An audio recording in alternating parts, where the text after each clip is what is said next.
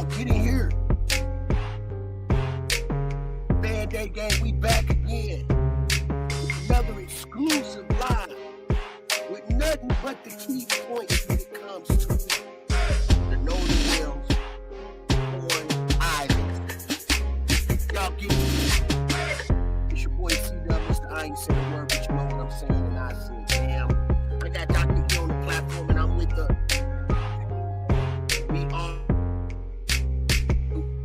Gang. Let's go. Y'all get in here. I'm telling you, gang, you got to pay attention when it comes to the case. That's what we about to do about today. We've been having it in party. We've been letting everybody eat, so now it's our turn. Because when it comes to this type of shit, we do it right over here.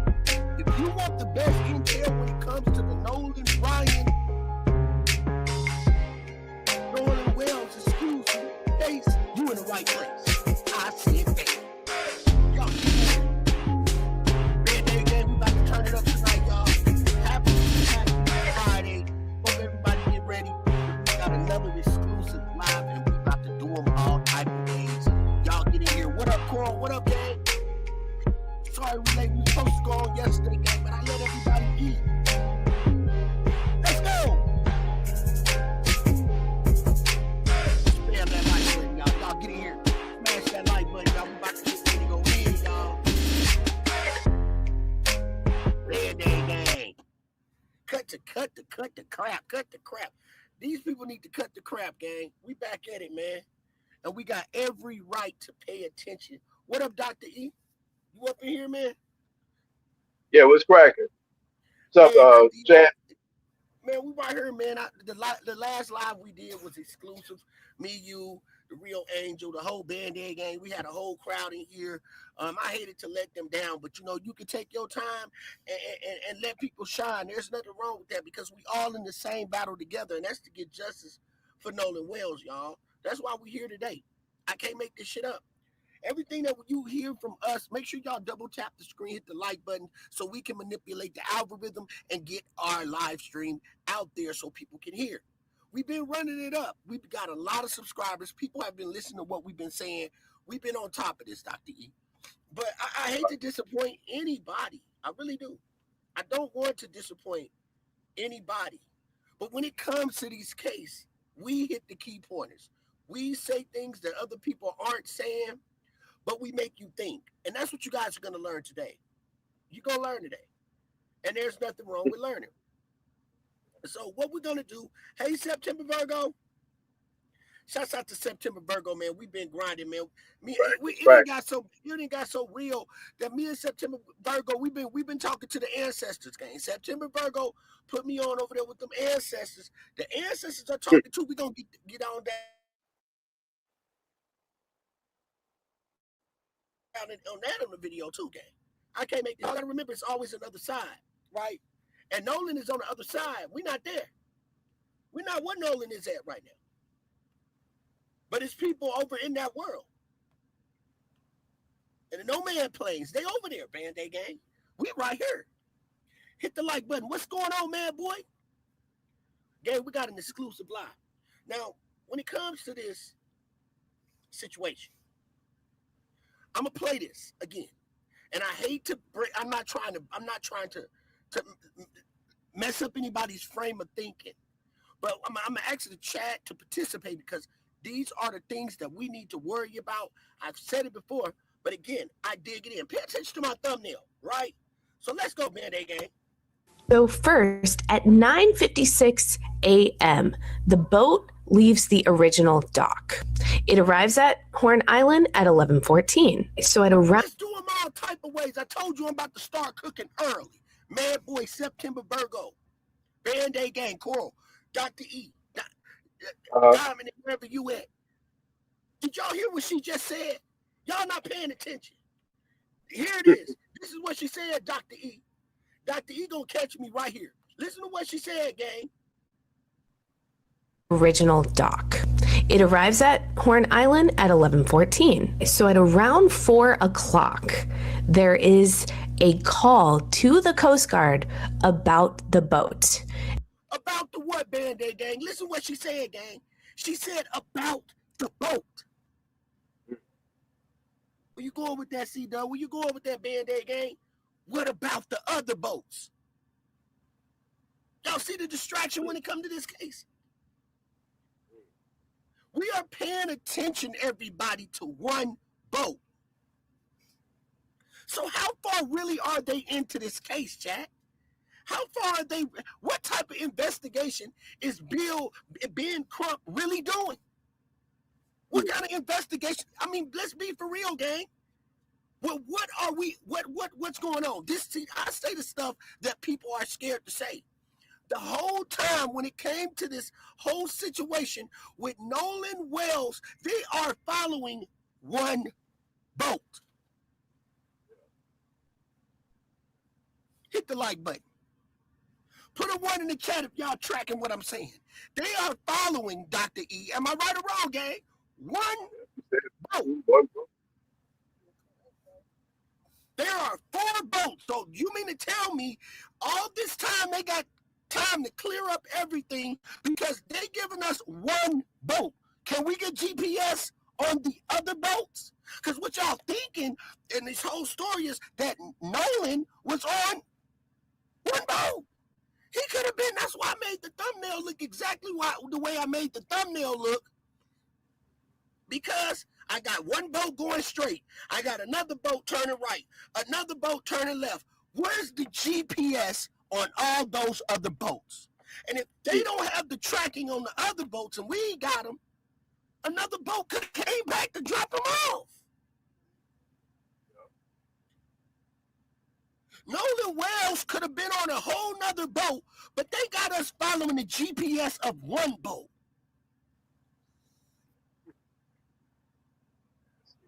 Four boats allegedly, man, boy. We got 4 boats, gang. 4 boats, but they're only tracking one boat. Hit the like button. Let's keep this videos in the algorithms. Let's continue. So look at the trickery. Look at the witchcraft. They telling us about one boat. They're not telling us where all the other boats went. You want to elaborate on that, Dr. E? You're pretty much saying it. I'm pretty much just going with your vibe. I mean, it's she's saying that they're checking on one boat, Coast Guard. So how did the Coast Guard find out? That's what I'm tracking with.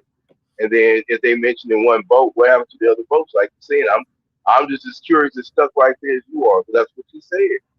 That's I'm not saying that there's no case, but damn, gang, let's talk about what they not talking about. Everybody's following the GPS of one boat. So how far will we go into this investigation? Because right now, what they have given us, we might not ever know because nobody tracked the other 3 or 4 boats that were the other 3 or 4 boats that was along with this other boat. Ask yourself that question. Ask yourself this question. Where's Ben Coming down, it's only one boat. It's only one boat, huh?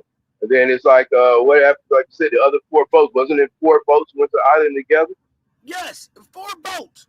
Why is there no GPS on even the people that you may be thinking innocent? In a high-profile case like this, everyone is suspect.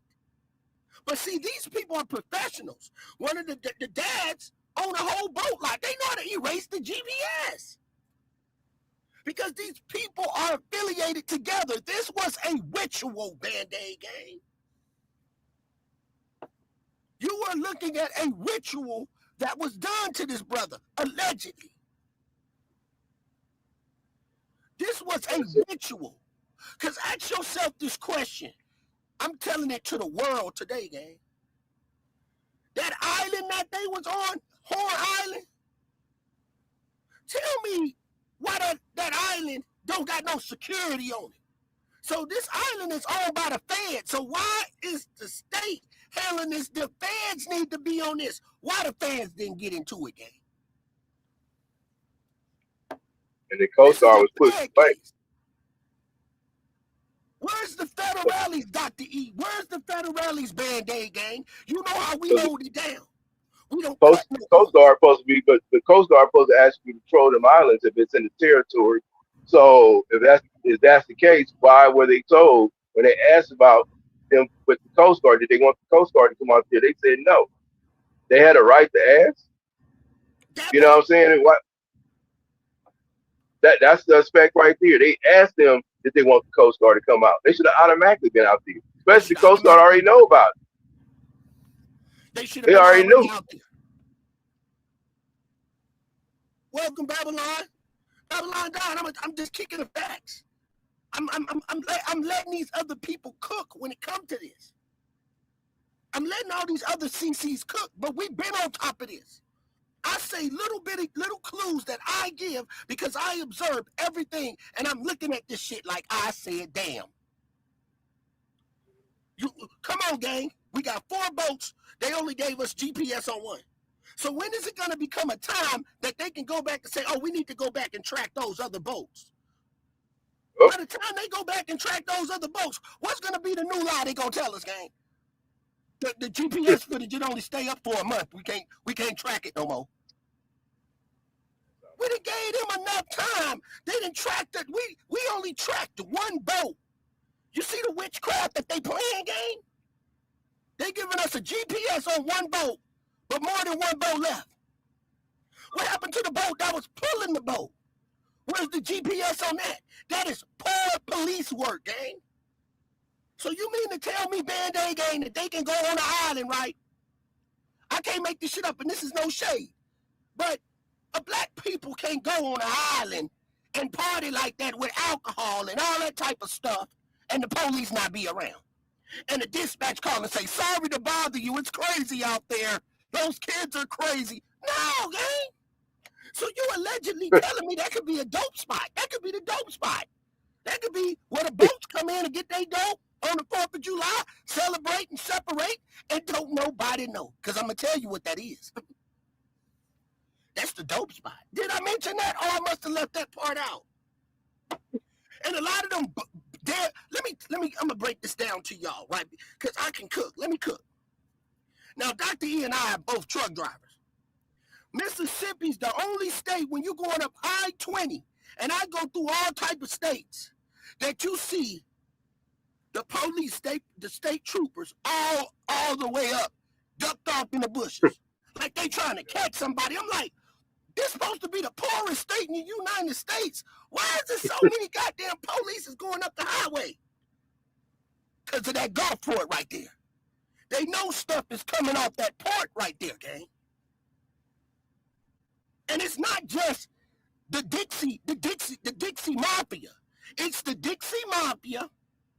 They banging. Think about it. That port is not just for the Dixie Mafia.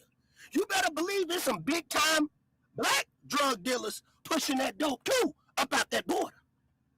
Right about that port. You know it's some big dope boys too, right? So they make examples. Cause when they come in with that pack up there through that Gulfport, this guy gonna get his portion, this guy gonna get his portion, and that's how it go. So some of these unalive black people might be related to some big dope boys, and they fighting over that border. It's an undercover drug war going on in that port right there, gang. Hit the like button. I'm telling you the truth. They going to this whole island can party without any security. You mean to tell me that ain't no drug spot? federal base in it, Put a 1 in the chat. Am I making sense to you, gang? federal island. It's federal, so it And should why have all kind of BNJ came in? military. Right. No lifeguards. No nothing, gang. No lifeguards. They can just go out there any time of the night. Now, they go out there and just do whatever they want any time of the night. No security. Why they got them boats? They moving their work. It's a lot going on. It's a lot that Nolan could have saw. It's a lot going on that. And let's continue. Let's watch how they played us, gang. Let's watch how they played us, Band-Aid gang. They tracking 1 boat. NBC News got a hold of it We're sinking. Can you all please come? And is everybody on board in good health otherwise? Yeah, everybody's on board. Everybody's on board. So does that mean Nolan is on there? Who was on that boat? At 4:31, the boat leaves Horn Island. On that boat. What about the other boats, Marcella? Hey, Marcella, y'all make sure y'all subscribe to Marcella. Speak with your girl, Marcella. She drop nothing but gems. And she always show love when I come over to her channel. Ask yourself this, gang. Ask yourself this. It's witchcraft, gang.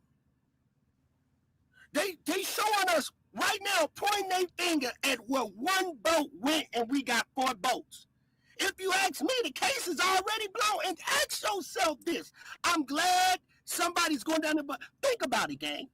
What is Ben Crump really doing? I'm not saying he ain't right or he ain't doing them, but at this moment, is he going down there saying, I want to know where the tracking to them other boats is at?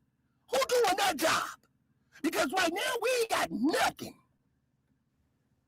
We ain't got nothing. All this time, that shows you there is a cover-up, and Mississippi is ran by the mob. What mob? The Dixie mob. That's straight mob work, gang. They done went down here and got one of Trump lawyers. Oh, that was a major statement. Oh, we know about the Epstein files. Y'all remember what happened with the Epstein files, and this is all alleged. What was they doing? They was hunting black people. They was hunting people. How we know that didn't happen on that island? How we know that at night that island didn't transform and they was chasing Nolan all around the goddamn island with his drawers off? Hit the like button. For right now, what the witchcraft is, I want y'all to pay attention, and this is going to resonate in your mind for a while. Think about it, gang. They just showing us one boat. The coordinates on one boat, and we know more than one boat was on the scene and left. So that makes you feel like, I said, damn, he right. That's what I would say if I was listening to me right now. Bro is right, because there's other boats that left. We don't know where they went. They showing us where one boat went.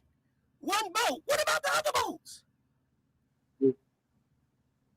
Right there is like, oh, we lost now. Like, I mean, I got to tell the truth. So help me, Band-Aid. I got to tell the truth. So let's continue.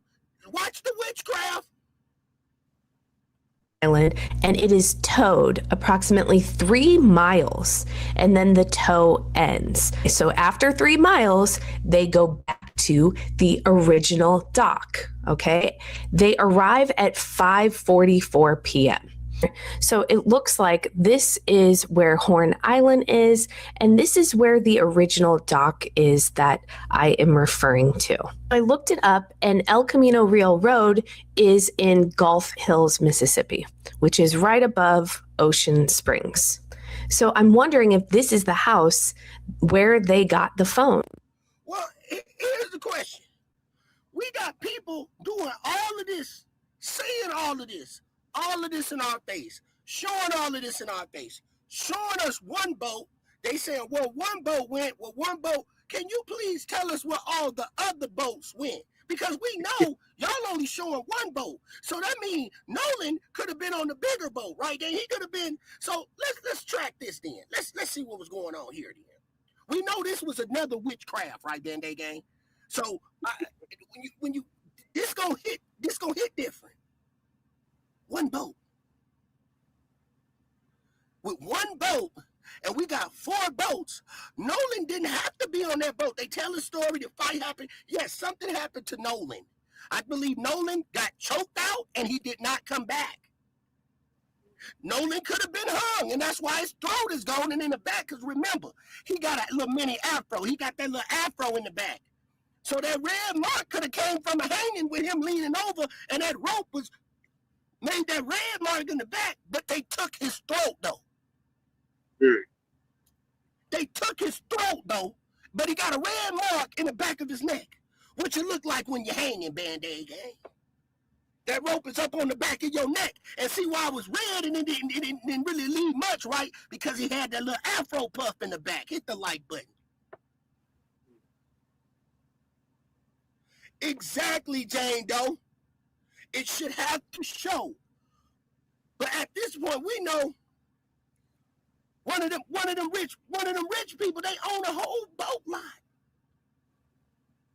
A whole boat line. They can even turn off their GPS, Band-Aid gang. They can turn off their coordinates. And at this part, it's long gone.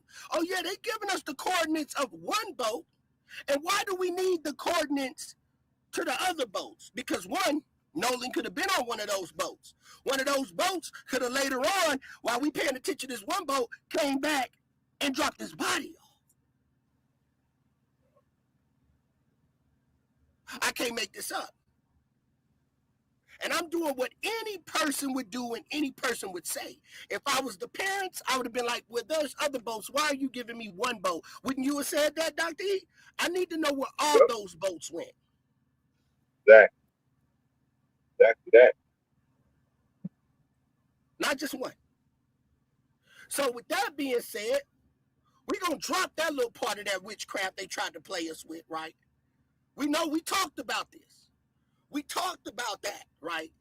So look at the thumbnail. That's why I made the thumbnail, this backdrop, look like that. They swerving over here, swerving, but we tracking only one boat. Signs and symbols. So let's go ahead and get to this. Let's talk about this, though. So what we had done did, gang, not only that, y'all know the footage that happened. A lot of y'all didn't see it. The footage that TMZ brought out, the video footage, I found it. I found Nolan in the footage. I did. The same stuff that TMZ put out, then went right past their eyes. Why did we? Okay, let me show you. Let me show you that. Let me show you how I track. I'm gonna show you how I track. Band-Aid gang. Let's show them how we do it over here on this channel. We ain't here to play no games with y'all, gang. We gonna come all the way correct. We not gonna cut no corners. I put this out, breaking news, and let's see it right here. So this same footage that was brought out by TMZ, right? Guess what the Band-Aid gang did? So now what we need to know is what time this was, because we found this. We found this. This is what TMZ put out. TMZ put this out. So what I did, I slowed it up, and I found Nolan. I found him. I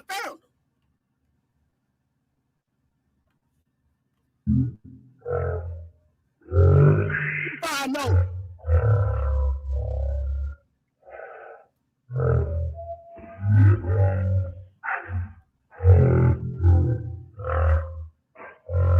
Here he is, right? There, gang. There he is. There's Nolan right there by the Band-Aid with the same sunglasses y'all seen him on the boat.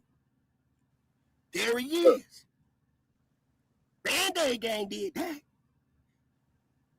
Now TMZ came out with this footage and they couldn't even spot him. They've been trying to spot him on the beach for how long, gang? But we spotted him. Is that not him? Put a one in the chat if that look like him. There go the afro. There go the glasses on his face. Hit the like button. We ain't playing out here.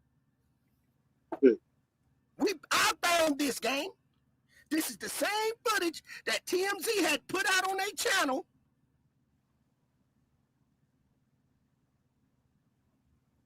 And we found them. They rolled right past them. Did they want to find them? Did they really want to find them? Because look at this. Here he is. That's Nolan. That's like on the picture on the boat with the sunglasses. He got the sunglasses on. There he is. Look, y'all. Boom. There he is. So we need to know who this man right here is. He need to be questioned. All these people right here need to be questioned, and so we can know exactly what time it was. Because if I'm not mistaken, they said most of the footage around on this right here, right, was around 4 or 5-ish. That's what they said, around 4 or 5. Some of the footage that they put out, that was the time. But on this specific one, right here, where we find Nolan at, what time was it? What time was it? We need to know. We need to know who that man is right there on that boat. They know the name. They seen him. Every person in that water has seen this dude. Hit the like. That's Nolan. We found him on TMZ footage that they couldn't even find him, but we did. So now we also found what's her name too. Now watch this. So there go Nolan right there. So we need to know who that man right there on the left, right there. Tell me that ain't him. Hit the like button, Band-Aid gang. Is that not him, Dr. E? Look like him to me. He said same glasses, kind of fro in the water. One of the few black dudes I see The on only the picture. picture, YouTube, the only picture that they have been showing y'all. See, because my community over here know how we rock shows. They keep showing you him bent over on that boat, right? And they show that circle. And they show him bent over like by the edge of the boat. That's all they've been showing us. That's the only footage picture that they had of Nolan. But not the Band-Aid gang. We got the picture of him right there. Now go ahead and take this and run with it. Take the bigger. Somebody go get your screenshot now. Get your screenshot now. Get paid. Get paid, young brother. Get paid. Get paid, young brother. Get paid. But don't forget to say they came from Band-Aid. We found it. There's another picture of Nolan slid right past TMZ on they shit, and we spotted him. There's Nolan looking up at that man. Who is that man sitting right next to him with them black glasses on? We need to get him in. Where he at? Where these people at right here that could have been tracking him? Where these people at? This is a cover-up, gang. This is people that's a part of, allegedly, a lot of these people come from that Dixie bloodline. And y'all know what the Dixie Mafia did, gang? Because a lot of y'all don't know. That's almost like what they do Mardi Gras down there in that port down there. Did y'all know that? Did you know that the mayor, they had a mayor, a lady that was running for mayor, and she was about to win, but she wanted to take away the casinos, the strip clubs. So they had a lot of strip clubs, casino. They even had a homosexual scam that they was doing, Band-Aid gang. Oh wow. So they was saying that they were going to help homosexuals that were getting killed and harassed, and they raised over $100,000, a scam, the Dixie Mafia. And they went in and they unalived the mayor's husband was a judge. They unalived him. And they unalived the mayor, which was a female. The Dixie Mafia did. And they had so many ties with the police station. They got clubs in Georgia, Louisiana, Angola. Oh wow. The Dixie Mafia. And they ran all through that port right there. Wow.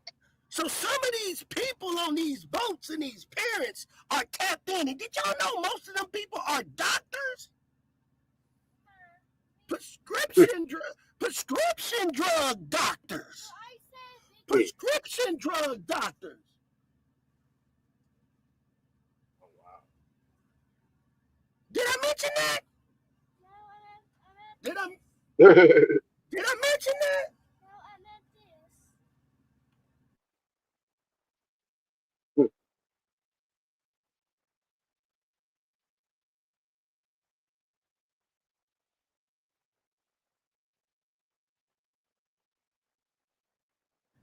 Did I mention that game? So let's continue.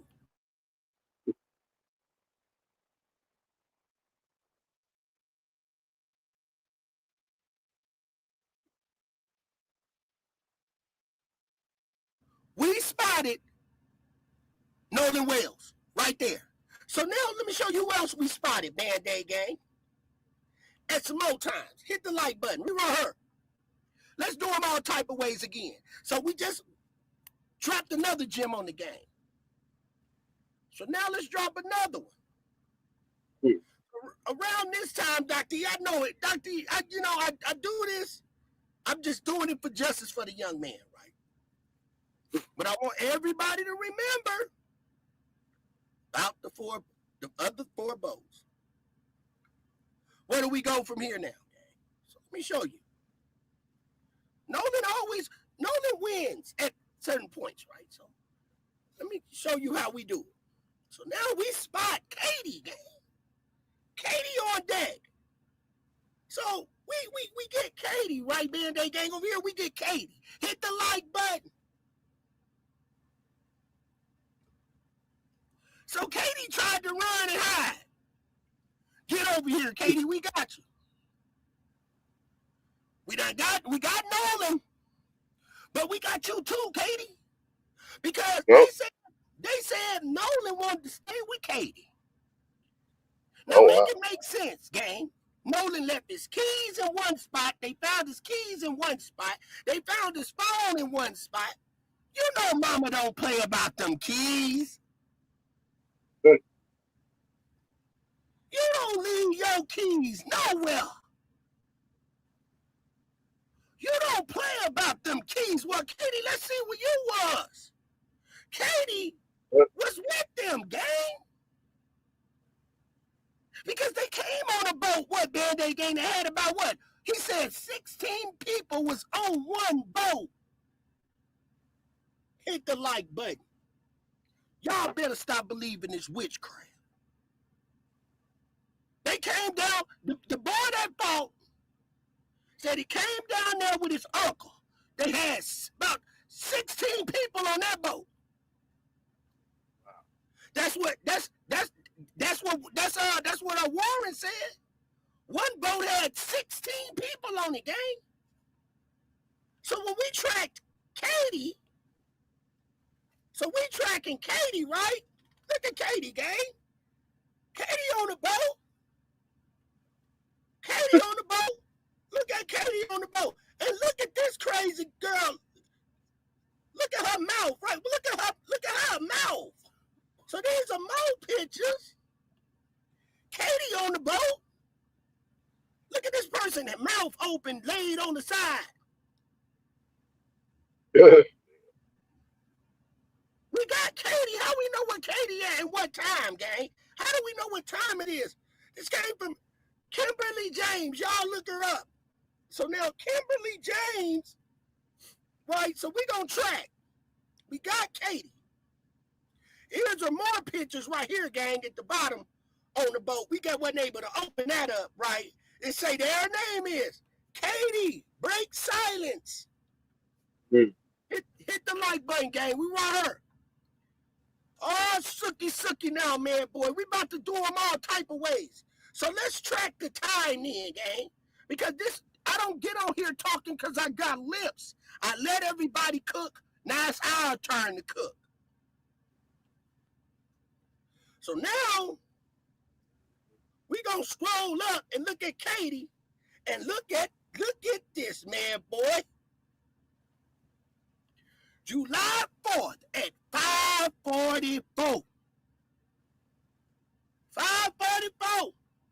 Nolan ain't there. We know he ain't want a piece of coochie that bad. He hopped his ass on that boat.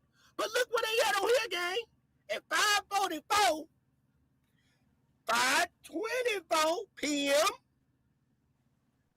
Look, gang. They on the water. 5:44, 5:24.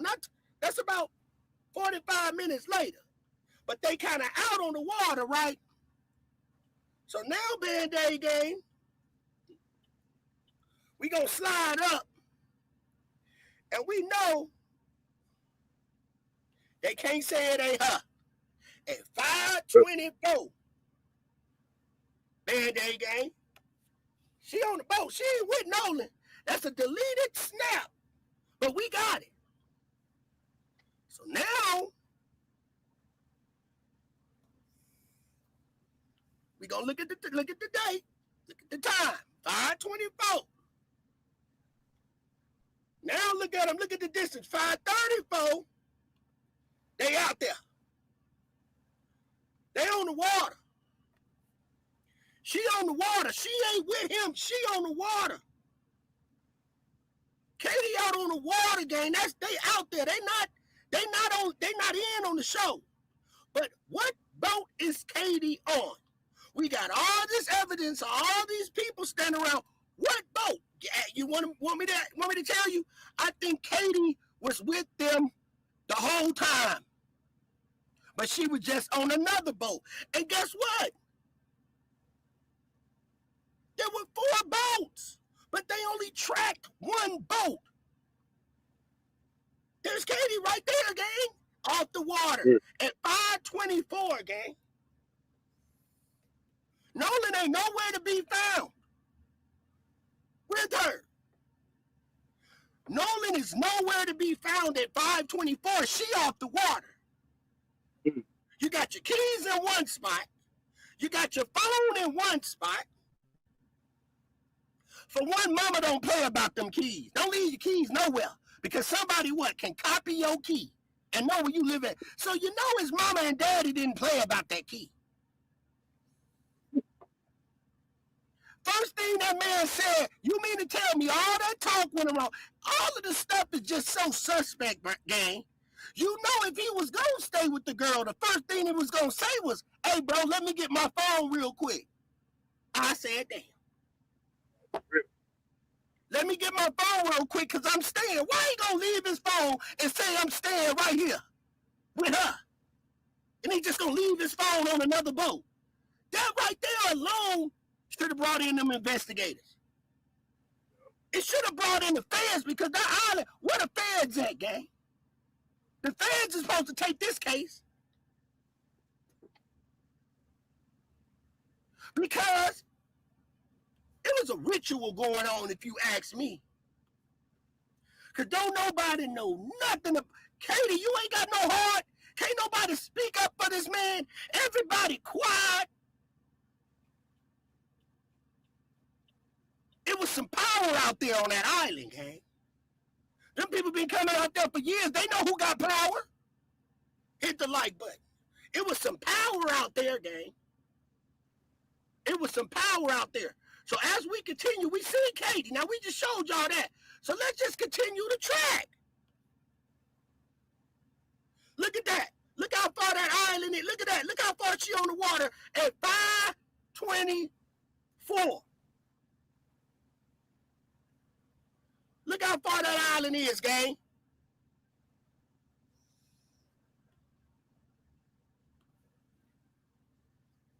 $5:35. Look how far she out. So this clip, hold on, let me bring it up for you. I'm gonna bring this up. I gotta bring that clip up. I want y'all to see this.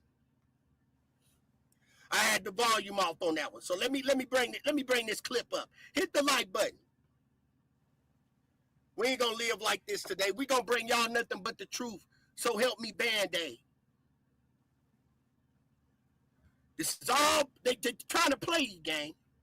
And we refuse to get played tonight. So let me bring this clip up.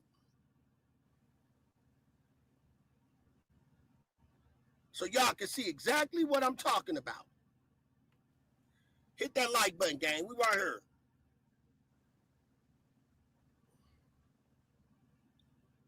We bringing y'all exclusive today. Hit that like button, gang. Hit that like button, gang. We getting straight to it. This is important that y'all watch this next clip that I'm showing y'all, gang.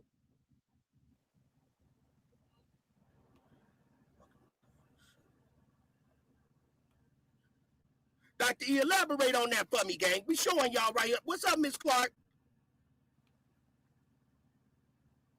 What's that? The boats? Yeah, just the keys in general. Just the keys in the phone. Now I want to show y'all this clip. Hold on. Oh yeah, I mean, yeah. Like you said, it's like off the rip. Like you said, you got one key, and and say your phone. The phone most definitely. Just gonna make it modern times right now. Everybody has their phone on them. How many of us, like, you leave your phone on the counter, you like, dang, I left my phone. You know what I'm saying? If we are like attached to the hip like a watch, and back in the old school, everybody had a watch. You get up in the morning, what Yep. you do? You put the watch up.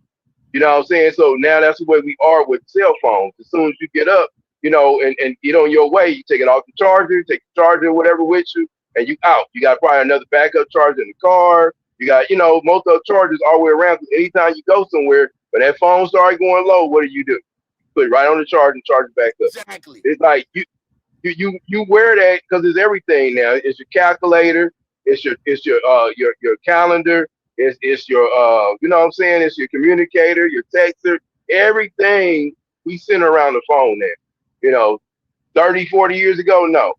But in the last 20 years, we are like attached to the phone. It's gonna probably be that way for the next 100 years. Straight up. That part. That part. So, with that being said, I'm gonna go into this next clip, gang. Let's go ahead and let's look into it. Another scare tactic. Here's another thing that that it got to be some more witchcraft. So let me get this right here for you guys. Real quick. Hit that like button, gang. You're getting exclusive right here, gang. We ain't finna play with them.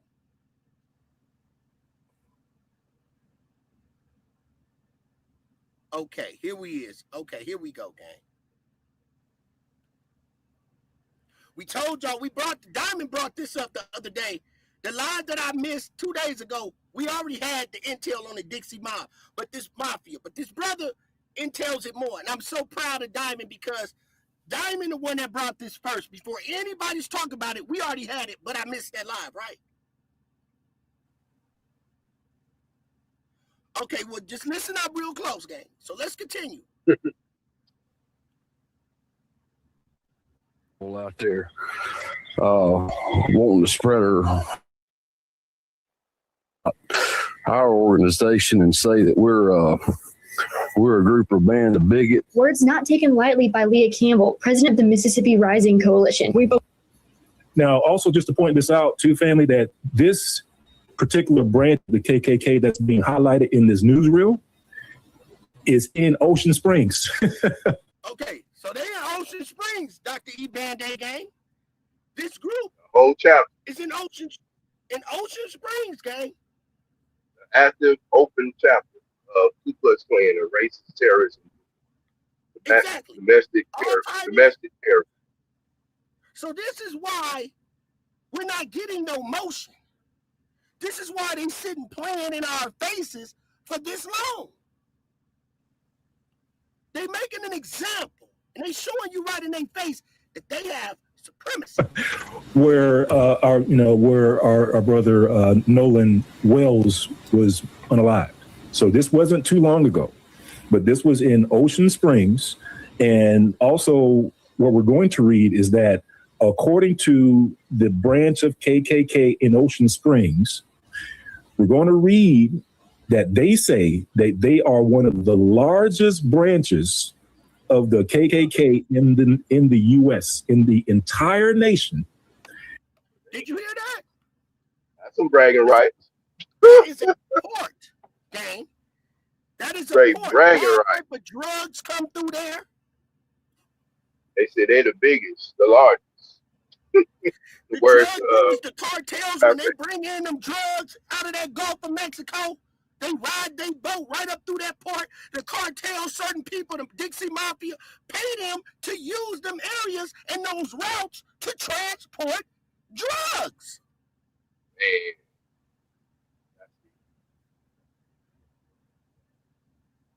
Trafficking. Do you know that place down there like Mardi Gras? They was flooded with strip clubs. Man. They flooded down there with casinos. the mayor that they unalived, gang, her and her husband, they was trying to cut that all out down there, gang. So they unalived her. So these people are scared, gang. Yes, we have a cover-up, gang. So watch this. Let's continue. They say that the one that is in Ocean Springs is the largest or one of the largest in the country. But we'll peace and bless in the country. So let's go down here some. Now let's listen to this and watch this, gang. Hit the like button. Let's go. Please double tap the screen, get the video and the algorithms. So watch this, gang. We're not going to play with them tonight. Intent not only to intimidate, but in the hopes that we would react publicly. You get your wish. We are eager to confront you, your hateful bigotry, white supremacy, and your allies publicly. A group that has been vocal and consistent in their opinions about the state flag and their drive and petitions to have the Mississippi state flag changed to a flag without the Confederate battle emblem, a symbol Campbell and others in the group find offensive. To our elected officials who have remained silent on the issue or support or are neutral on the state flag, never has it been more clear that you are putting our city, our state, and its people at risk.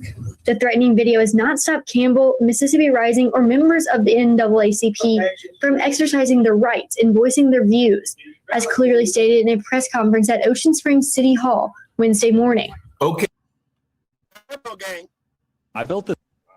All we ask you, let's get the free stuff done first. Let's get the likes up, gang. My mind said we got 21 likes.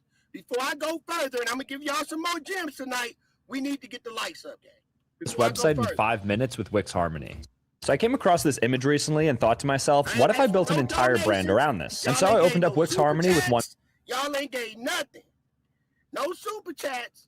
But I'm sitting here talking because I got lips, and y'all cannot give me no likes. Thank you so much, Dorian. Let's get the likes up, Band-Aid gang, before we even go further. Yes, it is worse than Emmett Till. So now, let's get straight to it. We ain't done yet. Now watch this, gang.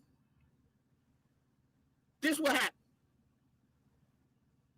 All these materials from the Ku Klux Klan in Mississippi, Department of Public Safety are moving to a new headquarters. While they were kind of cleaning out a closet for that move, they found a Klan robe, several Klan charters, a Klan handbook, which was called, in their terminology, a Kloran. They not only found these kind of internal documentation of like how you set up a meeting and the oath that you take to become a Klansman. Of course, put like a sword on the Bible and you swear you're going to obey the Klan. Gang, this in the city county building, gang. They find this in the city county building downtown where the lawyers and people go to court at, gang. In Jackson, Mississippi, gang. Feel like 1950 back. Y'all see why they doing what they want to with the Nolan Wells case, gang? Y'all see why they doing what they doing? Let's continue. Constitution and things like that. But also, interestingly, very internal stuff. Like they actually had some ledgers and meeting minutes. So they were very careful in their meeting minutes not to put anyone's name in there. So they always put people's numbers. Like number 15 made a motion to do such and such. The problem is they also had a ledger book for the people to pay their dues. It has the numbers and it has their names of. But see, look how he's laughing with it, though, gang. Because they know this is a common thing. You know, he may be part of the organization himself. Exactly. So they left the names on there, and they ain't went and investigated none of those people's names. These people are right there in the courtroom. But they speaking in code. Gang. They speaking in code. Number 15, number 18 said to number 15. You know what I'm saying? What kind of mess? You know what I'm saying? That's right in your face kind of mess in codes. That's like stepping into a fraternity or whatever initiation, and they speaking in codes like that. Well, how would you feel? Number 15 said to number 18. Now this is all Come alleged. on, man. Right. So this is all alleged. Let me say this, gang. Check this out. You got robes from the KKK being found in the city county building downstairs with lists of members, their names. You never investigated them and brought them to the forefront. So that means they still in those positions. But you come on TV or YouTube and tell us this happened and even showed us that there were names and no action was taken, right? Isn't that the same thing happening with Nolan Wells? That's the exact same thing that's happening with Nolan Wells. So could that have been an initiation for who's going to be the next in the Klan and into this organization? And allegedly that's why his life was taken? Because they needed to take a life? Because no one has made a move. We still don't have the first autopsy, not even the second. What's taking so long for getting his call logs? What's taking so long to get who he called from his mama, gang? Ask yourself, gang. This happened on the 4th of July. No arrests, no questioning. We brought up all the names, all the connections, ain't nothing happened. We can't make this shit up. They figured it's going to fade away, and then by being a holiday weekend, most people were invested into the holidays they killed, so they're like, "Oh, we won't even be paying attention to this." So what's going on in the back end, right? So we need to know what's going on the back end, right? So Band-Aid gang, we need to know what's happening on the back end. So this even goes far as the Israel president. So I'm gonna break that down to you too. Y'all stick around, cause we ain't gonna live like this today. Not us, not us, not the Band-Aid gang. Watch this, Band-Aid gang. Now I'm gonna finish playing the rest of what y'all seen, right? So now what we finna do? Cause I ain't got to live like this, and I'm not gonna leave y'all blind to what's going on. This was a pure, it's so deep. Deeper than you can imagine. This is deep. This is very deep. So, we about to get to the meat and potato. Please hit that like button. Let's manipulate this algorithm. How many likes we got, mods? They wanted a show, we gonna give them a show. And there's gonna be a lot of feelings. There's a lot of people gonna be feeling dumb, but that's okay. We all look dumb at some point. So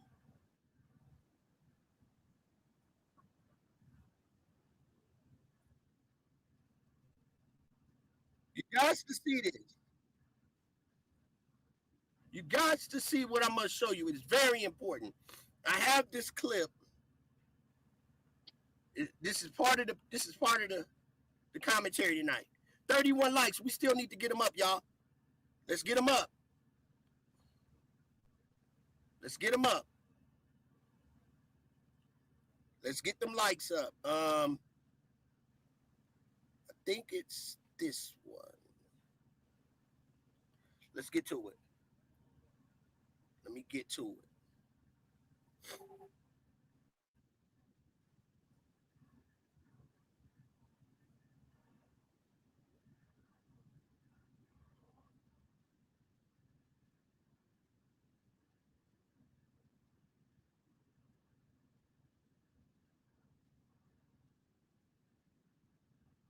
Okay, I'm gonna play this one now until I really get to the. Let's finish this off and hear this, y'all. them paying the dues. So kind of gave it all away right there. What they immediately did is they contacted the Mississippi Department of Archives and History. Archives has these documents and the robe. They're going to be releasing this to the public within the next few months. It's easy to look at these guys in terms of, their outfits that kind of look clownish. These organizations. They're going to release it to the public in the next few months. Was they ever released to the public, gang? Hell no. They ain't never released shit to the public. Y'all think Mississippi is poor as hell, right? It's not poor. Them rich people went and hid all they goddamn money. They still there. Mississippi still rich and dirty. Mississippi still rich and dirty. Don't be no fool, Band-Aid gang. It's actually one of the richest southern states of all time, even more than Alabama. A lot of people don't know that, but it was called, the Cotton Kings of the South back in the day. That state was the most slaves, most black people and Africans were actually enslaved in Mississippi more than any other. They grew the most cotton. So that just tell you who was really the poorest state. It wasn't Mississippi. The fact was they next door neighbor, Louisiana, was actually the poorest, probably still one of the poorest states in the country. For the record. Okay, I got that loaded up, gang. Let me get this, put this up. I had to reload it to YouTube because y'all don't want to miss this. I'm loading it up right now. I'm loading it up. Hold on, gang. How many likes we got? I got a full show. I'm going to play this next clip real quick while this other one loads up, and then we get into the meat potatoes. This all going to key in. And let me get that charger, baby. Thank you. Charger. Okay, it's loading. We at 77. We rocking.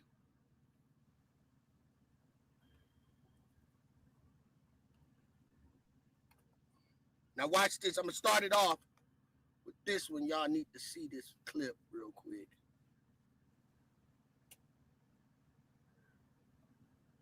Okay, this is ritual sacrifice. Okay, let's get to it.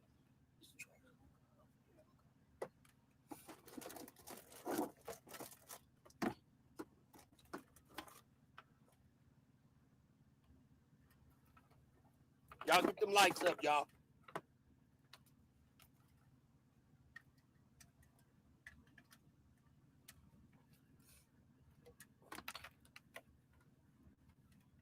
Put this in the charger. Okay.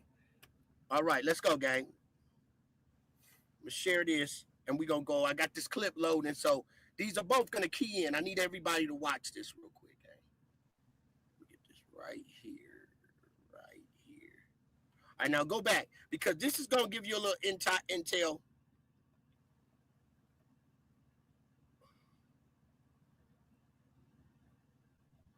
Let's go, Band-Aid gang. We building right now. Service Sam here for Nolan Xavier Wells, and I just had a thought. If you're wondering how big this cover-up is, think about all those people on the island. Warren himself said it. There were hundreds of people. Boats were on top of each other.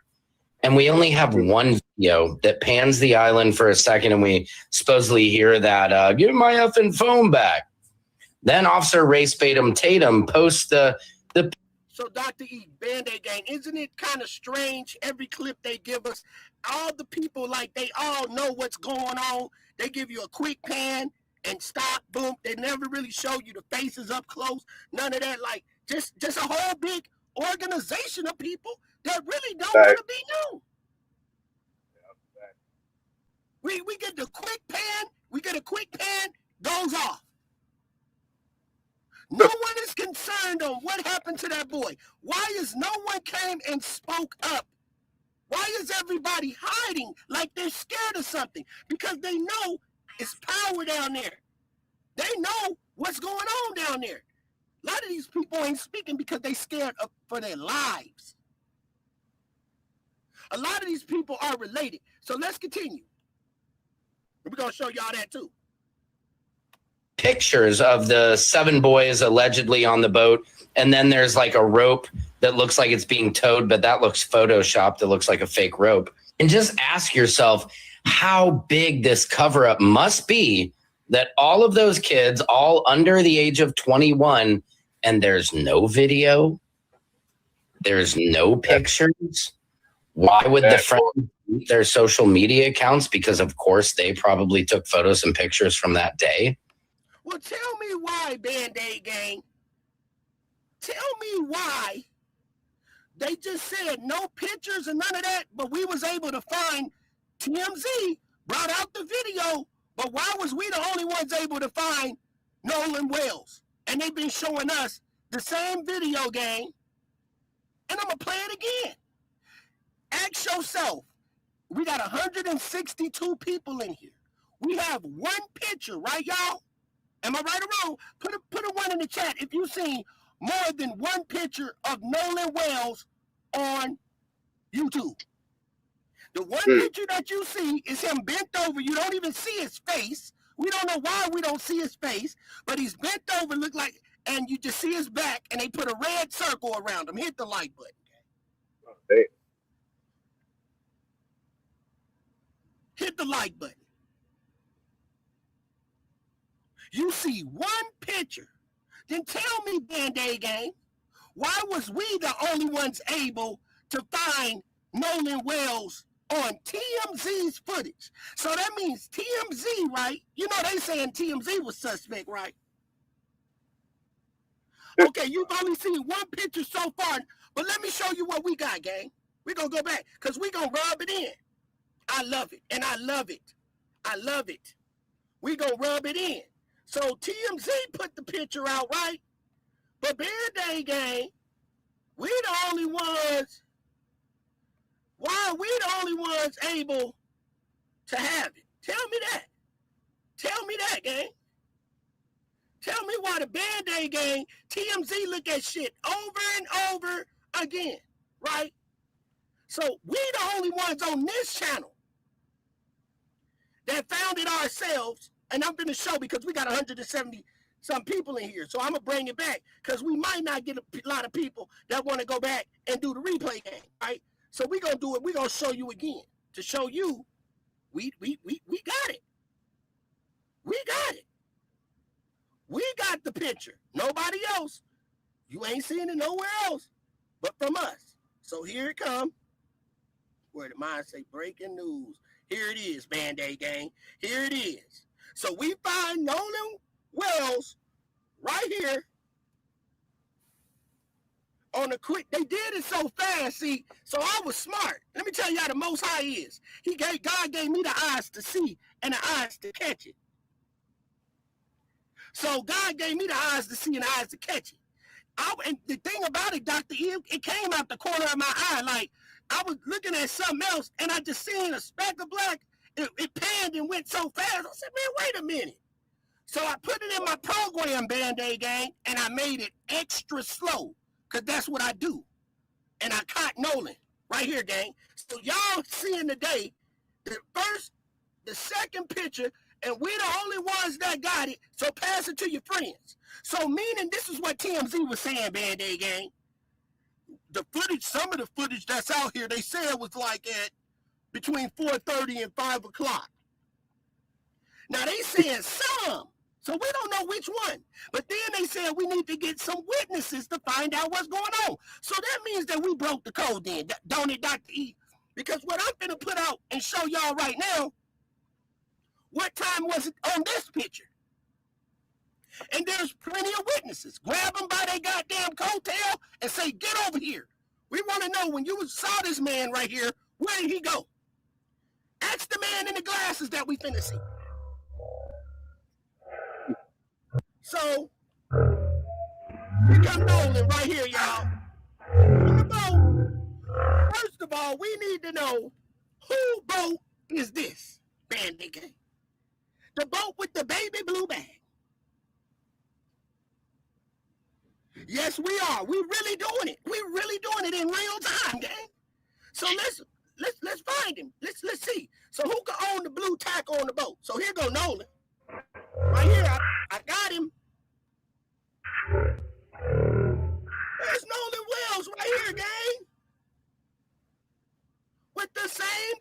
is on the boat.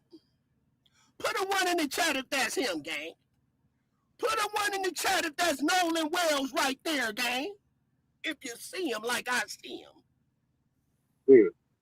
And we got 187 people in here. Ain't that crazy? 187. We got 187 people in here, and it landed on Nolan. I said, we got the ancestors in here tonight. There's Nolan Wells, but TMZ couldn't find him, but the Band-Aid gang found him. Hit the like button. I ain't playing over here.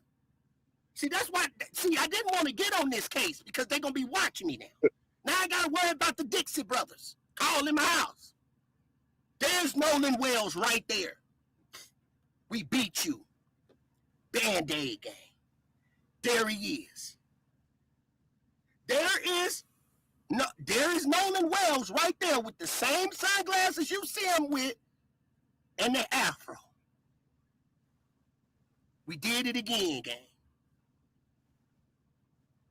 And you ain't seen it 2 weeks ago, gang. You couldn't have seen it 2 weeks ago because this footage that TMZ that only brought it out about 3 or 4 days ago, so it couldn't have been 2 weeks ago, gang. You ain't seen this. Ain't nobody seen this. The footage just came out. You see these people putting the ones in the chat? There is Nolan Wells. There he is, gang. So what do we need to know now? What time of day it was? Then TMZ said, if you got any tips on it, dial 1168. I ain't dialing that goddamn number and give nobody no tips. I'm scared for my life. I need to talk to somebody in another state.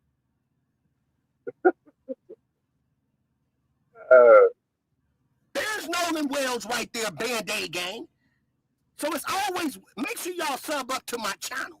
I let people cook. That's why my cooking be better than they cooking.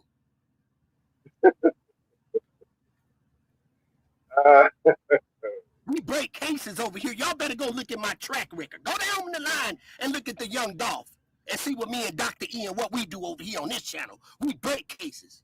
We put boots on the ground too. They lucky I ain't going over there on that damn, I was scared. They lucky I didn't go to that coast. They lucky. They all need to be arrested. Thank you. There's Nolan Wells. The only picture that y'all been seeing of Nolan Wells is his back bent over. You ain't never seen his face right there like you see it right now. You got it right here today. There it is. So let's continue. Let's continue to cook. Now I'm about to do them all type of ways, Dr. E. They don't know. They don't know, Dr. E. It's on and popping. Oh, yeah. They want to play with the channel. Y'all want to play with the channel and see what I got over here cooking. Go get your auntie, nieces, nephews, aunties, and cousins and them. And anybody that you know that's in jail, that you writing them in jail, tell them to come on over here and look too. They give them an iPad up in there. Tell them to get on the iPad and come watch my channel. Tell them to come watch my channel. You want the truth? I'm going to tell you the truth, what's going on. And it's all alleged, but it makes sense. Because I hate to disappoint you guys, but they played us like a dope fiend when they only showed us one boat. I'm stuck right there. Y'all stuck on all this other stuff that I'm showing you. But guess where I'm stuck at? The GPS on the other boats. What happened to the other boats? Why y'all trying to play my channel like that? Why are you trying to do us like that? Show us one video. One video, gang. I mean, show us one boat, the route of one boat, and we got 4 boats. They played with you then. They played with you then. That really made me feel some type of way because I was freestyling and I was talking. And I seen the girl pointing, saying the boat went here and there. I said, God damn. That's why I made the thumbnail like this. Look at the backdrop. One boat went straight. That's the only boat they showed us. When the other boats could have turned off and did that, Nolan could have been on one of them boats. But they threw us off and made us follow one boat. Then tell me where the other boats went, gang. And where the other boats went, can y'all still track that? They gonna tell us no. We got all the proof. And my only thing is this. We have to keep talking about it, right? So this man can get some type of justice. So the country don't go crazy, because I ain't gonna make this shit up. If this boy right here don't get no justice and don't nobody go to jail for this, oh man, you thought racism gonna go up an all-time high after that. Racism is gonna get bad then. If these kids aren't pulled in and questioned and cross-examined soon, it's not gonna look good for our country, y'all. It's not. It's gonna be a lot of anger and tension going on in this country after that. Is this another distraction for the Epstein files? Well, you know what? This is a very good distraction. This is the best distraction they done came with yet. So what, are they transporting more kids in the tunnels over there? Are they transporting more kids in the tunnels over there? Am I telling too much truth for you guys? You can't handle it? You can't handle the truth? Because with this kind of distraction going on, is there more kids being trafficked underground? And they cleaning up and they burying all the holes over there on Zorro Ranch? Is Zorro Ranch almost completed? Have they filled in all the holes and tunnels at Zorro Ranch and cleaned that up? They're cleaning up. And they're using this as a distraction. This is a distraction. Because why are they holding on to all the evidence for so long? What they trying to clean up, Band-Aid gang? It got to be the Epstein files, because they know it's got to come back around, don't it? Them Epstein files, nobody talking about them Epstein files no more. I mean, it's right back out of the algorithms. The Epstein files is all just damn near gone. They hiding evidence, gang. I figure it would, though, because it's politics involved. You know what I'm saying? Politics and everything. And when it does, like I said, it don't fit the narrative. So they gotta take it out. They just brought it up in there, exposed it, let it know it's been known, so people kind of leave it alone. Then they just like, okay, let's drop it. But they flood the media with it, and then they drop it. Go ahead. Is this the same story, September Virgo, that Sasha Riley told? If those that know about Sasha Riley, the military boy, the one that says he's the reason why Donald Trump wears a diaper. So remember, Sasha Riley said they have parties on islands. Sasha Riley told you that story. And the story that Sasha Riley told, it's almost similar. They're on an island. They were hunting people. They had fights. He said they had fights to the end. They had music. They had all of that going on with Sasha Riley. Sasha Riley got pushed out the media circle real quick. Way too quick. Sasha Riley told the same story. So was Nolan Wells brought back to the island later that night, and they hunted him?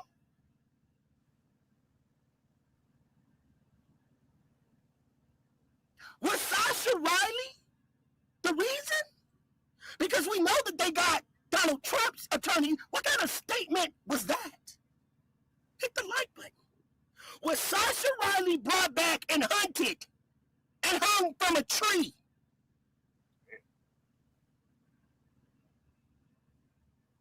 And they made us track one boat, but the other boats went back. And later that night, they had a party. Wow.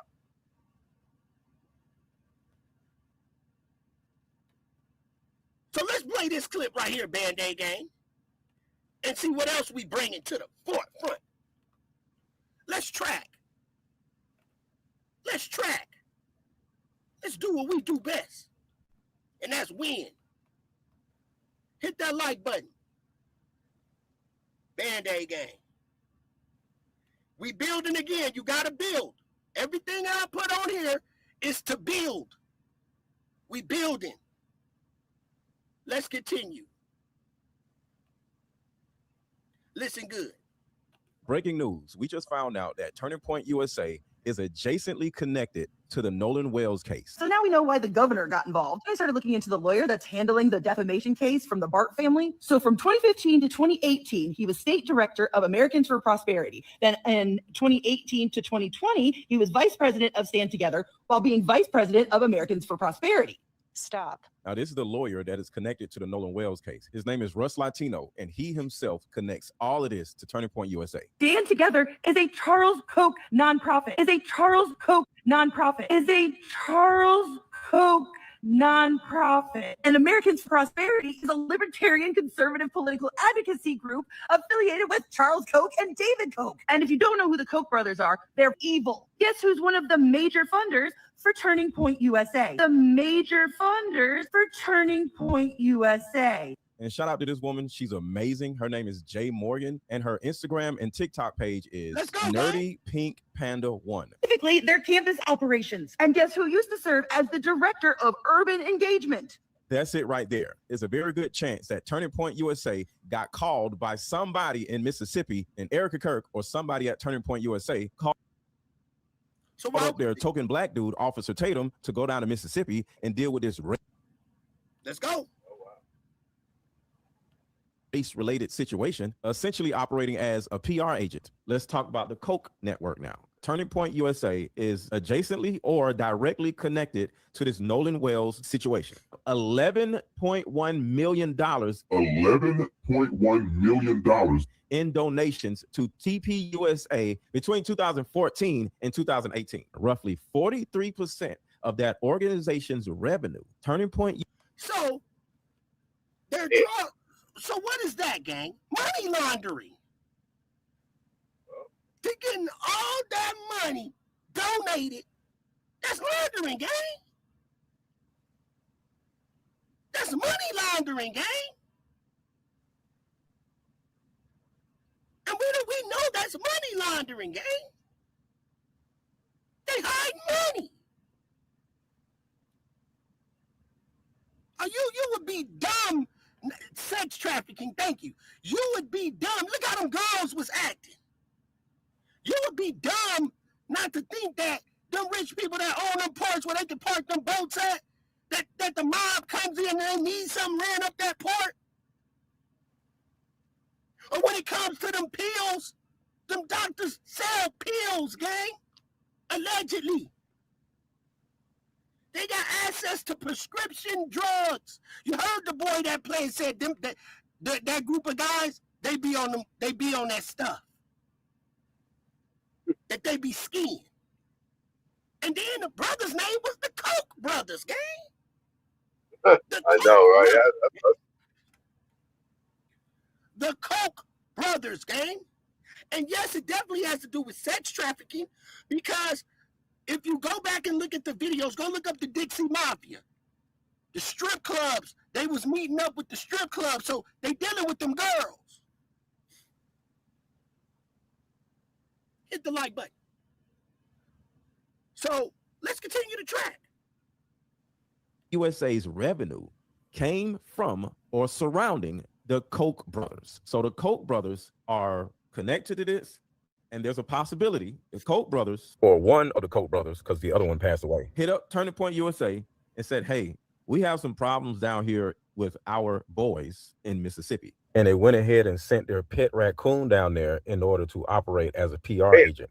Turning Point USA from at least 4 different groups categorized as Koch funded and has hosted events featuring other Koch network adjacent speakers like Ben Shapiro. So the Koch brothers are connected to Ben Shapiro. And Ben Shapiro. Ben Shapiro. Now let's continue. You already know Ben Shapiro is connected to who? Bibi Netanyahu. So the Uh-oh. There it is. There it is. Band-Aid gang. Hope Network are connected to the family of the young boys that just got caught up in this death or murder of Nolan Wells. The usual freaking suspects. Uh-oh. One more time. He said, oh, same time. One more time, Band-Aid gang. One more time.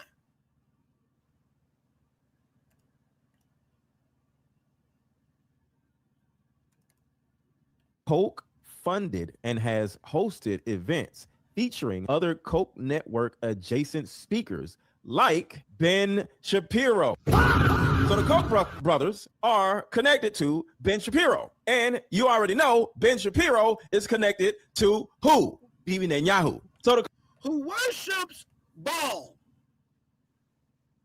Sacrifices. Y'all know who Baal is, right? The land of Canaan. That sacrificed children. I said, damn. Now, this is all alleged under Act 107.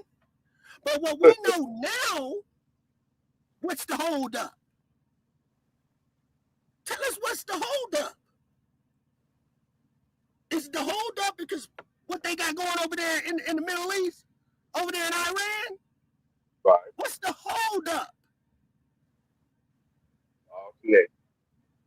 There's been a whole lot of cleaning up going on, Band-Aid gang. A whole lot of cleaning up. A whole lot of cleaning up. This is not fair to that young man's family. And I want to tilt my hat to that family for hanging in there and going it, because you know they are in danger, bro. We see who runs that whole area, right?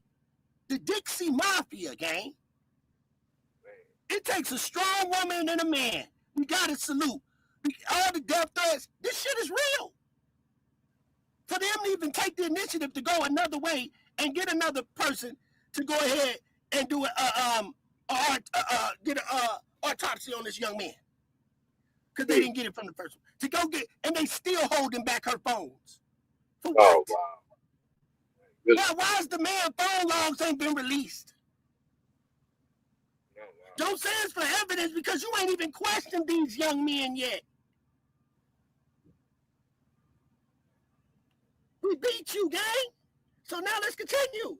Coke Network are connected to the family of the young boys that just... The Koch brothers are connected to the families of the young boys, right?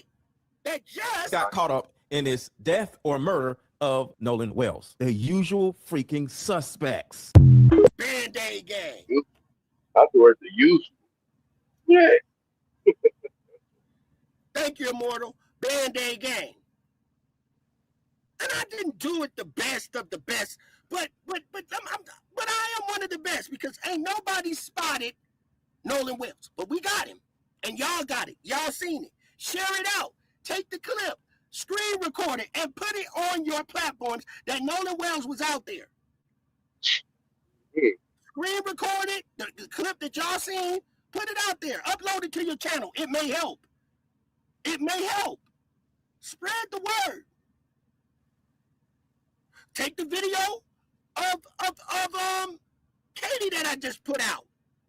Screen record it. Put it out as a short clip. It may hit the algorithms quicker than mine. I just did an upload. I only got 102 views on that video. I got more stuff too. I'm doing this from an 18-wheeler, gang. In a short period of time, I'm giving you gems.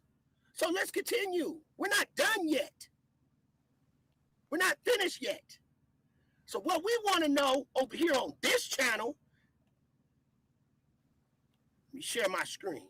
I ain't got to live like this. So now, let's talk about it. So let's talk about this, gang.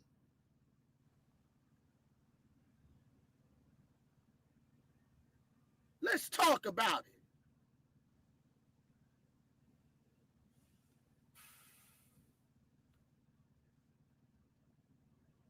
Let's talk about it.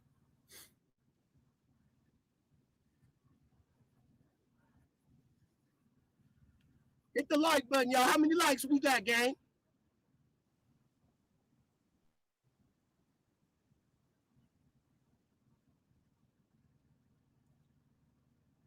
Organization received.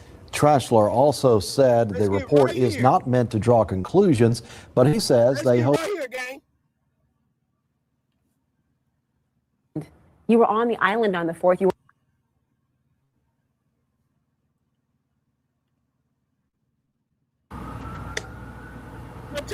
Turn it up loud. I want it go fast. Turn it up loud. I want it go fast.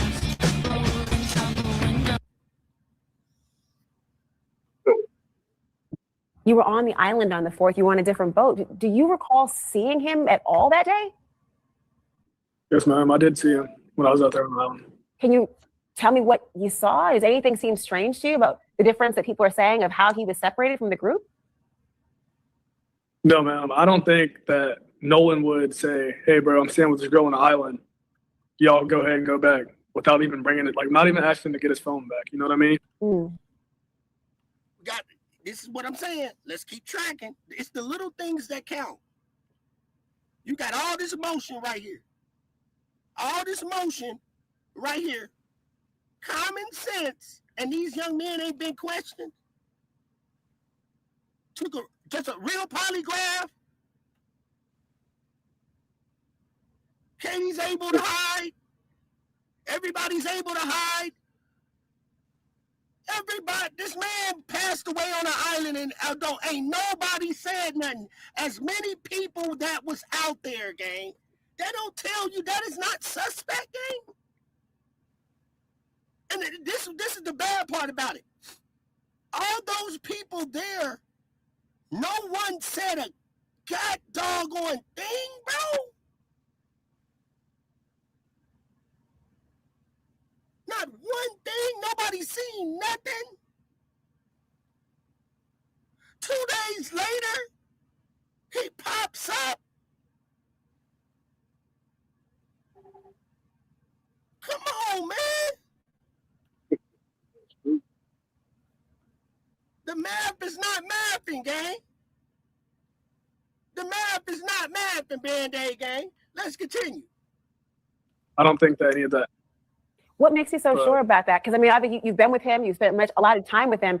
Did you know him to be someone to leave his phone or even say, "You guys go without me"? Never. I've never known Nolan to stay back while his friends leave. He's always been a guy where if he rode with you, he's going to come back with you. That's the same picture we saw. Same sunglasses, right, Dr. E? The same guy that we just showed y'all. He's not the type of person. What type of person that stays on an island, gang, leave his phone, and a couple minutes later, the girl on a boat with somebody else? It don't make no sense for a man want to stay out there by himself. Yeah. And the girl turned around and said, "No, he got on the boat with y'all." If she said it, that means she was there too, on another boat that was going the same direction that he was going. Because guess what? Warren said there was 16 people, a whole bunch of girls that they knew from school. Remember he said that? It was one boat that had a whole bunch of girls on it too. And I believe that's the boat that we just showed you the picture of Katie on. It's some lying going on. Because her sister said that she said he didn't stay with her. He got on the boat with them. That's enough room for questioning right there. It's on national TV that she said that. And you mean to tell me ain't nobody did nothing yet? Why? I'm going to dig it in. Why? Aren't they questioned? Why? Where? Let me say why and where is this man autopsy? Why and where? Where is it?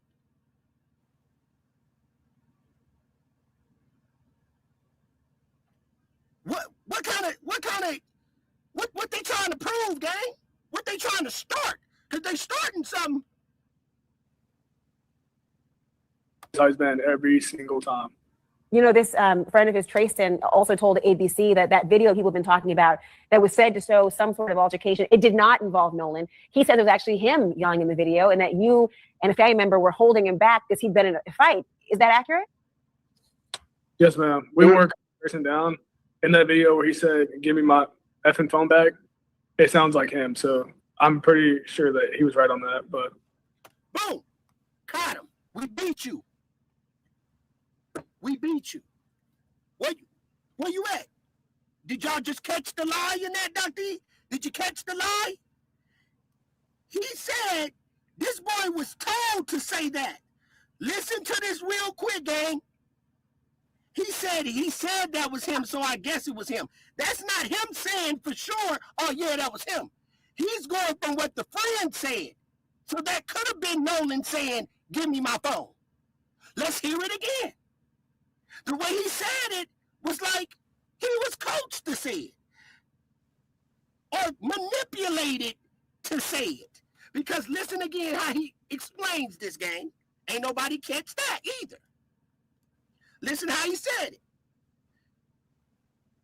You and a family member were holding him back because he'd been in a fight. Is that accurate? yes, ma'am. We were. So he says, yes, ma'am. It's accurate. He said, yes, ma'am, that's accurate. So if he's holding this young man back, right, Dr. E? Right. Listen, gang, if he's saying that he helped hold the dude back, the lion dude. I'm going to catch him. I'm going to show y'all how I popped his ass, too. The hothead. He said, now he's saying he's holding him back. So meaning, right, Dr. E, he's right there forefront with him, Band-Aid gang. He's on the forefront. So he hears everything. He sees everything.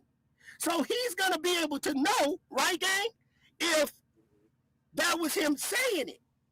If that was him saying, "Give me my phone." He's going to be able to know because he's on the forefront. He's seeing what's going on. But the way he answers this, all of a sudden, he ain't see it, but he's saying it like he did. Want to fool us. Now listen, gang. You tracking me, Dr. E? That's right.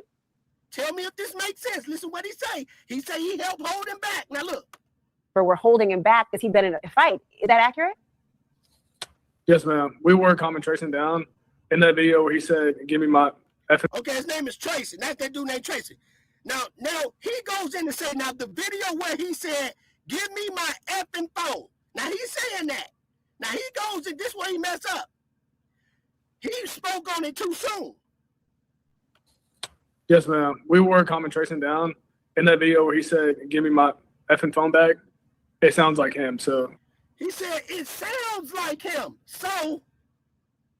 Right. He said, it sounds like him. So that's not a direct that you know who said it. Right. So you're doing this for Ocean Springs. You're doing this. You don't want to tell on the homie. At this point, he don't want to tell on the homie, gang. That's what I'm getting out of it. Because first of all, why did you even go into that? You looking out for oh look, he playing both sides. He looking out for Nolan. He want to tell the truth about Nolan, wouldn't say about the phone, right? He said Nolan wouldn't not the phone, Nolan wouldn't leave his phone on the boat. But then he got to come back and rub him right over there for Ocean Springs. Yeah. He got to rub him right for Ocean Springs because what he's saying is, listen, he want to tell the truth, but he's scared. See, he playing both sides right here, y'all. So with him playing both sides, what that tell y'all? More room for investigation. Because listen what he said. 1 second he went in for Nolan. Now he goes in to watch. In that video where he said, "Give me my effing phone back, it sounds like him. So I'm pretty sure that he was right on that. But there's the but. Hit the like button. But hit that like button. He says, I'm pretty sure that he was right on that. But what?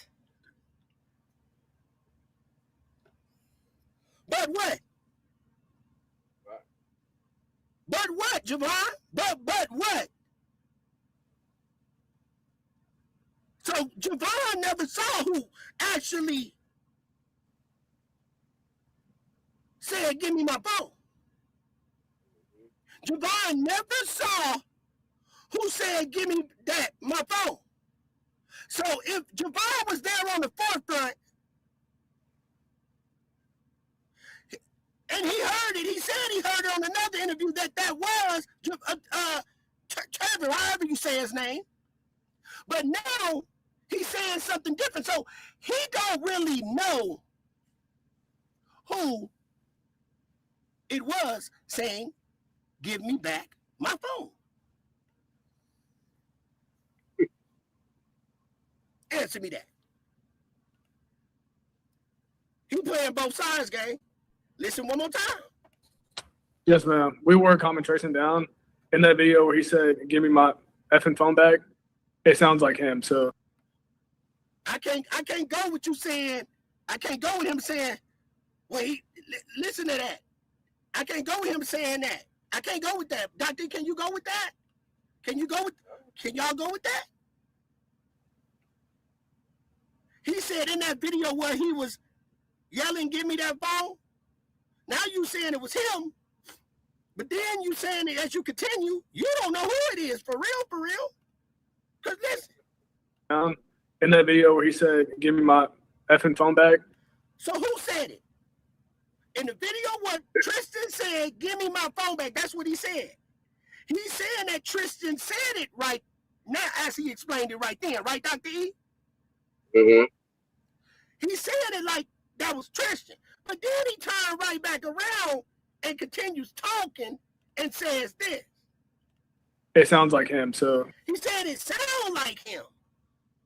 But you just said the video where he said it, now you're saying it sound like him. So, and what? I'm pretty sure that he was right on that. But you're pretty sure that he was right on that. But Javon, I'm so sorry. But hit the like button, y'all. You can't be pretty sure. Javon, you can't be pretty sure, Javon. Javon, it seemed like, Javon, you didn't want to hurt that side of the game. You scared of something, Javon. You're scared of something, Javon. But we glad that you leaked it like that. I don't know if that was a sneak leak, a sneaky leak, but thank you, Javon. We're going to take that. Thank you, Javon. Thank you, Javon. I mean, that's all we can say is thank you, right, Dr. E? We thank him for saying that. We do, because that's evidence. He did that for a reason, gang. He's trying to be cool with the gang, but he also trying to let us know subliminally, right? That's how we got to take it. Because he did say Nolan wouldn't have left that island without his phone, right? Dr. E? That part. So Band-Aid gang, we got to take, let's not count Javon out. We got to take Javon as giving us a subliminal message. Javon gave us a subliminal message, y'all. That's how we gonna take it. We're comment tracing down in that video where he said, give me my effing phone back. It sounds like him. So I'm pretty sure that he was right on that. But Javon, I'm so sorry to think. Thank you, Javon. Thank you, Javon. Thank you, Javon. Javon gave us a subliminal message. So let's continue. About what you must be going through and thinking about what's happened to Nolan. I mean, you mentioned a phone. Tashima, a huge question so many people have is why he would have left his cell phone behind. And you say you were the person who actually went and retrieved that phone for the family. How'd you get your hands on the phone? Where was it? That is correct. Christine called me and told me, hey, where are the boys? Nolan hasn't been heard from since such and such time. Where are your boys? I said, well, Javon is with his girlfriend, and I just spoke with Jalen, and they are headed to downtown, which I was literally getting ready to get in the shower to go downtown as well. She said, well, Nolan hasn't been. So I instantly called with Christine on the phone, Javon. Javon said, no, he hadn't seen Nolan since early on the island. And he was like, what? Are y'all serious? We was like, yes. And so Christine intervened in the conversation and said, Nolan has not been heard from since he left the island. So Javon was like, well, that's when I seen it. I haven't seen it since then. Again, everybody go their separate ways. So I then hang up from Javon because obviously there's nothing he can say to tell me anything. So then Jalen, I call him. Jalen did not answer the phone. Christine again is on the phone. Jalen did not answer the phone. LeBaron, he didn't answer the phone. I called LeBaron, which is their other friend, LeBaron Broomfield. He answered. He said, Jalen is in the gas station. Hold on. So he said, hey, Jalen, Mom on the phone. So he's like, Jalen, like, what's up, Mom? What's going on? I was like, hey, have y'all heard from Nolan? They said, no, we have not heard from Nolan. Well, where was the phone? So I was like, well, so that's when he started checking the phone. Well, for Christine, it said one place, but for them on Snapchat, it showed another place. So that's the place we went to. And it showed that everybody that was in the house, it was like a lot of people there. Like I'm not familiar with all the kids. I only know like one there, but it showed that the phone was at what a lot of people were at. So that's how we knew where to go to. We went there. They were all there. They were sitting there, lights off, watching TV. Did they immediately give you the phone? Because knowing that phone was there. It took about 15. They did. They gave me the phone, but it took about 15 minutes to get the phone. Because I even asked, I'm like, did y'all have to walk back to Horn Island to get the phone? Or when it comes to So now remind you. Oh, any questions? Right. Now remember, she said one of the guys came to the door at first, and then a girl came and brought them the phone. She said a girl came out. Y'all remember that? Put a one in the chat that a girl came out and gave her the phone. Now here's the thing. Now listen to this clip.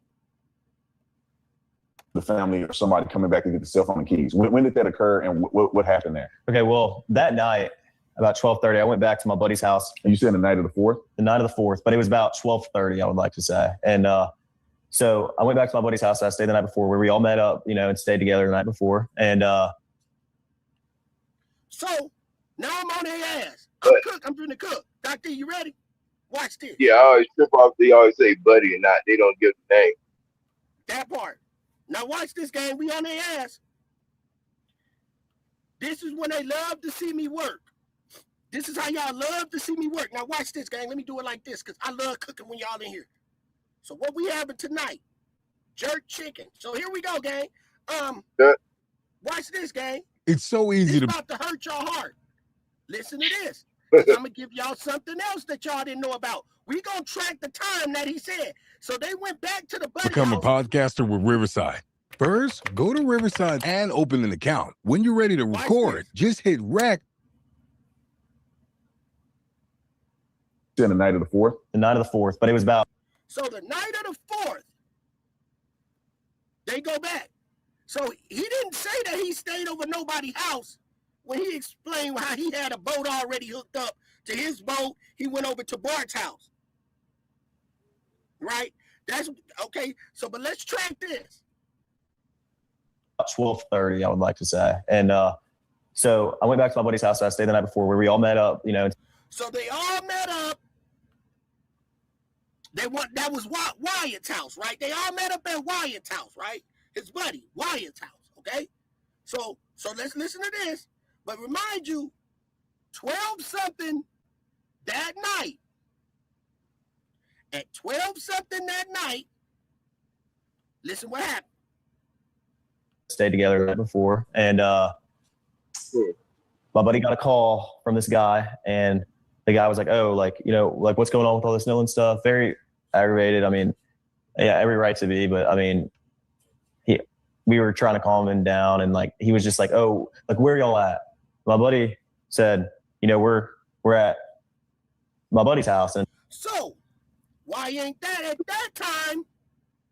that he wasn't calling Nolan's mom, letting her know that we got Nolan's phone. Somebody calling to get his shit. So now this is at 12. Now mind y'all, around 12:30 at night, this is happening. But at 1:45, 1:40 something at night, right? He went to the police station. See, we got track on that. He had went to the police station at 1:40 something at night. Let's continue. And he said, all right. And then he just hung up. And so about 30 minutes later, I'd like to say, all of a sudden the door just got open and slammed. And there was a girl who walked in and like probably about 8 or 9 guys behind her. And then another mom, which was Javon's mom. And who's Javon? I want to put that in perspective. Who is Javon? Javon is one of Nolan's good friends. He's a friend of mine too, like great guy. And his mom and their family is, very close with, the Wells family. And so I don't know why she was there, like what was going on, but I was very surprised about this. I was like, like you just basically like kick the door open, bust up in the house with no knock or anything. So is Javon black or white? Javon's mixed. I mean, I don't. Yeah, I guess he's mixed. Yeah. So, but he's not So white. he put it No, he's not white. On the other side. Say it again. Notice that? Notice he put Javon's name out there. He let that be known. He even told you his color and his identity, what he looked like. But the other one, he said his buddy, he would not say his name. Anybody notice that? Yep. But the reason why you know it's a cover up because we know the players that was on the boat. We know that we got Wyatt. We know we got Bart. But he still keeps saying my buddy. That didn't even make it a cover up. You might want to say their name now, bruh. Exactly, because he put the other name when it came to Nolan's buddy. He put his name out there. And then he even went to, oh yeah, he's mixed. And he give you a whole description of him. But his buddy, he won't tell you nothing about him. He's white, black, you don't know what his buddy is. I find that very, that's very racial undertone. Thank you. And here's the thing. I want y'all to think about this, man, Day Gang. Here's another thing. This is how I track. September Virgo, watch me cook. We know the players, chat. We know we got Wyatt, and we know we got Bart, right? We know their names. Buddy. So he might as well keep saying the names. A real detective would have said, we know the players. You mention the name every now and then. So why are you saying my buddy still? I need to bring you in, bro. I need to bring you exactly. in. That's what I'll do. I'll put the pressure on. Yeah, we got to bring you in. I'll put the pressure on. If I was an investigator, if I was a cop, I'll be asking some serious questions. When he keeps saying that buddy thing, I need a name. Especially after we just did, after what he just did and said Javon name, whatever. I'm like, I need to. What's your buddy's name? I need to know some names. You kind of side. You're a little one-sided on this. I don't like that. I need to know all names. But see what messes him up? Me as a detective would have messed him up because when he explained it to me, he slips and says some names. He says Tristan. He says Warren. He says Bart. But when he's talking again, he says my buddy. So now as a detective, I'm thinking I would have stopped the right there. But he would have said if he would have said buddy more than 3 times. If he would have said buddy more than 3 times, I would have stopped the right there. Said, well, what's your buddy's name? I would have said it nicely at first, but after he did what he just did right there, I would have put some pressure on him. See, he ain't been hard on him at all. The guy is going to investigate because he already knows the cover up. Exactly. He's part of it too. Exactly. Couldn't be beat. That's one of them. Couldn't be beat. Couldn't be beat. What's up, gang? The boss said, couldn't be leave him alone. He's trying to go to the NFL. See, they're trying to hide Bart's name. But see, I want everybody to let this resonate. As a detective, he's already given me the names. He's named Warren. I mean, he's named Wyatt. He has named Bart. He has named a couple players, right? Y'all know that. But he keeps explaining and he goes back to my buddy. So as a detective, The buddy is Right. sounding like to me, maybe the same guy Trying to just hide him. talking about. But when he's saying He buddy, try, make me yeah, think there's some different people involved. Why are you saying buddy? because he's trying to cover him up. That's what buddy sound like to me. Hey, buddy. You know what I'm saying? It's buddy. The way he's using the reference and the term, it sounds like he's trying to hide somebody. Dog. There it is. Straight up. I'm So tired of that's playing with room for questioning, gang. And no questioning yet. Lawyered up, though. Why are you lawyered up, though, for? Why do you have lawyers, gang? You don't need a lawyer. right, attorney. Anything you say. You know why? Because truth don't change. It's off. Truth is off. It does not change. A lie will change 1,000 times. And we've watched lies change 1,000 times in this situation. It's a lie off top because we ain't got the phone. It's a lie off top that we ain't got that boy autopsy. Yeah, having lawyers, they give them a cover up. So a lawyer can tell them how to talk, and when not talking, can do talking for them. That's what they got to be lawyered up. Because when they not, like we doing now, you can eat them up with off their testimony or whatever. You know what I'm saying? When they telling you and describing things, it's like, it's time to eat them up. But if the lawyer's here talking to you, you know, he's going to say the right words and make it all look good because that's what he did for the defendant.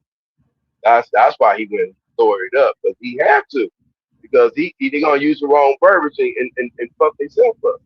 Straight up. He already doing it right now. We not even no lawyers to judge. I'ma totally be honest. Michael. Let me tell you, Michael. Michael Thomas. Let me keep it a bean with you. Not a Michael. That's not no Michael. Let me tell you why I wouldn't lawyer up. I'll tell you why I wouldn't lawyer up. First of all, if I'm innocent, I know getting a lawyer is going to cost my ass for nothing. If I'm totally innocent, what the heck am I going to buy a lawyer for if I know I'm innocent and pay this motherfucker for nothing? Well, I got a question on that part. Now, I mean, they're going to tell you in the court that you got a right to attorney. So when you get a right to attorney, if you don't have enough to pay for a lawyer, you can get a free lawyer. Absolutely. Am I right?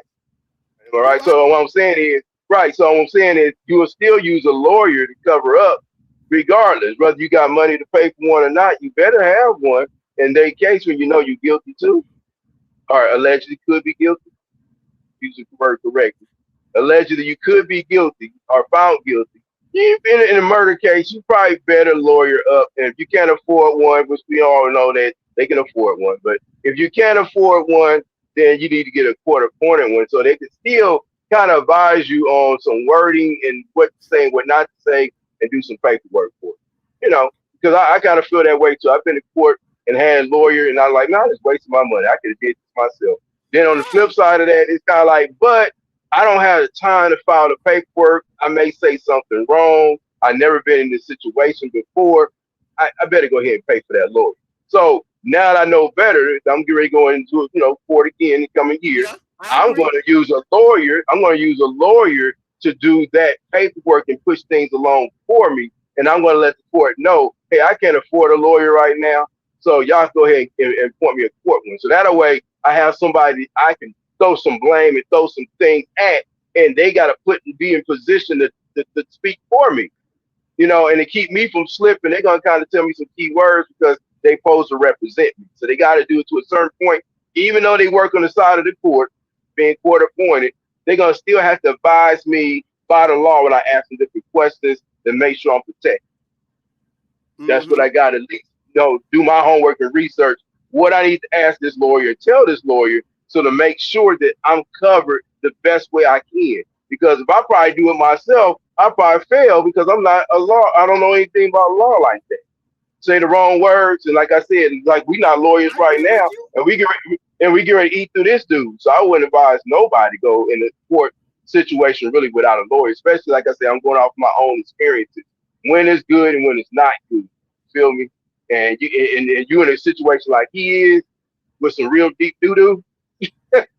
Right. I'm just saying, you better have a lawyer, man. So I'll go with that part. like he's Michael said or whatever in the chat. I agree. I can go with that. I can go with that. That's part of that's what the reason why we on here, because that keeps us in the safe zone as well. Because again, I have to say everything is alleged. So Michael, that you're saying that we're lying, we're not lying, gang. Everything's alleged. We're just looking at things that look like lies. That's why we're on that part. And another reason why I don't feel shame to speak and do what I do is because, and you have to be careful, Mike. The reason why I say, Michael, you have to be careful. Because, and I'm glad that I'm able to have the voice to speak the way I speak, is because we don't never know until it hit close to home. See, Michael, it hasn't hit your family or been close to home where if this happened to one of your loved ones and you got people on here trying to fill in some gaps that don't look right. So you can't say that because it hasn't hit close to home. And the reason why I'm speaking in this way, so the Most High can understand that I'm disciplined to know that this could hit close to my home. So I want to be aware, and that's the reason why I'm speaking. Because we never know until we are in that position. So all the people that's saying this, if it was happening to your loved ones, and sometimes when you have evil in your heart and you just typing because you got fingertips and you're being evil about it, be careful. Be careful. Yeah, like I said, like you said, it comes from experience too. If you never been in court for nothing, then you don't feel nothing. But if you ever been in court or you ever been accused or whatever the case may be, a court anytime, you're gonna feel a little bit different. You know what I'm saying? You're gonna feel a little bit differently about things because now you see it from the other side. It could be you on the other side getting blamed for whatever, you know, and so you get the understanding when you're going through something. If you've never been through that, you won't understand it. But if you've been through anything in your life, when a law has to come in order, you will understand what this being in court means. So with all these guys that we talking about right now, going through this whole court thing, they feeling some kind of way because they in court. They didn't think there's gonna be any. They thought they was gonna be just scotch-free, and they still getting pulled into the court and being accused and asked and whatever else because they got to explain themselves. That's what law is. They got to make sure that everybody's getting equal justice. That's what it is right now. If you was in that situation, you would want equal justice for your family members, or if you was there for your son or whatever, your daughter, and they're on the other side of that equation, you want them to go through the process so that they'll be eliminated if that's the case. If proven to be innocent. If they're not proven to be innocent, then they got to deal with the consequences. That's part of being in trouble and getting in trouble. That's what it is. And you're absolutely right, Dr. E. And September Virgo say true. I want to thank everybody in the chat. Please double tap the screen if you're on the vertical side. I got a horizontal and a vertical running. Y'all just get tapped in, man. Y'all sub up, hit that notification bell so you know I can go live, because eventually I'm going to shut off my virtual and just start going horizontal. But I need y'all to start subscribing and hit that notification bell, because I usually go on, if not every day, every other day. So let me just say this, gang. Let's cut the racism stuff first and foremost. Y'all ain't heard me just get on here and say white boy. You ain't heard me get on here and have that type of verbiage. Give me that much. And another thing I would appreciate if you give me to, just appreciate the fact that there are Caucasian people saying that this is a cover-up. So how am I racist when your people are on here pushing this line the same way we're pushing this line? So if there was a Caucasian up here pushing a hard line about this situation, would you come in his chat and say it's racist?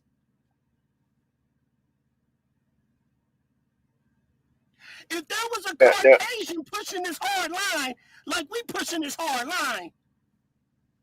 Now, what's the thing about racism? Hey, can you bring that back? White trash. Can you bring that back? See that? What's the thing about racism? Because I'm kind of like I didn't park and kind of stop now. I want to make sure I heard this. I said, you see a lot of Caucasian people on YouTube all over speaking on this. Okay. If one of them was right now controlling this live, sharing these same videos, all the trolls that's coming in, popping in saying we racist, what would you call him? What would you call a white person if they was up here doing the same thing, pushing a hard line like we pushing a hard line? Well, I look at it like this with the whole thing. I look at the whole thing like this. I mean, we clearly understand and know it's a black and white situation because why? You have two black guys around about, I don't know, what is it, 9 to 10? How many white guys? What's the number? What's the count? Because at the end of the day, it's kind of like, people should be all get.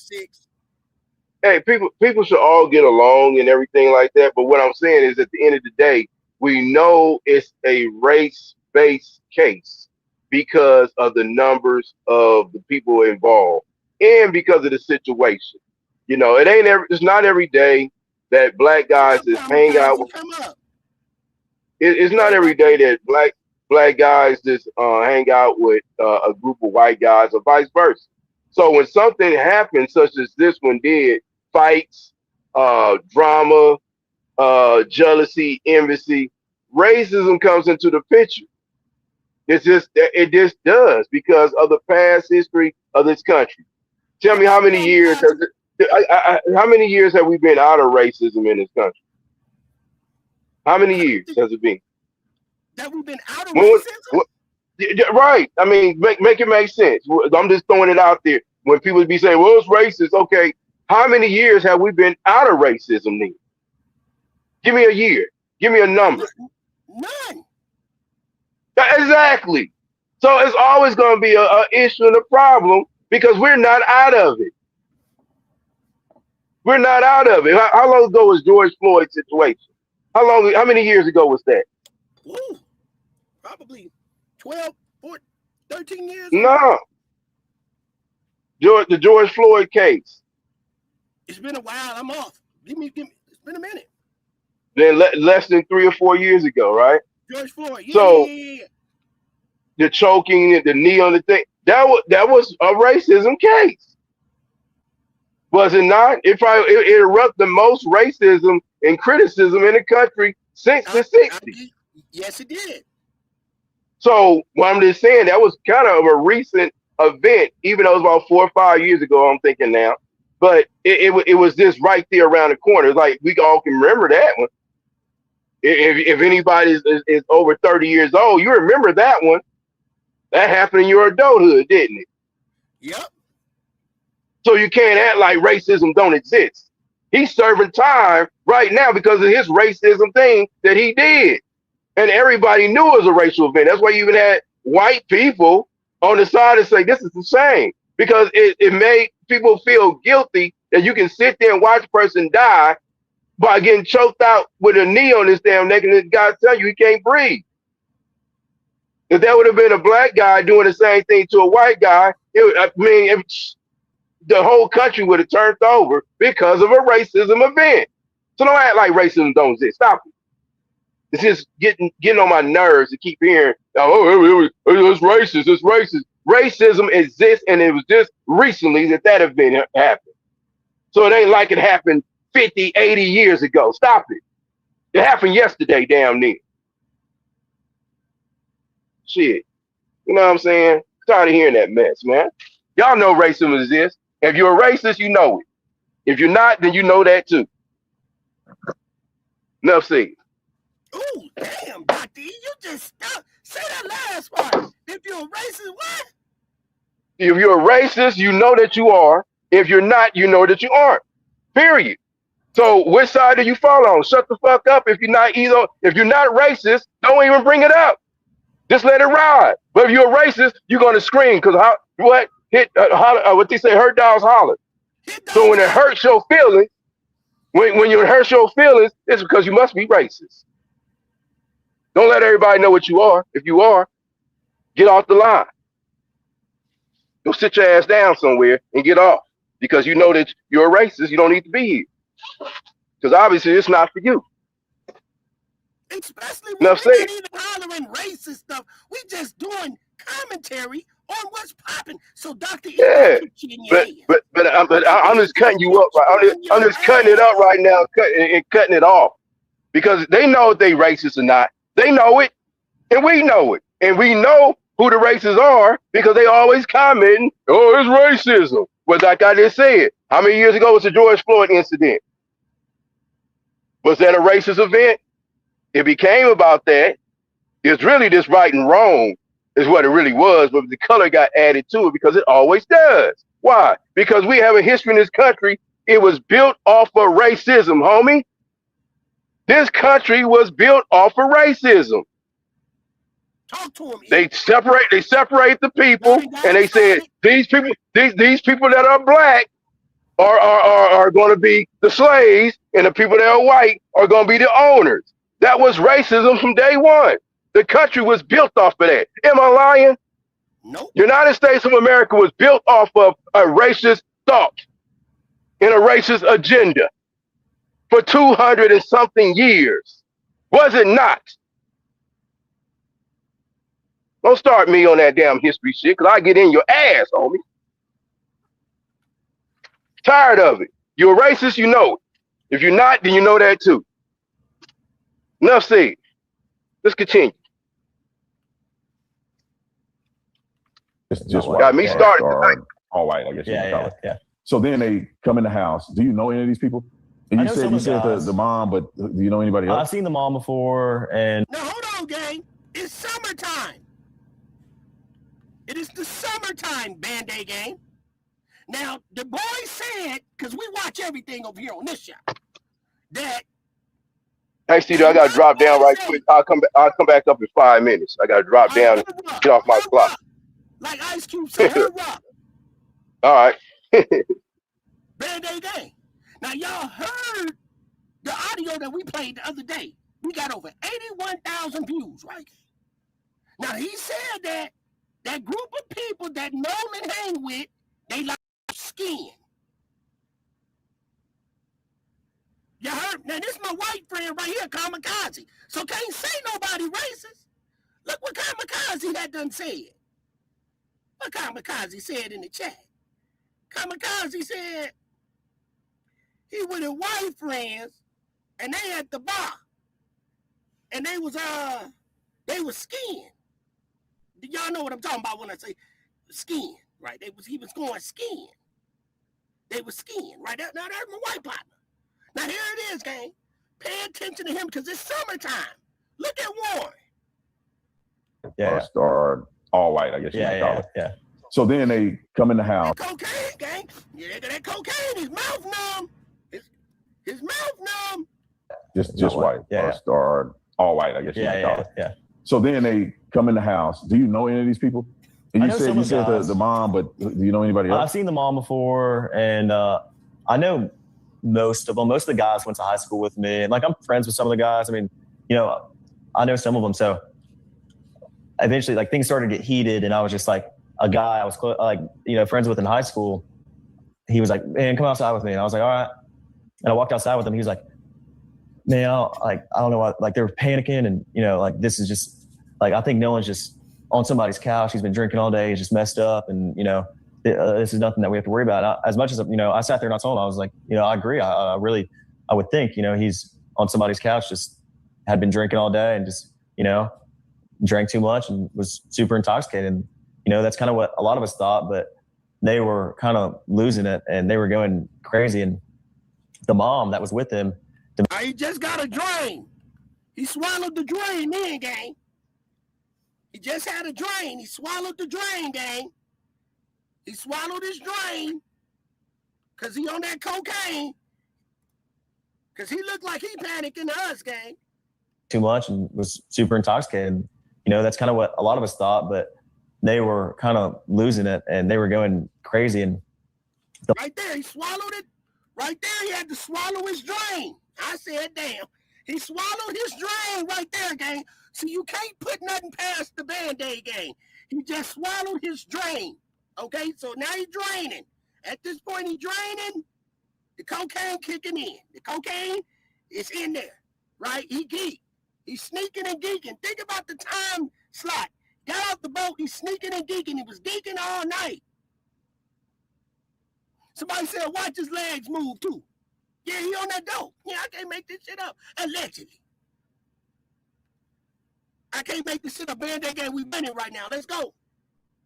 Thought, but they were kind of losing it and they were going crazy. And the mom that was with them demanded Nolan's phone because Nolan left the phone on the boat. And when we ran in, Nolan didn't ask for his phone and his keys were not on the boat because his car was parked at my buddy's house where we had all slept, the night before the 4th. And so the keys were left at the house because Nolan's car was at my buddy's house where we stayed at. So of course he left his keys there. But his phone. So he repeated that about 3 times. That's that cocaine. See the coke? Now he repeated that 3 times. Now we bring him in. Gang, we bring him in. Get over here. Band-Aid gang, let's go. I mean, he was drinking. He didn't have his phone in the water because no one did. And I mean, there was more than just Nolan's phone that wasn't on the boat with us. So it was more than just Nolan's phone that was on the boat. Yeah, I mean. Right. So here's another mess up. There was more than Nolan's phone, look y'all, that wasn't on the boat. That's what he said. We don't miss a beat on this channel. Listen what he said, that Officer Stanley turned around and had to correct him. Stop helping these boys talk. What? Stop helping them talk.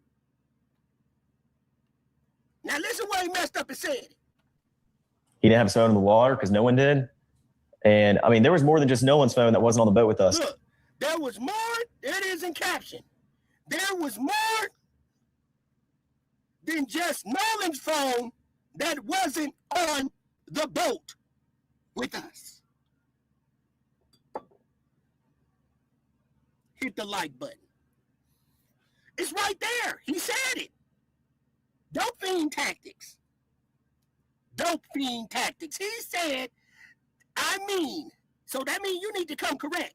He said, let me put Dr. E back up. Dr. E, we got a victim. Dr. E. Yo, what's cracking? He said, now look what he had done said. The man said, look in the caption, and I mean, there was more than just Nolan's phone that wasn't on the boat. You said what now? It's right there. He said what? He said what? Let me see. I just came back up in here. Let me see. The caption caught him. So he on the dope, so we know he caught a drain. So he moving too fast. He done repeated the same thing twice. Scared, he's scared. So he's so scared, Band-Aid gang, a detective should have caught this. He said, and I mean, there was more, listen, Dr. E, than just Nolan's phone that wasn't on the boat. Oh, okay. Okay.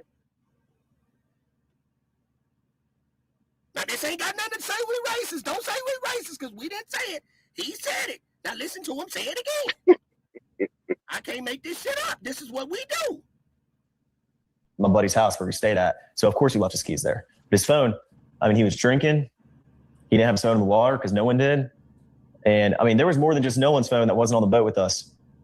So it was more than just Nolan's phone that was on the boat? Yeah, I mean, we obviously had all our phones, but on the boat. But those weren't the only. See? Bring him in. Bring him in.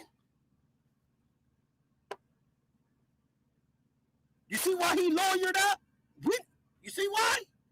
Like Dr. said, he's scared. So why you scared for? So why he make them kind of work? He said our phones, listen to him, that we didn't do this. Now listen, gang. Hold on. Somebody, let me tell you something. We don't use the word coon. I know you didn't mean that, did you? Because we'll get you up out of here real quick. And you won't be able to come back. Oh, okay, that con helped him lie. Okay. That Kathy girl. I know that's real. Now listen to him, y'all. So it was more. It was more than just Nolan's phone that was on the boat. Yeah, I mean, Watch him stutter step right here, Dr. E. yeah, obviously had all our phones, but We on the always had all our phones. They had their phones. boat, but those weren't the only people. Like Nolan wasn't the only person that left a phone on the boat. There was a lot of people that left phones on the boat, not that didn't ride out or in with us. So we I mean, there was a couple phones that we had that we didn't know who they belonged to, and my buddy's got that figured out, but there you go, that buddy. My buddy. I come from a family of aviators. I currently have 10 pilots, give or take, in my family, and it took me a while to realize that I kind of wanted to join the family business. Let's go back. Let's leave with example. Band-Aid gang, we got 194 people in here. September Virgo, March, how many likes we got? We got to get them likes up. Now here it is again. Let me drop it again. Right here so y'all can see. Pay attention to my thumbnail.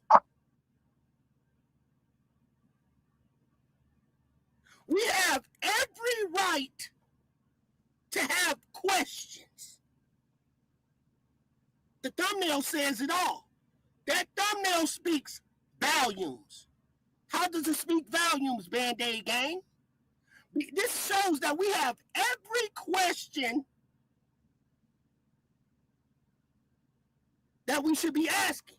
We have every right. You know why?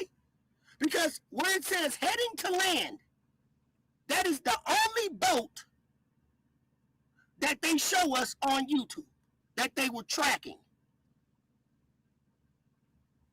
They was only tracking one boat. So don't Nolan's mother, don't the people that are concerned have the right to say, yeah, Band-Aid gang is right? Why don't they have any intel on the boat over there that says swerve off over there, another boat? Where did they go? Where did they go? There's a missing person that ended up washed up on the land. And each one of those people should be questioned to understand, where did they see Nolan last? Was he on the boat? Did you see his phone? Each one of those people should have been asked, did you see Nolan get on a boat? Because Katie said it. Lauren said it. So that means they need to ask every person on that boat some questions.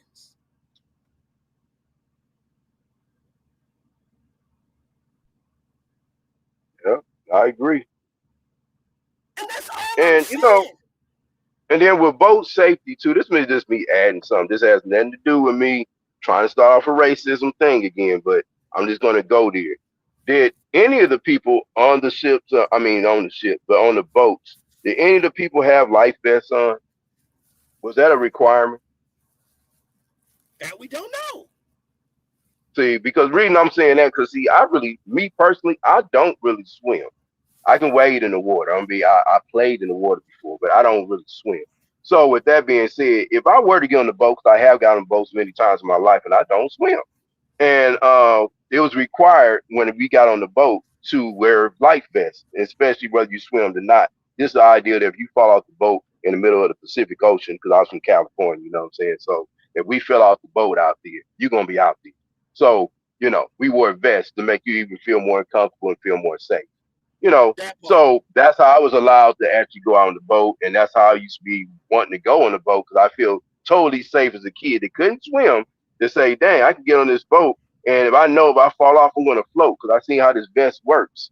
You see what I'm saying? So I know it's going to keep me afloat. So I'm saying all that is because Nolan came up floating, and his body came up missing with no life vest on, right? So that's even telling you right there, it was no boat safety. I'm just adding that to the question. It has nothing to do with him being black or white. I'm just going off the strict thing that, I think it should have been a requirement that everybody should have vests on the boat. But That's right. So let me answer this, because what you're saying, Dr. E, is and damage. You came over here and you came right. You came correct. So let me ask you this, damage, because there is change ain't never been no robbery, right? So here's the thing. This is what I do on the channel, and I love to dig it in. And I'm gonna read the comment by Sunshine. I see you up there, Sunshine. Now listen to what I'm saying. I'm about to do them all type of ways. Now, Damage says it's a requirement in every state. That's what he said. In every state, if you're on a boat or anything floatable, you need to have a life vest on. It's the law. That's what he said. So now, damn it, this body came up. This body came up for Nolan's floating in the water without a vest on, right? Right. So let me say this though, that part. So Damage, I want Damage to put a 1 in the chat if you feel me on this one, Damage. Just listen to what I'm saying. So on this island, Damage, right? Damage says it's a requirement because it's the law. This is what Damage is saying, Band-Aid Gang chat.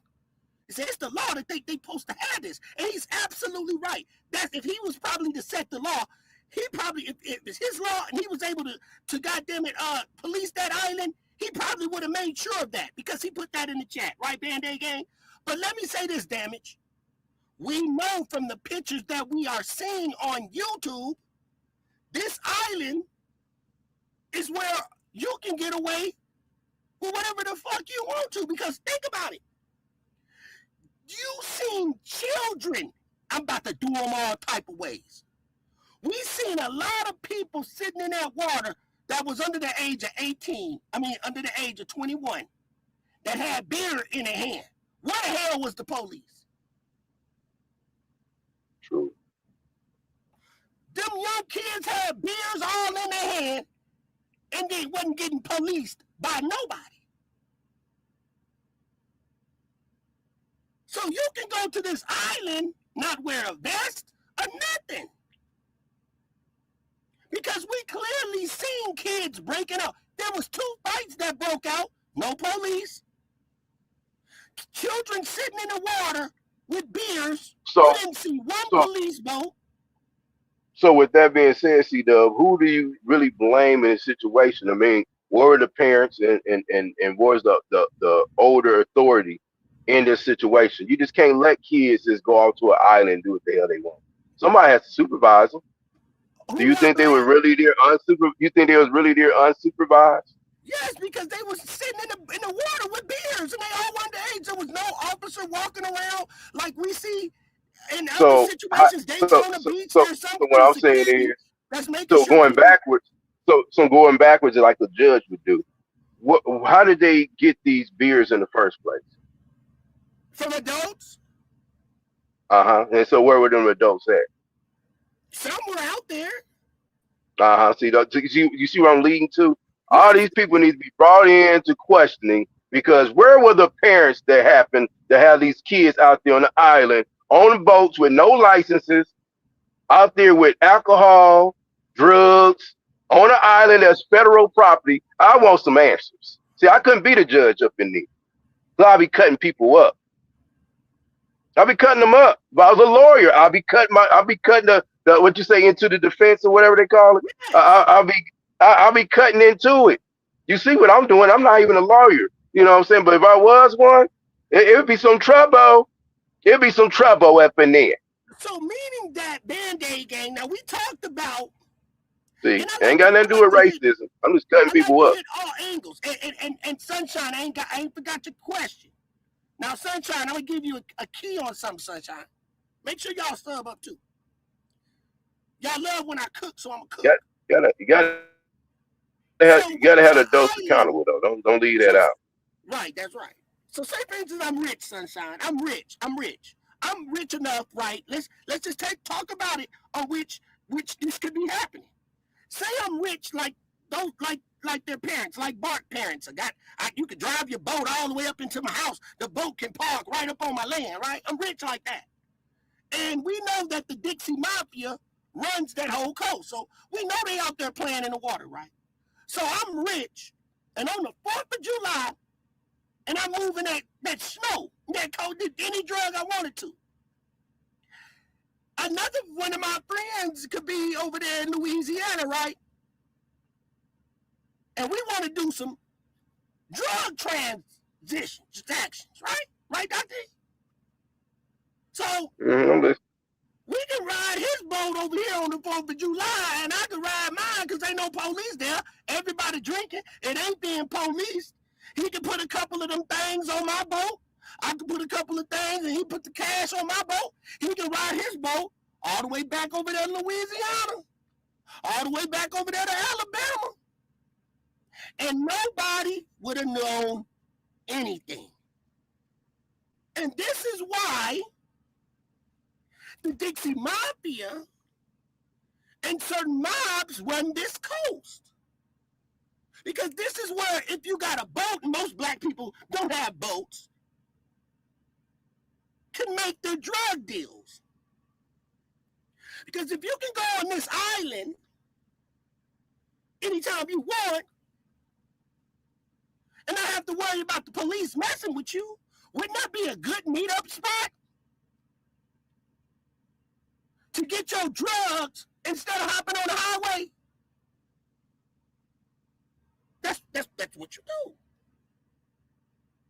So I'm just saying, and again, let's be mindful again. It's all messed up again, gang, because we only got the coordinates, again, on one boat, and that's what you see on this thumbnail that's headed to land. Now, to go back to Sunshine, Sunshine said that somebody said that, let me read it. Sunshine said right here, Sunshine said there's a YouTuber, Jason Fires, that believes Nolan was on the boat, but fell while they driving. And being as they were drunk and intoxicated, they got scared. And Nolan tried to swim back. Now here's the thing. If that's the situation that happened, then they shouldn't have been scared to speak, and they shouldn't have been scared to notify and tell the Coast Guard to come on, we need you. Well, if that happened, they should have rallied back and stopped the boat. Said, "Hey, Nolan, it fell off the boat." Right. If one of their friends fell off the boat, they would have been saying, "Hey, such and such, Peter didn't fell off the boat." Come on, man, stop it. So now here's the thing. How everybody on the boat not watching out for their buddy next to him? You know what I'm saying? If you sitting there, you're all drunk and intoxicated, say they were, and then everybody doing whatever, and then you happen to see, because y'all gonna be watching and looking, and his other guy slips and fall off the boat, you're not gonna say nothing? Right. Or would you want somebody to say something if it was you? If it was you that fell off the boat, would you want somebody to say something? Or should I just to Dr. Edith's ride on, be like, "Hey, I guess they can swim." Come on, man. Come on. Well, here's my thing. I think that happened. I think there was a fight on the boat. That part. It was a fight. And it was some and it was some anger and aggression, and everybody said, "Let's leave him to be." That's what happened. Nolan got choked out. And you know how we see it all the time right? We see it on UFC. Everybody watch UFC fighting when a dude will choke a dude out and he dead, look like he dead, but he wake up. They wake him up, but his body ain't moving like he did, but he's able to wake up. And I believe when he choked Nolan out in a move, he was probably thinking like, I'm choking out to where he choked out, I'm gonna knock him out. But when they knocked Nolan out, Nolan didn't come back conscious. And that's probably why you heard, "Damn, Bart." Bart might have choked him out, allegedly, but they wasn't able to revive him. And that happens. Could have been an accidental. So they just talk his body and make it seem like it was an accident. That's what probably happened. Secondary, that could have happened. Now, when that happened, it was probably on the bigger boat where more people were on. So they made sure that we tracked one boat, and that's where the call came in.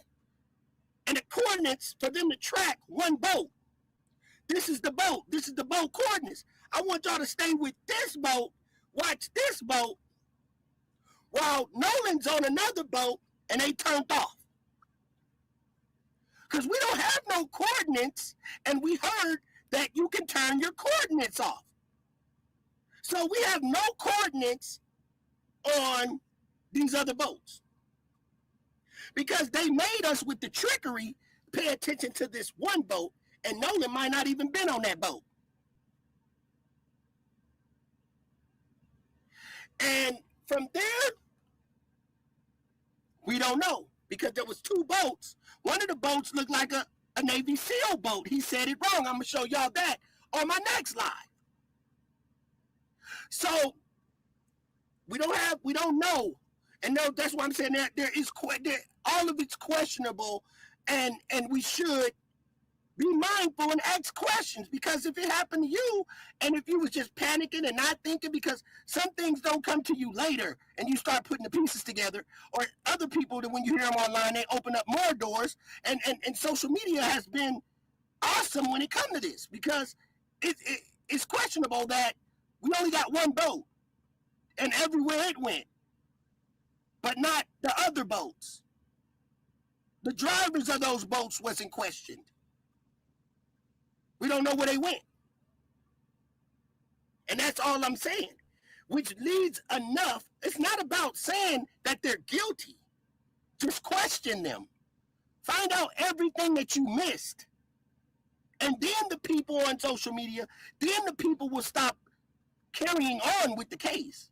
Because I would be concerned, where did the other boats go? You telling me where one boat is, I want to know who was on those other boats. I believe that Nolan got choked out.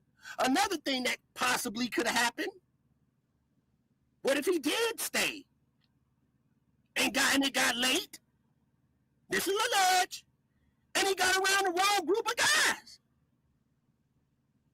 And they hung him.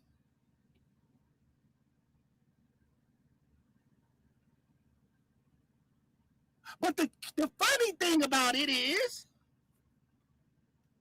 2 days later, they find him.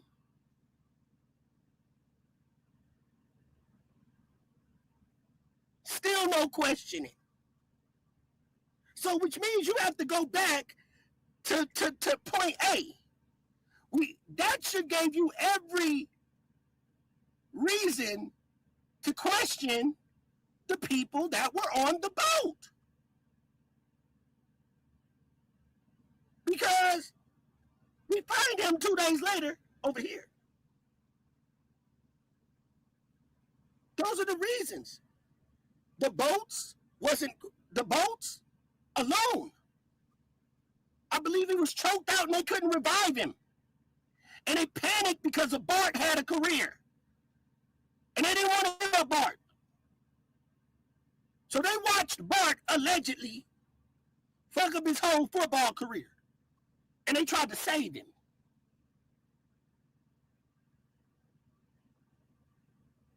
Because we know it's very suspicious, like Sonia said.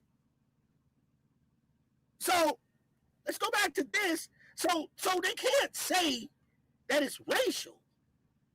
They can't. It's just, again, suspicious. It's very suspicious. So let's go back to this here and finish listening to this part. Therefore, we'll go to the next clip after that. I got a lot of stuff on my timeline that y'all need to see. So we're going to go right here again and go back some, just to listen, just to put it together. Think about all those people on the island. Warren himself said it. There were hundreds of people. Boats were on top of each other. And we only have one video that pans the island for a second, and we supposedly hear that, give my effing phone back. Then Officer Race Batum Tatum posts the pictures of the 7 boys allegedly on the boat. And then there's like a rope that looks like it's being towed, but that looks photoshopped. It looks like a fake rope. And just ask yourself how big this cover up must be that all of those kids, all under the age of 21, and there's no video, there's no pictures. Why would the friends delete their social media accounts? Because of course they probably took photos and pictures from that day. But you're telling me there's not more than one video that has emerged? Or was that other video where they thought they saw Nolan on the boat, that, you know, the Real Daddy, Lil Daddy, Mac Daddy, whatever the boat's name is. So possibly only 2 videos from that day on the 4th of July. There's nobody playing beer pong.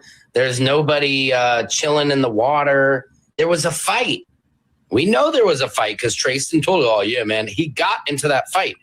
And you're going to tell me that nobody picked up their phone and started filming that fight? And what was the fight over? That part. It got to be over something. Was it money? Was it a female? Was it drugs? Was it too much alcohol? What was the fight over? That part. Get to the base of the fight. Then that would kind of answer a lot of questions. Now, one said it was a fight because the dude didn't like how he spoke to his girl. Okay, so we're going to take that. But the key thing is what he just said. And September Virgo said Katie. But here's the thing, exactly what he said, which is a key right there. Another reason, listen to what he just said, made a whole lot of sense. What fight that you know, gang, think about it. These kids love to film fights and upload a fight on YouTube, right? World Star, but there's no pictures of nothing. All those people on the island, and none of them want to talk. So is the times even right? Did they pull a young dog? Is the times even right? Was these even the right times? Did all of this happen at night? Because all of this seemed like it happened at night, gang. And that whole coordinates could have been capped. Hit the like button. If we don't know what 3 boats at, how the hell we know these times they giving us is the real time stamp? Hit the like button. Let's make it make sense. Because the way this has all happened seems like this happened at night. Because ain't nobody see a mother effing thing. Now let's continue. That nobody picked up their phone and started filming that fight. I can't believe it. In this day and age, it's not possible. This is not 1980. This is not 1990. Everybody has a phone and a camera and social media apps that encourage you to film everything. So ask yourself that. This cover up is so big. If it was an accidental drowning, nobody would have deleted their social media accounts, and we would see video and photos from the entire day documenting that entire day. And ask yourself this: why did the boys decide to leave at 4:30 p.m.? Was it because their boat was taking on water, or did something happen? Because to me, that's odd behavior. Why would you get there at 11, only stay for like, what, 4 or 5 hours? Like, wouldn't you at least maybe stay till around, 5 or 6? The sun probably didn't set till 8, so they had plenty of time to get home. But again, this is one of the biggest cover-ups in recent history, because hundreds of people are going radio silent and acting like they didn't take pictures or video that day. That is what... That part. These are just little keys that... And that's why it's continuing to go on. We're not... They're the ones that's making it viral. Not us. The Mississippi is making it viral, not us. The reason why people are still talking about it, because they're not doing anything about it. Think about it. The only reason that we're still talking about it is because they're not doing anything about it. What is the holdup? They got everything. Gang. Band-Aid gang. This happened on the 4th of July. It is August, bro. Tomorrow's the 8th of August. So we over a month and we ain't heard nothing. This is why the people talking, gang.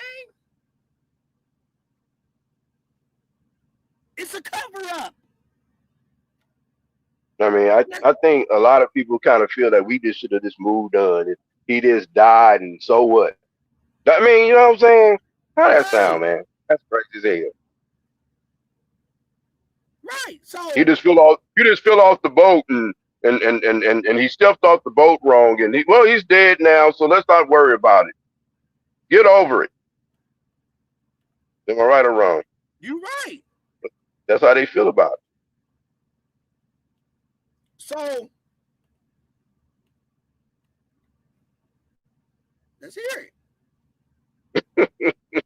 I had to just drop it like that, man. It's like, you know, that's how people kind of feel. Like we should just like forget about it. He fell out the boat. All's well. You know, you live, you die. Come on, man. Check it out. Hit the like button, y'all. Post I did on Saturday, because there were some things in the comments that really need to be cleared up. So let me break it down to you quickly. Nolan Wells was found face down, water off Horn Island. But there's some things most people don't know about how a body that's drowned actually behaves. So I want to go through that right quick. Number one, the sinking. When someone drowns and air is in their lungs, it gets displaced by water almost instantly. And that means that the body typically sinks in minutes, not hours, and it doesn't float far away from the surface. It just goes straight down.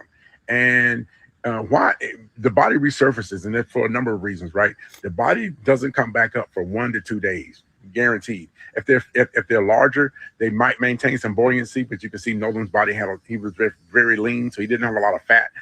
So that would not make him a candidate for staying up for a longer period of time. But it's not the water, it's when the body starts to decompensate. So you have gas and bacteria in the gut that starts producing gas, and it starts immediately right after death. And with warm water, it can accelerate that process. And that bloating can bring the body back to the surface in about 24 to 48 hours. So that timing lines up, you know, with what we found. Here's the issue. There's a key question that pathologists ask. Did he drown or did he die before he hit the water? Because if someone's alive, when they go under, the water gets pulled deep, deep, deep into their lungs. That's what causes that protein and fluid and foam that I talked about in the first video. And even microscopic algae from the river or the area that they're in will show up in their lungs and show up in the bone marrow. So if someone dies first, their lungs will stay dry. Why this matters, you know, in this particular case, right? The independent autopsy could not examine the lungs or the airway because they were removed, which is exactly the evidence that it would take to answer this. So let's if bring that back, because he broke it down on that. He put the science on that, dog. That's what brother's telling you, that science and that knowledge right there. I want to hear that again. So please. Right, Dr. E, and here's another catch about it. We don't see this enough. That's why I'm excited right now. I love seeing brothers break down the profession. I love them break it down like that, man. Bring that back one more time. I'm sorry. I'm excited right now. And I'm gonna bring it. I got it back some. So Dr. E want to hear it again, Band-Aid gang. So check this out though. Let's do the key part. They got it. They had the answers. Why, if we know what happened, the people want to know if he drowned or not. Why are they still holding it back? What kind of statement are they making, gang? Now bring that knowledge back. Bring that knowledge back. Come on now. Bring it on back, Dr. E. I want to see this brother. So if someone dies first, their lungs will stay dry. Why this matters, you know, in this particular case, right? The independent autopsy could not examine the lungs or the airway because they were removed, which is exactly the evidence that it would take to answer this. So that's why the cause of death is still listed as undetermined. So my issue is that if the state has that particular evidence, why they've already drawn that conclusion that he drowned, why is that not being released so that the independent autopsy would not be needed? Point period. This is not about pointing fingers. It's about understanding the physiology behind these things and the normal procedure and protocol that pathologists go through in order to make these determinations. I hope this clears this up for the people who are in the back. So slam dunk, bro. Slam dunk. Bloop. Thank you. Knowledge is and the reason why, powerful because thing. you know what, we ain't like so professional, but with them proving that he was unalive, knowledge, and that he was unalive, or whatever the case may be, right? It's a lot of people that can go down. The alcohol, who provided the alcohol, and then the territory. So if this was protected by the feds, right? Then they got to sue them, right? They can sue them too, right? Because they wasn't even patrolling this island. Kids were drinking. They can sue the rocks off of these people, bro. Because there was nobody patrolling that island. Shouldn't somebody be patrolling that island? Then the island, the reason why they panning and only letting you see a little bit, because they really don't want you to see all them beers that was in their hands. Because somebody got to go down for that game. Not an officer on the island patrolling, nothing going on. They can just go out there and do what the hell they want to do. Come on, gang. That's why they covering it up. Because they know they did not do their job. They know them people wasn't supposed to be on that island drinking. And they allowed it. Thank you. Where were the Coast Guards? They allowed it, and they've been allowing that to happen for years. But this time, the Wells family said, F that, we want to know more. Them other families, them people that was unalived on that island, they just let it go and they didn't say nothing, kept going. But see, so they kept getting away. But this time, they didn't get away. So they stalling you out, Debo. They trying to stall you out. I wonder if they waiting on another distraction. Are they waiting on another distraction, Band-Aid gang? Are they waiting for another distraction? So let's catch Bruh in the lie. His best friend. Let me tell you when you catch the best friend. I'm gonna give you another way where they should have brought him in too. After he made the mistake that we showed y'all the other day. I love it when he makes those mistakes. I love it when you talk to me like that, gang. I love it. First of all, you ain't no best friend, because if I call my best friend, I'm going to answer the phone. My best friend called me, gang. I'm going to answer the phone. Nolan called you twice. You didn't pick up the phone. How you going to say you that boy best friend? So you mean to tell me, notice that he went out and had a fight, gang. And Nolan didn't come over there and help break it up or nothing. So, or association with these phones, with the keys. Did you have any connection to any of that? I did not. So what I know, Warren started. I got my first phone call from Warren at about 9:20. I didn't answer it. I was asleep. I'd been on the boat. At 9:20, he sleep. Well, did he go to the party? We need to know, did he go to that party that they was at later on that day? Things that need to be questioned. So 9 o'clock, he didn't answer the phone. He sleep. All day. I didn't feel like going to the party anymore. I went to bed. So I got my first phone call about 9:20. and I didn't wake up again until a little after 11 o'clock. And that was to my brother coming in the room being like, hey, Warren's trying to get a hold of you. Let's, like, you need to answer the phone. They're looking for Nolan. Wait. You need to answer the phone and look for Nolan. Okay. So at 11, think about it. Warren calling him at 11, gang. At 11, Warren calling him. Let's continue. And I'm half awake. And so the first call, think about it, gang. We on him. I think I got him. What time did he say that he got a phone call that he didn't answer, Band-Aid gang? It was 9 o'clock. Warren didn't act like he was scared until what time, Dr. E? Around 11 or something, right? Warren didn't act nervous until Mama came over there around 11 o'clock when they had his phone. But Warren was calling him at 9, though. At 9 o'clock. What was Warren calling for?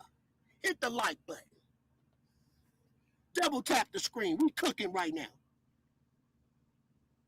Right, Laura said, look, get up and look. But this is where it get tricky. Warren called at 9 o'clock. We ain't heard that. Y'all missed that, didn't you? So was Warren worried at 9 o'clock? Or was he getting this dude ready to lie? I mean, was he getting ready to lie? They getting him ready to lie for Bart. See, they was getting ready to prep him, allegedly. Hit the like button. So now we know, Band-Aid gang, at 9 o'clock, Warren was calling him. Warren didn't freak out until later, didn't Dr. E?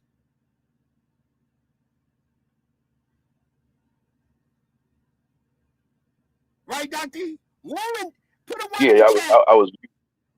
I was muted. Well, you said what the last part you just said? Warren didn't start freaking out until about 11, remember? They was partying at the house. He was upstairs talking to the man about some boats. Right. But really talking to the man about the cover-up. So, Warren didn't start freaking out until about 11 and shit. Y'all remember that?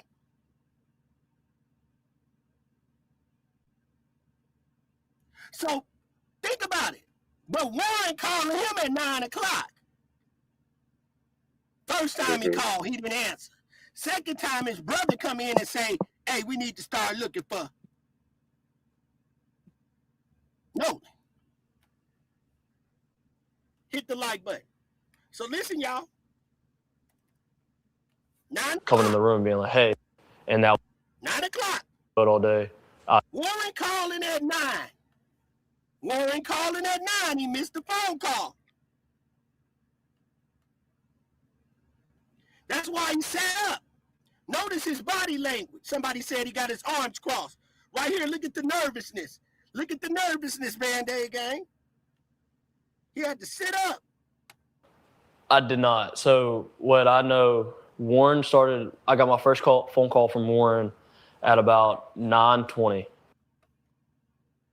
I want everybody to jot that down. We're going to go back, Band-Aid gang, and do our research on that. Because Warren never mentioned calling him. For what? Bring in the detectives. We right here. Band-Aid gang. So 9:20 Band-Aid gang, Warren is already calling. But we thought Warren said that, he just probably, Nolan probably somewhere just sleeping on the couch, right, with a girl. So why is he so paranoid at 9 o'clock? What is he calling at 9:20? Hit the like button. Let's go. So remember, he got a call at 9:20. I didn't answer it. I was asleep. I'd been on the boat all day. I didn't feel like going to party anymore. I went to bed. So I got my first phone call about 9:20, and I didn't wake up again until a little after 11 o'clock. And that was to my brother coming in the room being like, hey, Warren's trying to get a hold of you. You need to answer the phone. They're looking for Nolan. And I'm half awake, and I pick up the phone. And by this time, nobody had came to the house to grab anything. And Warren gets on the phone, and he's just like, hey, man. No one came to the house, Band-Aid Gang, to grab anything. I said, damn. What they need to come over your house and grab? Hit the like button. This is what I do. What Grab somebody him. need to go to his house and grab? What they need to grab, gang? They need to grab him. Like, where you was at? Shake his ass and wake his ass up. That's what they need to be doing. That's what he wanted to say. Like, they didn't come and shake me and grab me and wake me up, So, that's how he kind of feel about it. It's like I was asleep, I didn't feel like partying and hanging no more. And they didn't come over here. They say, hey, get up, He came over there. They didn't shake him, wake him, grab him. They wasn't really kind of like excited about it, what he kind of saying. They was kind of everybody like nonchalant about it. They talking about it, but they not like upset and moving around like, hey man, we gotta find what happened to him. They not excited. Even you can tell in this conversation, he's like, it didn't move him for real. That part. Like, oh well. Order. Stan said that. Kind of like I was saying. Yeah, kind of like I was saying about earlier, like this. Oh, don't worry about it. Things happen. That's why his attitude kind of is like, oh, you know what I mean? Yeah. So let's hear him again. So now we know, Band-Aid Gang, I'm cooking tonight. I don't give a damn what time is what. I'm up. I'm about, because now I got to find out in real time now we got to go back, Band-Aid Gang. We're going to play this, then we're going to go back to Warren and see what Warren was talking about around 9:20. Hit the like button. We on their ass. We on their ass, gang. Well, I'm about to knock the rubber out their elastic in their drawers. We about to knock the rubber out the elastic in their drawers. Now here it is, gang. Now 9:20. We know that. Now we gotta know what they coming to grab. That dope. Somebody, he right. He might be the little dope boy. I don't get dope. He got anger problems. Now he got a little anger problem. He really seemed like he tender over them girls. He seemed like he real tender. His girl can't look at nobody. He get mad when she look at somebody. You can tell he get mad over the pettiest shit. That's why he's tripping in the first place. So let's go get He kind of reminded me that he got like that basketball player. I can't think of his name right now. Play with the Lakers. Damn, you talk about with the curly hair? Yeah, but not Rick Fox, the other one. Oh, okay. What's his name? The one that's kind of like, he kind of built like him. It looked like him. What was his name? He was married to damn, it'll come to me. Go ahead, rock the show. It's this song. I just started looking at it. I said, dang, he look like the basketball player from the Lakers played a couple years ago. He got a podcast and everything now. Maybe somebody in chat know what I'm talking about. But not Rick Fox though, not that one, the other one. Was he a point guard? Was it the Boyd brothers, whatever they was? No, he was damn, what's his name? Fuck it, we'll find out later. We on their ass. Let's go, guys. All right, yeah, go ahead. But yeah, he was kind of got the body language stuff like that. The key thing is nine Matt Barnes. Yep. Matt, there you go. Thank you. That's it. Don't he got a mind with Matt Barnes? I'm just saying. All right, go ahead. Write the show. Problems too. Matt Barnes was from the town. That's what I'm kind of saying. He got that energy, that same kind of like, he got his orange folded. I was like, dang, he like Matt Barnes. So that's what I was thinking of. But thanks, chat. Yeah. Who said that? Who was that? Right. Lauren. Yep. That's right.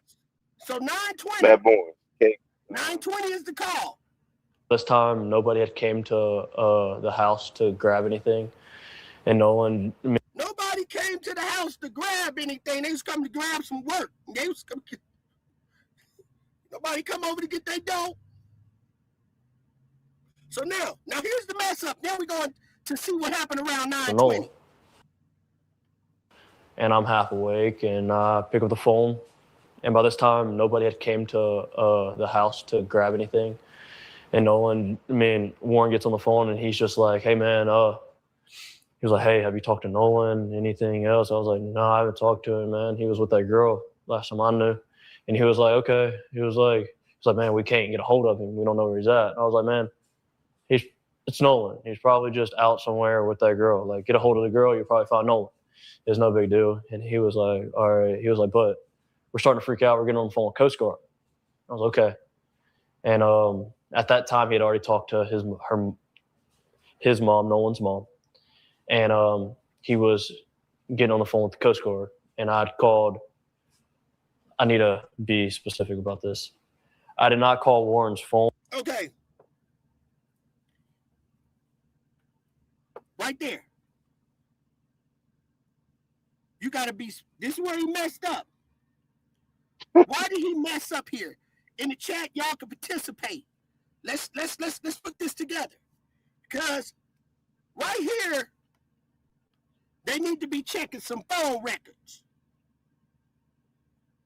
Because he's stuttering, because he has to correct himself. So let's see what happens. And he was getting on the phone with the Coast Guard. So he's getting on the phone with the Coast Guard. What time was the Coast Guard? We got to figure out the Coast Guard, but we know the key time is 9:20. But right here, the Coast Guard, we got to figure out the time where he panics between the Coast Guard. So right here.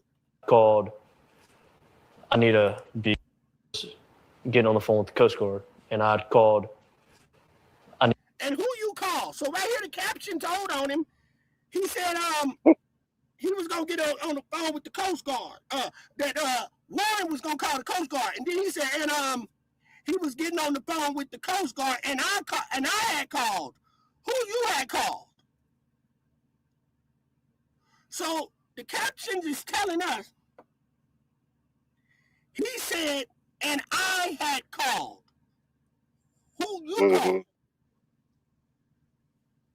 Because we need to know who you called. Did you call the Coast Guard? Well, let's see who you called. Need to be specific about So he's saying he needs to be specific about what he's saying. this. I did not call Warren's phone. He's saying he did not call Warren's phone. Right there. We beat you.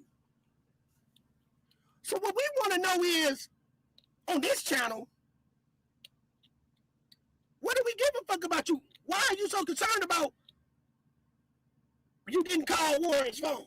Why you didn't call Warren's phone? What's the reason that you're saying specifically that you didn't call Warren's phone? As far as we know, Warren had called you. And Warren is telling you all the stuff.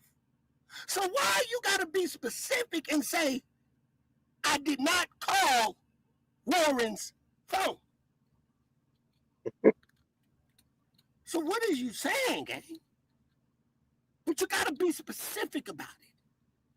So right here. No. Yep. Right here is the problem. We need to go back at 9:20. Somebody put, Stan said, part of the rehearsal. That part. Thank you. So yeah, he ain't really feel like a best friend to me. We got him. So somewhere, what I'm getting out of this, put a one in the chat, is that he had talked to Warren at a certain time somewhere before or after, right after 9:20 or before 9:20. So when he said he didn't answer the phone at 9:20, maybe he did answer the phone at 9:20. and they need a good psychologist to interview these people because they definitely got a lot of body language and a lot of feel like a lot of lies going on. They need to be asked the right questions and broken down the right way because some just ain't right. And then most of them avoid investigation for real. I mean, they doing this interview, but it seemed like they went around an investigation. Right. But a lot of CCs don't see what we see. These CCs don't see what we see. They don't capture what we capture. See, I'm deadly. I get all in your business because I listen close. I love it. See, they have been done told me that I needed to be a detective. So here's the thing. Why is everybody missing this? Why ain't nobody went back? Because we ain't even went tonight. We ain't even. I'm not done. I'm finna cook on their ass. I don't give a fuck. We gonna find this out. So now, 9:20, he got a phone call, but he claiming Band-Aid Gang. He didn't answer. So he didn't answer at 9:20. But at that time, he had already talked to his mom, Nolan's mom, and he was getting on the phone with the Coast Guard, and I'd called. And I had called. Who you had called? So we gotta figure out who he called that he almost slipped. Because when what's his name called the Coast Guard, okay, I got him. So when Warren called the Coast Guard, he called somebody else. Wonder who could that be? Did he call Katie? Did he call that girl? But who did he call? Around 11 something. So I need to be specific about this. So you need to be specific to us on who you call. But you finna flip the script. You finna flip the script and say, no, I didn't mean to say that. I did not call anybody. I did not call anybody, but I need to make this a little specific because I didn't call anybody. That's what he's saying. So He didn't call anybody. They need that dude from Menace to Society to be like, let me get this right. See right there, you know you done fucked up, don't you? Yeah, he right also there. looked like the dude on Boys in the Hood that pulled out the gun and shot Ricky. Yeah. See, yeah, man. So many vibes in this dude, for real. Like yeah, with the hat backwards. Yeah.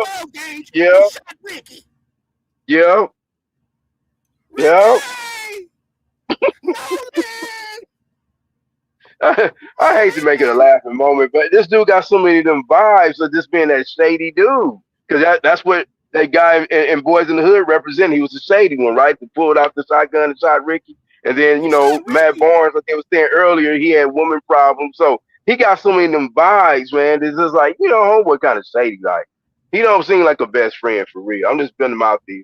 Put him on blast. I'm sorry. See, I just had to put him on blast, man. He just seems shady. Y'all want the best information, subscribe to my channel. You will always get your eyes worth. And your ears worth. I said, not Ricky. Ricky! Don't he look like the guy that rolled down the 12 gauge and shot Ricky in the back? He had his hat backwards too. Ricky! He's shady, gang. This shady. He rolled down the window and shot Ricky, man. We still mad about that situation. He shot Ricky, gang. So he's suspect. He's suspect, gang. He wanted a movie role. We on his ass. See, you want to make a movie? We gonna make a movie out of you, gang. We got you. Tell my Boys in the Hood Part 2. You know what I'm saying? Nah, man. You know. We beat you, Bad Day Gang. Yeah, I told you. Look, I need to be specific about this. He even praying at this moment. Lord, please, Lord, please. Lord, please. He's praying. Right he's so shady. I mean, he acted shady. He's funny. He calls an orange. Like I said, they need a psychologist in there to be sitting there like asking the right questions. Like, So you dropped. You went to the liquor store one time. No, man, society. You know you done fucked up. See right there. You know you did. No, you know you fucked up though. You know you done fucked up. Look at praying, dog. I'm sorry. I had to have a laughing moment. Hey, man, You got to crack sometimes. That man had his arms around his, hugging himself for about an hour. But right now, we got him praying. Band Day game, we got the man praying game. He said, Lord, I need to be specific about this one, God. Give me the words to say and say them correctly. But you know you done fucked up, don't you?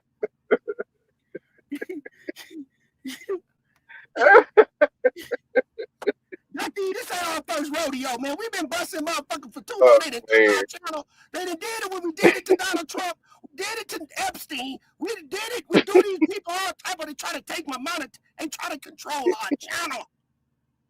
Man, Gold Band, we didn't did everybody. You know what I'm saying? We start eating people up after a while. We just be looking at them like, man, that's this dog. Do you know what? We beat you. That's where we get the name. We beat you, man. I said, damn. So let's do them like this, gang. Let's do them like this. And Tatum, I want to thank Officer Tatum. Because guess what, Officer Tatum, I see through your ass too. Because you be messing up too, Tatum. And I don't want no problems with you. Don't sue me. But I want to thank you, Officer Tatum, because you be asking some questions that you know already they lying on. And we able to see that too. You throwing them boys up under the bus low key too now, gang. So let's continue. Keep praying. Because he need to make this specific Band Day gang that he did what? I did not call Warren's phone. Why are you? Okay, why we wondering why you making it specific that you didn't call Warren's phone. So which means that you did call his phone. Yeah. Look at his expression, gang. You're good. He called Warren's phone. He called it. Because he told on himself and said he didn't do it, and we never asked him, did he do it? See how God is? God slapped him in the back. Bam, skid it out. God made this man tell on himself.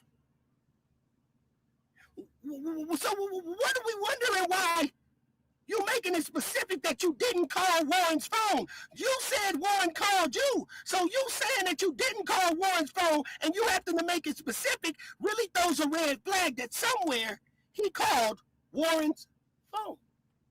So let's continue. I called another one of our buddies' phone. And Okay. Now, somewhere there's a misunderstanding that you called your other buddy's phone. What did you call him for? You called another buddy, but you made it specific that you didn't call Warren phone, but somewhere you called Warren phone, somewhere the lie, they was teaching you, they was coaching you. So who did you call? it was on speakerphone. They It were was on on speakerphone. It was a buddy that he called on speakerphone. He don't want to give us the buddy name, but it's Buddy. So Buddy, he called Buddy. So Buddy that he called me, since it's Buddy, may be the culprit. This buddy dude seemed to be around for everybody. It was like this is the second dude to mention the buddy thing. Is that guy named Buddy? I'm just saying. I started thinking that's Buddy's real name because they keep referring to him as Buddy. What's this Buddy dude? We need to bring Buddy in. Somebody get Buddy. So now we talk about Buddy. He called his Buddy phone, and it was on speakerphone. Oh, man. So Buddy he called Buddy on speakerphone. Why did he call Buddy? So that means he got two phones. I got two phones, one for the plug and one for the load. Because he got a plug for the phone for the load, gang. Because if Warren on one phone, how he got it on speakerphone so Warren can hear the other dude on the phone? Because he got two phones. I got a plug and one for the load. One for the plug and one for the load. Man, that game, we beat you. Who phone you have, gang? Now Erica say Buddy is Bart. Is that well, it's Bert. Right. Buddy is Bert. That's who Buddy is. B for Bart. Put them in the chat. That thing, let's do it like this. Let's do them like this, gang. Put a one in the chat, Band-Aid gang. If it's seeming like he got two phones. I got two phones, one for the plug and one for the load. Because why does he got it on speakerphone for? I got two phones, one for the plug and one for the load. One for the plug and one for the load. It's just so much with him. That's why I didn't broke my whole thing of just kind of even listening right now for that, because it's like it sounds like a bunch of bullshit for real. It's like he just like I'm about to have him madder than 10 white folks. I'm about to have him madder than 10 white folks tonight. Damn, I just say his whole interview seemed like it's this, like it's like this like he had already like rehearsed for it, and then he's like, the way his body is and how he kind of like this kind of talking nonchalant, like he really don't care. I mean, he's not acting like a best friend that's missing his boy. He didn't even break down and cry and that. I'm just saying. Because usually dudes be emotional, like, I can't believe my hold on, give me a minute, my boy, yeah, best friend. Yeah, you supposed to be feeling some kind of way. You supposed to like, man, hold on, y'all have to break for a second. Let me get myself together. That'd be like a friend that you really like, you know what I'm saying? Yeah. But when you just kind of like, I mean, they wasn't looking for nothing. They didn't shake me or wake me. I mean, whatever he was, I don't know what he was saying. You feel what I'm saying? Tonight, this is what get us in trouble. This is why they try to. You don't know if our channel gonna be gone tomorrow. Hey, I'm just trying to state. I mean, which one of the best friend that's acting like him? You know what I'm saying? It's like, man, that wasn't my best friend. If Nolan probably come back right now, he'd be like, man, that was not my best friend, dog. You know what I'm saying? Because he ain't really acting like it, man. I mean, this whole interview sounds like it's just some made up bullshit because he just want to get away with some shit. Put a one in the chat if me and Dr. E is I'm just saying, cooking, saying stuff that y'all ain't heard nobody else catch but us. Put a one in the chat. That's all I'm saying. I mean, like I said, I think they on a serious side, I think, like I said, they need to have a psychologist up in there to really ask some serious questions and do like an interview like they kind of doing / evaluation, because it seemed like something's going on with this dude particularly. I mean, all of them really don't. I mean, every one of them. But this one right here, for to be a best friend, it just don't seem like it's in place. It's just like, give me best friend vibe. I'm not even feeling them like that. So at this point, Band-Aid game, where we at? He made a mistake to say he didn't call Warren, Dr. E. So what do we do like this? So now let's do as the plot thickens, Band-Aid game. Homeboy interview is so phony though. And said y'all cooking lamb chops with dip sauce. Hey, we ain't done yet. We just beginning. So now here's the thing, gang. That sounds kind of tasty while you bullshit. See, they messing it up for the boat. See, the boat's almost got away, but you shouldn't have never came up here and thought. See, God don't like ugly, and he ain't too fond of cute neither. So you gonna show you what you did. What you did, you disrespected my live. You disrespected my chat. Them people over there watching you, man. These people watching you. You got on YouTube and got done all type of ways.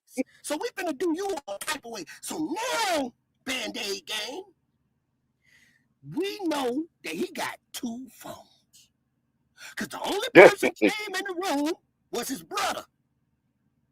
Yeah. Brother came in there and told him get up at 11 something. But he got two phones. It was on speakerphone. Did he use his brother phone? And if so, what he used the brother phone to put it? What he needed to put it on speakerphone? Did he need to record the homie? So now they need to be looking out for him. Now he's suspect because now Warren knows. Warren knows that he was recording him. So now Warren is feeling some type of way. But you was recording me, you had me on speakerphone. What you had me on speakerphone for?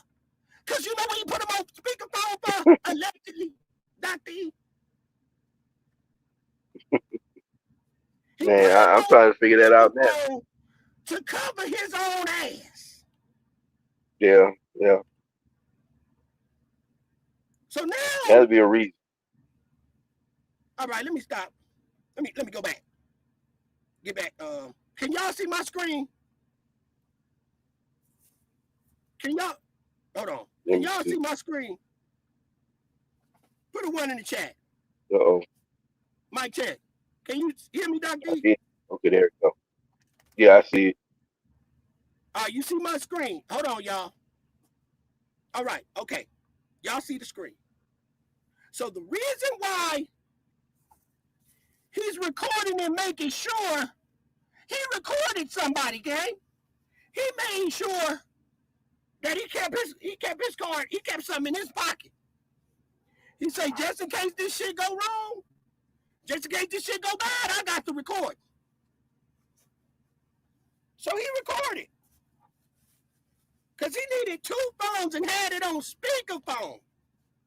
So now he's suspect. We never knew this. This is breaking news. So let's continue. He gonna fuck up again. Together. I was talking on my other buddy's phone, talking to Warren. Okay.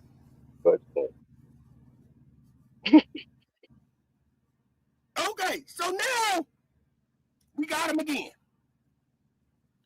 Ooh, man, gang, I'm about to do them all type of ways. What he messed up at? Let me tell you what he messed up at right there, gang. I'm about to hurt your feelings. What he messed up? Dr. E. I bet you can't tell me where he just fucked up at. The whole interview. Okay, so let me give it. Put a 1 in the chat if y'all want me to rock his world. Put a 1 in the chat if y'all want me to rock his world real quick. Put a 1 in the chat. I'm about to rock his world. Watch this. I'm about to catch some y'all ain't catch again. Put a 1 in the chat. Watch this. Y'all gonna be like, that boy sharper. Boy, I'm sharper than some motherfucking jeans with some stay flow on them. Now watch this, gang. Y'all know that stay flow had your jeans hard than a motherfucker. Standing straight up. He walk across the room. Stand his ass up right here.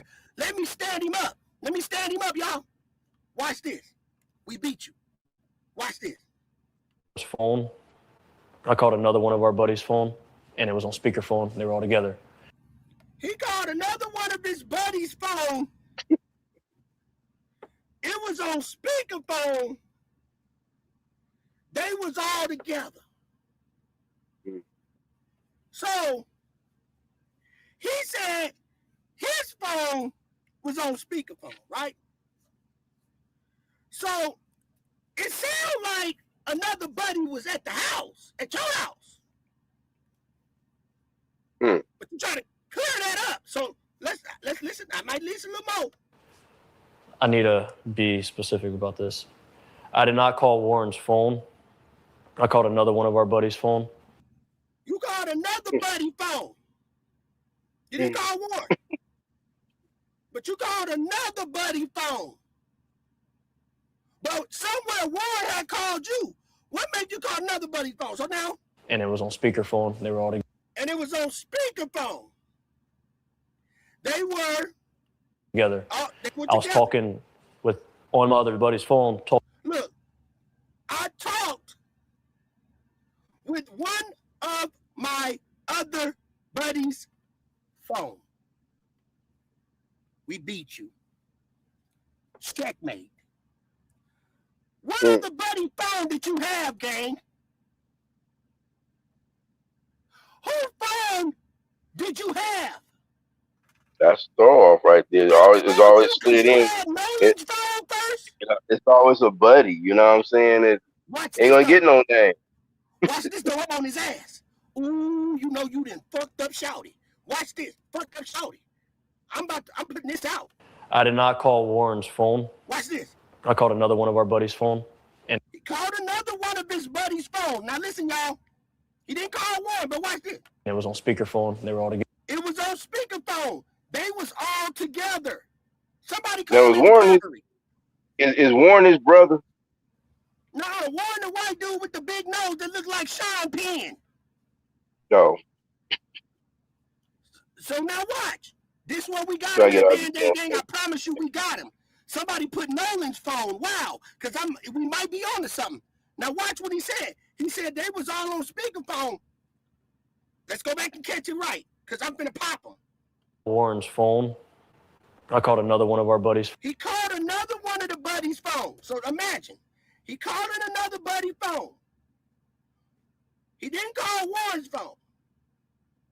But he's needing at this point to look for Nolan. So watch. Phone. And it was on speakerphone. And it was on speakerphone. I guess he said he called the buddies and they had him on speakerphone. But let's see. They were all together. They were all together. It was on speakerphone. They were So all he called together. So now he's saying the buddies. He's saying buddies, not buddy, but buddies. Right. He don't So he don't want to put called the nobody's police. name out there. Right. So check this out. He called Oh the police. man. They more loyal than the gangsters today. I'll say that much.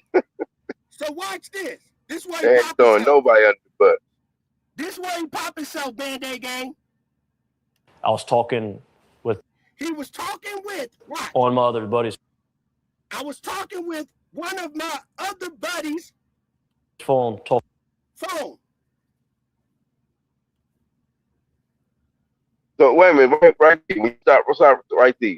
So only two people gave out names. The other guy, what's his name? You said it was like Sean Penn. He gave his name out, right? And in return, he just put his name out. Warren, he mentioned his name. So then the only two name droppers. They dropped on each other. But anybody else is a buddy, right?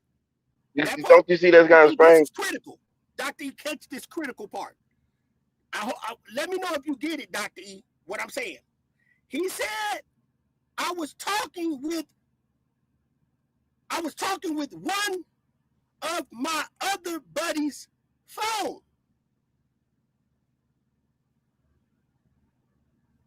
You talking with one of your other buddies' phone. What other buddy phone you talking with, gang? Hit the like button. That's my point. That's why I keep saying about the whole buddy thing. Phone, gang. He got another person phone. See, he look how he looking. He realizing he's fucking up. He just said specifically. So right there. So why he not using his phone? Right, and the only person that came in that room to wake him up was who? His brother. So we know he ain't using his brother's phone. His brother's phone is exempt. His brother's phone ain't in it no more. Where's his phone at? He said, I use my brother's phone. But where's his phone? That part. I mean, I'm not letting that question go around. Where's his phone? There's no guy his age that's not going to have his own phone. Now, don't get me wrong. Sometimes we use other people's phones. Don't get me wrong. But I'm just saying, on the usual, you always going to have your own phone because that's just what people do now. Everybody got their own phone. Right? Absolutely. Ooh, I'm about to get this other video up too, because I'm not done tonight. I've been on here. I'm not done. I'm cooking. So we know, and ain't nobody heard this. We cooking now tonight.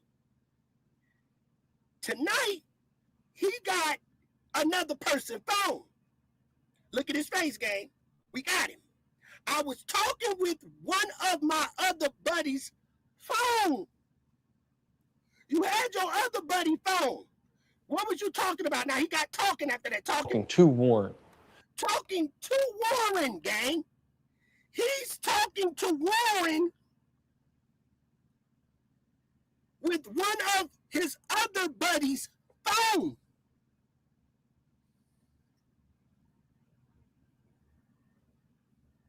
We beat you. Ain't nobody doing it like us on YouTube, gang. Why ain't nobody said nothing? Why ain't nobody? Because ain't nobody listening like we listening. We don't make them type of mistakes over here. We got 2 ears and 1 mouth. We listen twice as much as we talk. On this channel. So now you can't avoid what you had done said. So what are we going to do from this point, Band-Aid gang? Oh, I'm going to make a short out of this one. Call I'm going to psychology. make a video out of this one. When we go back live again tomorrow, guess what we're going to do? We're going to start right back here again. We're going to play this Somebody capping. over again until they understand. This dude is definitely capped. We beat you, gang. See, a lot of people go over shit and don't go back. How we rock a show, this right here is a golden egg right here. So we will keep playing this until it hit the algorithms. We'll start here and add on to our commentary, right? So when we start back on tomorrow or the day after, well, I think tomorrow, maybe the day after, I don't know. But when I start my live, we're going to get straight to the motherfucking meat and potatoes. And the meat and potatoes, we're going to remind them and we're going to remind the people that's watching YouTube until the people start talking about what we talking about. They need to catch up, mustard. So now, he got his buddy phone. I was talking with on my other buddy's phone. On this, he said on. He didn't say one. So don't try to clean it up, YouTube. He said on, not one. Look at the caption. On speakerphone, they were all together. I was talking with on my other buddy's phone. Now he said on. He didn't say with one. Am I right or wrong? Put a 1 in the chat. Because we're not going to make no mistakes. We know what this man said. YouTube and the caption, man, y'all want to get in here and try to play with us like y'all played with us on that route that they went on them boats. We don't miss a beat. We heard what that man said. That man said, let's hear it. But look how they try to play us with the caption. We ain't stupid. We listen to everything. We don't miss a beat. Let's go. I did not call Warren's phone. I called another one of our buddies' phone, and it was on speakerphone. They were all together. I was talking with on my other buddies. He said on, not with one. He said I was talking on my other buddy's phone. So don't play with us, gang. We're not missing this. I did not call Warren's phone. I called another one of our buddies' phone, and it was on speakerphone. So on speakerphone. Now listen, watch the caption try to fool you. They were all together. I was talking with on my other buddy. He said on, not with one. He said on my other buddy, on my other. Now listen. And it was on speakerphone. They were all together. I was talking with on my other buddy's phone, talking to Warren. He was talking to Warren on my other buddy's phone. What other buddy phone you had? Did Nolan? Was it Nolan phone? What other buddy let you get his phone? And now you talking to Warren on that phone. But I thought you said they all was, you just said in another sentence that they was all on a loudspeaker. So let's continue. So they at the house. He was dialing Coast Guard because he hung up the phone. He was dialing the Coast Guard. So now on the other buddy's phone, he was dialing the Coast Guard because he hung up the phone. Now this don't make sense. No. Let's track it again. Let's track. You know what I'm saying? Phone. They were all together. I was talking. They was all together. So basically he on his other buddy phone calling them. Okay. They all on the phone together. And with on my other buddy's phone. On his other phone. buddy phone. So somebody was there. So would you sleep, nigga? Or would you sleep with a man? Was you sleeping with a man? Because we did see a lot of y'all hugging up. And we also know the Dixie Mafia had a scam with homosexuals. It was scamming. There was a whole lot of you guys hugging up, even in that swimming pool. So were they using you as con pictures, making it look like y'all was the homosexuals, and y'all was been using that same scam? We'll talk about that a little bit later. Let's continue. Talking to Warren. He was talking to Warren on his other buddy's phone. That's at your house. But I thought you was at your house by your sleep. Where your other buddy at? Where your other buddy leave a phone? And why did you have to use his phone instead of using your phone on your other buddy phone? Okay, now let's continue. He was dialing Coast Guard. He was dialing the Coast Guard. So Warren was dialing the Coast Guard. Because he hung up the phone and was like, hey, this is them, bye. And hung up He said he hung up the phone on him and said, hey, this is them, bye. And hung up. the phone. And that was the last time I talked to him until the next morning when we all decided. That's the last time he talked to him. So you mean to tell me he called you in the first place, and after Band-Aid game, watch how we cook. Yeah, I dropped myself. My bad. Dr. E, he said Band-Aid game channel. This is what he said. He said, Warren, now think about it, gang. It's all an emergency. They're calling on the three-way, right, Dr. E? He's using his buddy phone. Right. So we going back to that. We're going to start with that. You on a buddy phone. Why you got another buddy phone? So Warren hangs up and said he calling them now, right? Right, Dr. E? Me and you looking for Diamond. We looking for Diamond gang, right? You get in touch with the people and say, okay, I'm on the phone with the Coast Guard about Diamond, right? Right? The Diamond missing. So I hang up. I should have been on the phone because you already got everybody else on the speakerphone. Why did he hang up with you? Okay, so that's Negro here or there. So here's the thing. Dr. E say, I got in touch with him. I'm gonna call you back to see what happened to Diamond, right? So Dr. E on the phone, Dr. E hung up with me to find out what Diamond is. So look. He was dialing Coast Guard because he hung up the phone and was like, hey, this is them, bye. And he said, this is them, bye. So Dr. E, you got in touch with him. You hung up on me and said, this is them, bye, right? I'm up. It's 11. He's up. Everybody's up looking. But look what happened. This is his best friend. Band-Aid gang. Remember, this is his best friend. Phone.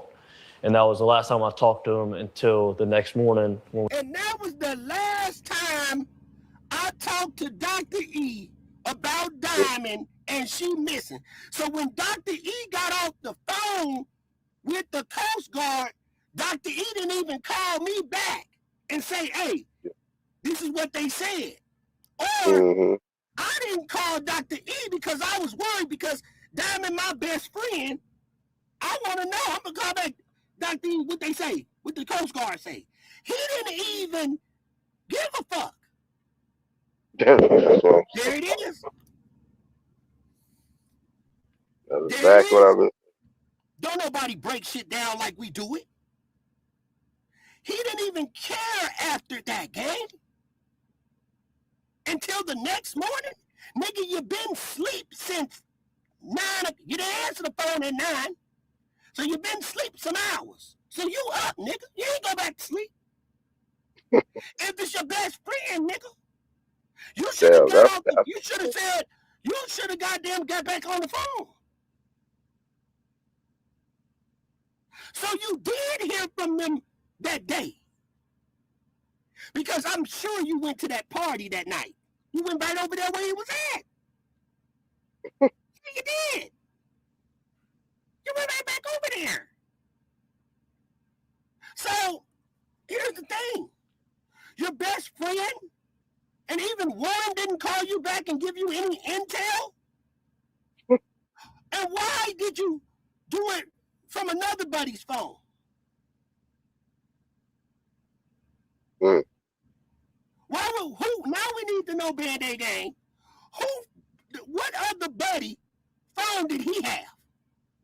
Where the detectives at? Somebody tagged that dog on it. Boy, I'm about to put this out alone solo tomorrow. I said, damn, I gotta edit this game, because we gonna find out.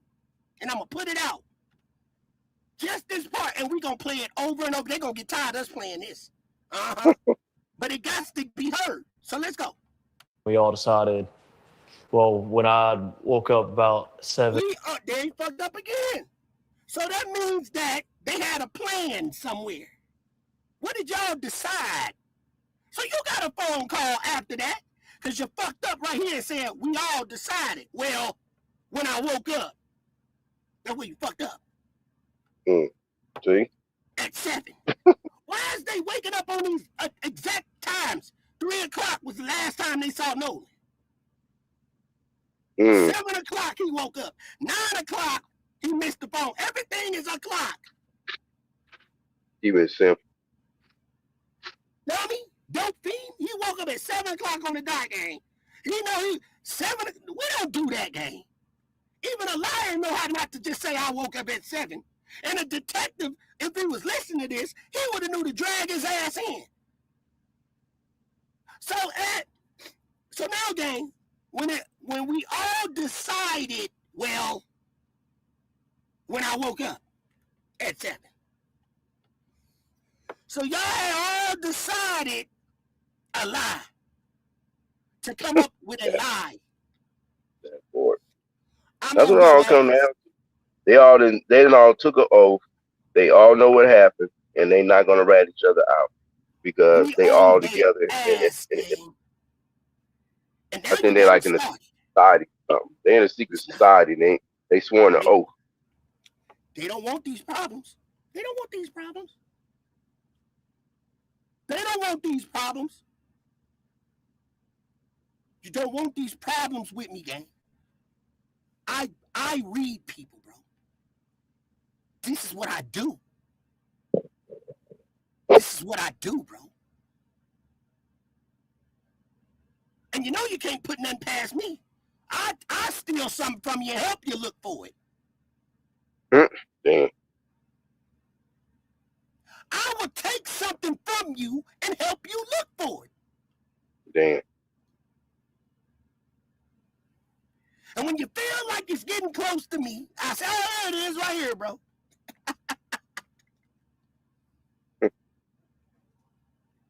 I'll do you all type of ways.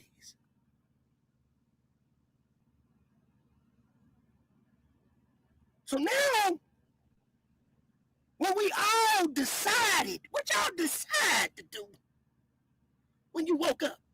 Man, they gang, what they do? What they done did? What they done did, gang? Let's find out what they done did.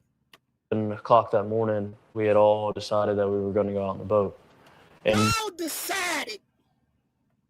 So now here's the problem.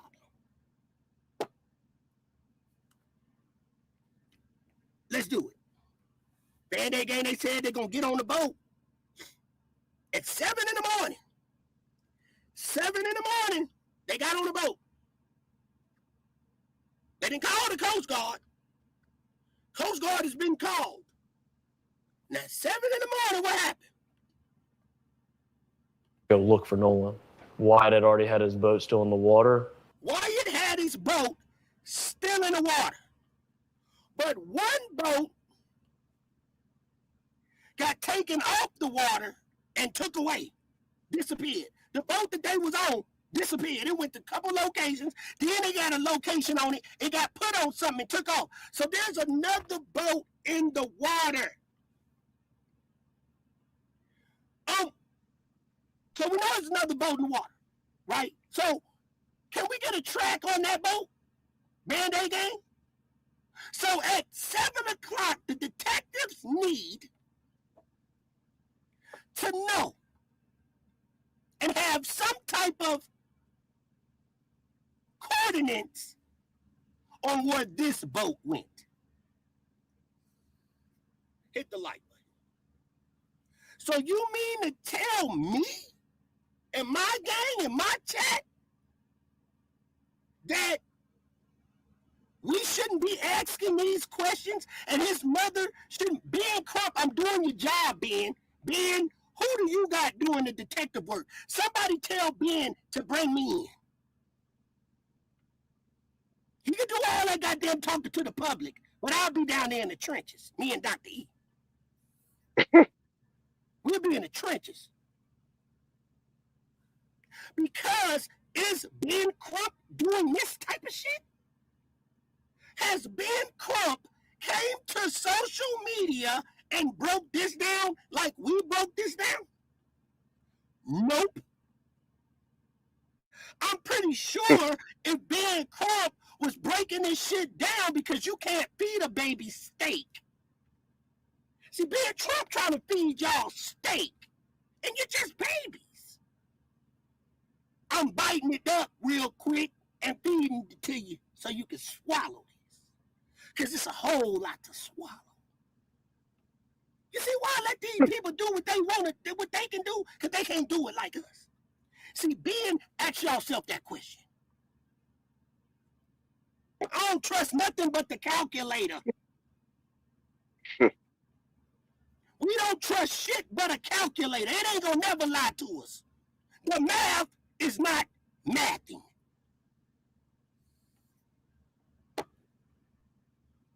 Band-Aid gang chat, that's our word. We don't trust nothing but the calculator because it ain't never lied to you. It tell you the same thing over and over again. So you tell me, Band-Aid gang, who's asking these questions for the Wells family? That poor woman over there, just letting people walk of this and walk of that. But is they doing what we doing?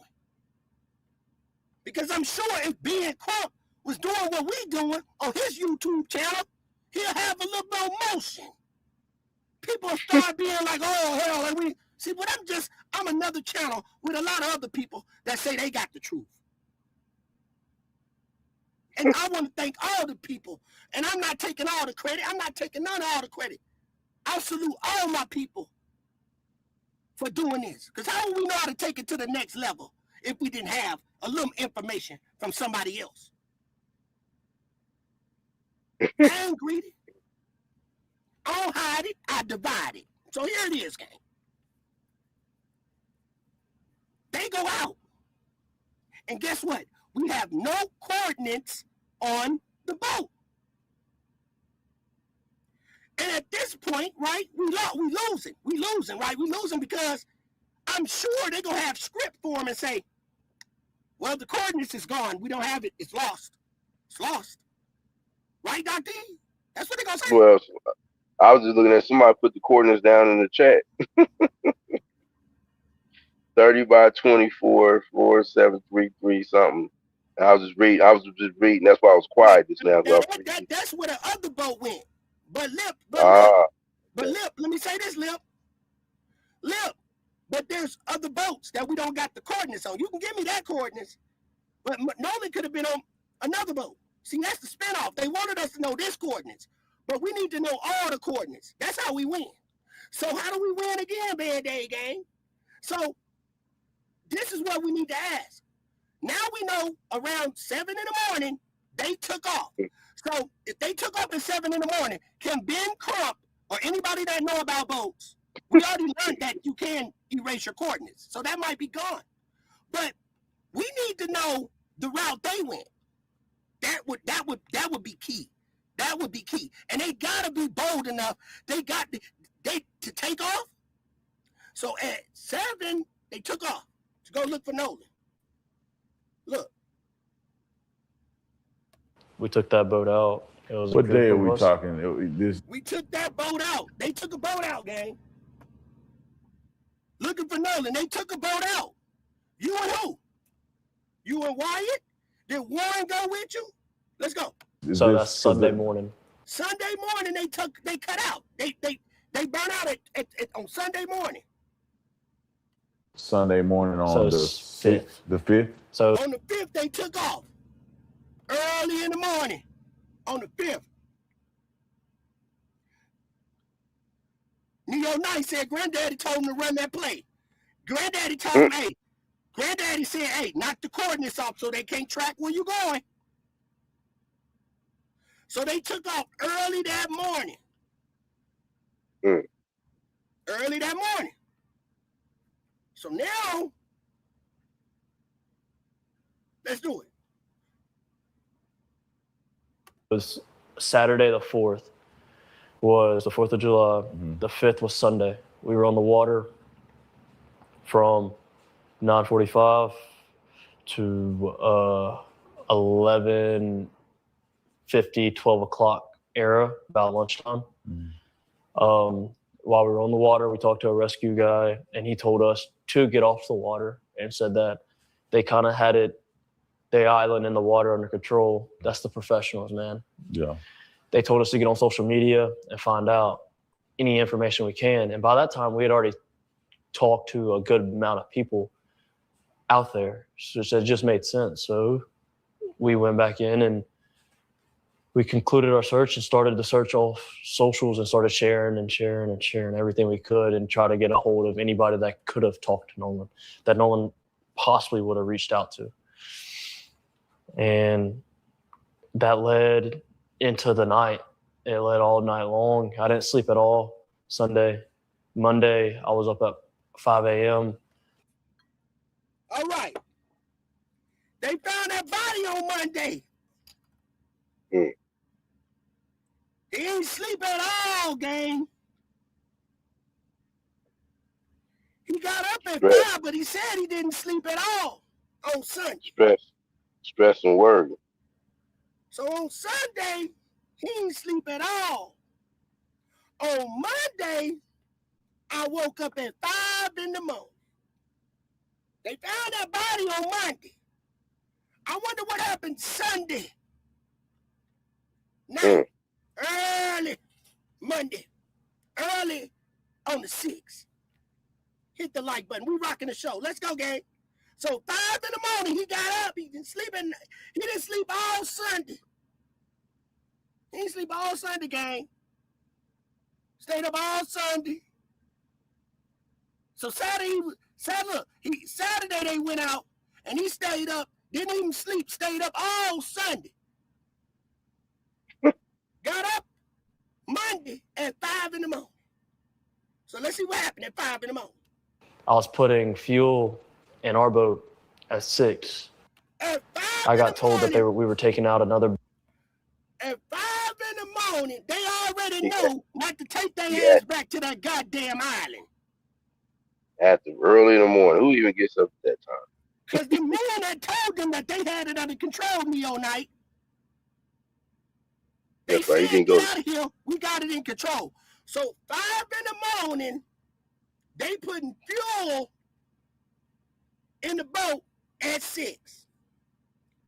I got told that they were taking out another. Wait a minute, gang. Hold on, I said damn.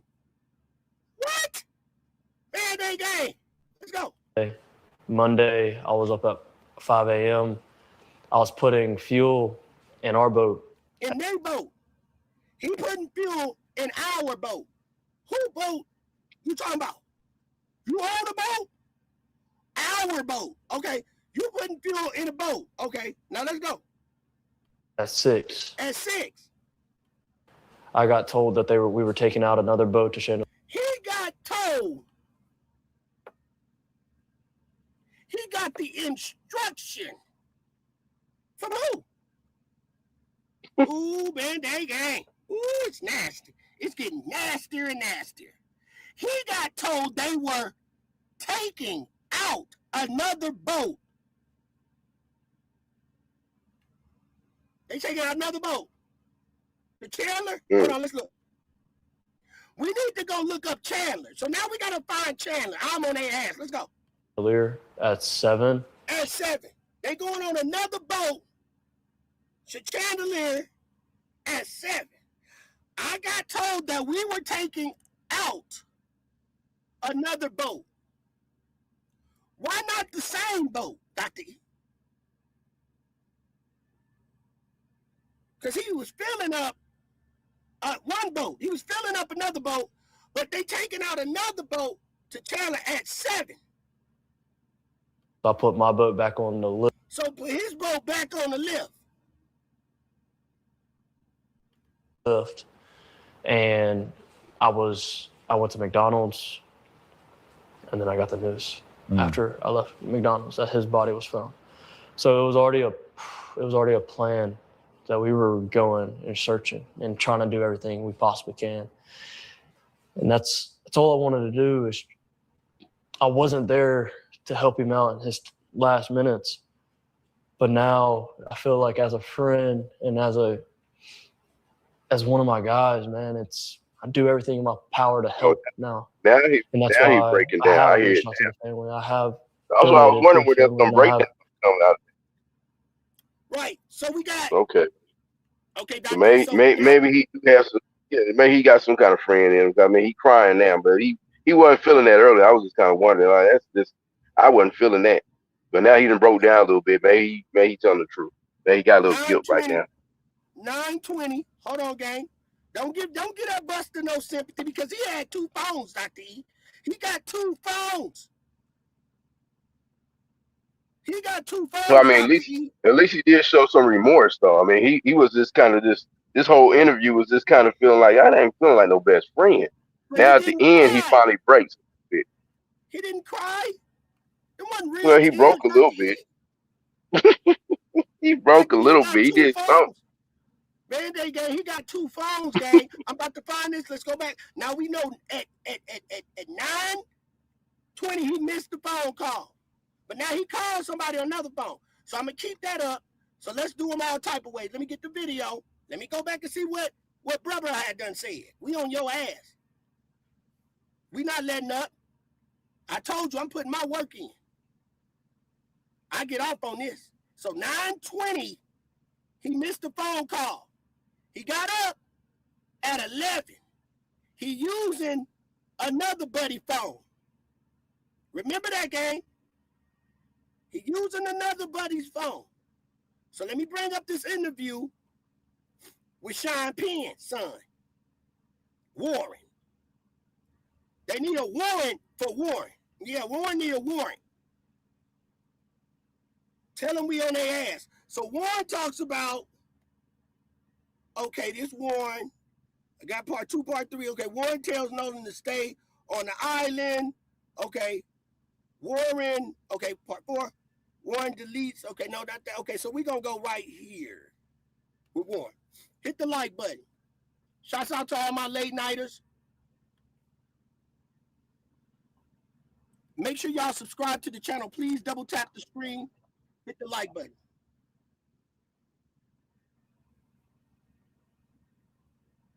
Don't be mad at me, gang. So we're going to do this. Somebody in the chat talking crazy told me to shut up. That's okay. What happened to that movie? Shut up. Yeah. You work for them people. Yeah, you want me to shut up. You want me to shut up. You don't want me to tell the truth. That's what you did. That's what you did. But I'm finna track them. I don't care what you say. Best friend, Nolan. All right, let's go. I don't care what you think about me. I ain't here for you. Very pointed questions. I mean, just straight out. The first thing I want to ask you is, did you kill Nolan? All right, Warren, we had a chance to get to know each other over the last, 2 days. Went out to Horn Island. So I've had an opportunity to talk to you about a few things. And the things that you've told me have literally blown my mind. But the world haven't had a chance yet to his friend. And it's not just you, it's a bunch of y'all. But, you know, some of the other guys were afraid because of the threats and the violence that's been threatened against their lives and all of the above. But you decided that you want your side out here. What was your relationship like with Nolan? And Nolan was not just a best friend of me, but he was a brother. I grew up through elementary, middle school, high school as friends. And I mean, Nolan was like a brother to me. He always had a smile on his face. He always had to say bad things about me. Nolan was never that person. with Nolan. I've never gotten. I'm sliding down, y'all. We finna get I've met his father, and I went and with my buddy, and we went, filled the top of the boat off, loaded it down with ice, and just got everything ready. Then Wyatt went and put his smaller boat in the water, which is the Palm Beach. He's an 18-foot Palm Beach, and I drove the boat from Fort Bayou boat launch to my buddy's grandparents' house, and that's where we all planned to meet up that day. And you say we all, who you talking about? You, Nolan, and how many people are going to meet you guys there? We had roughly 20 to 30 people coming on 3 separate boats with us. 3 separate boats, gang. 30-some people. And nobody saw nothing. 30 people, that's a lot of people, gang. So that means what? 30 people came back. Let's track them. 30 people came back. 1 boat was tracked. 30 people, if 1 boat was tracked, which was the broken down boat, right? The broken down boat only had about, 7 people on it. But remind you, there was a boat pulling it at first, right? Then the boat picked up speed, right, Band-Aid gang? Put a 1 in the chat. The boat started functioning right. Put a 1 in the chat. The boat, put a 1 in the chat if y'all tracking. I'm about to do them all type of ways. So now, the boat that wasn't working started working. We know that. It was going slow for the first 3 miles. Then it picked up speed and it started working. So that means they didn't no longer need to tow it anymore. So that 1 boat that we got coordinates on only had 7 people on it. 7 people on 1 boat. So now we know there's 7 people on the boat that they were tracking. So you mean to tell me there's almost 25 people? 24 people? 23 people, somewhere in that number? That we don't know where they went, but we know where that 1 boat went. So it's 25 people on other boats that we don't even know where they went. Let's continue. That was one where they messed up at, that the parents should have questions. Not about the 1 boat, but about the other boat that had at least 25 people are missing, gang. 25 people aren't saying nothing. Let's not talk about people on the island.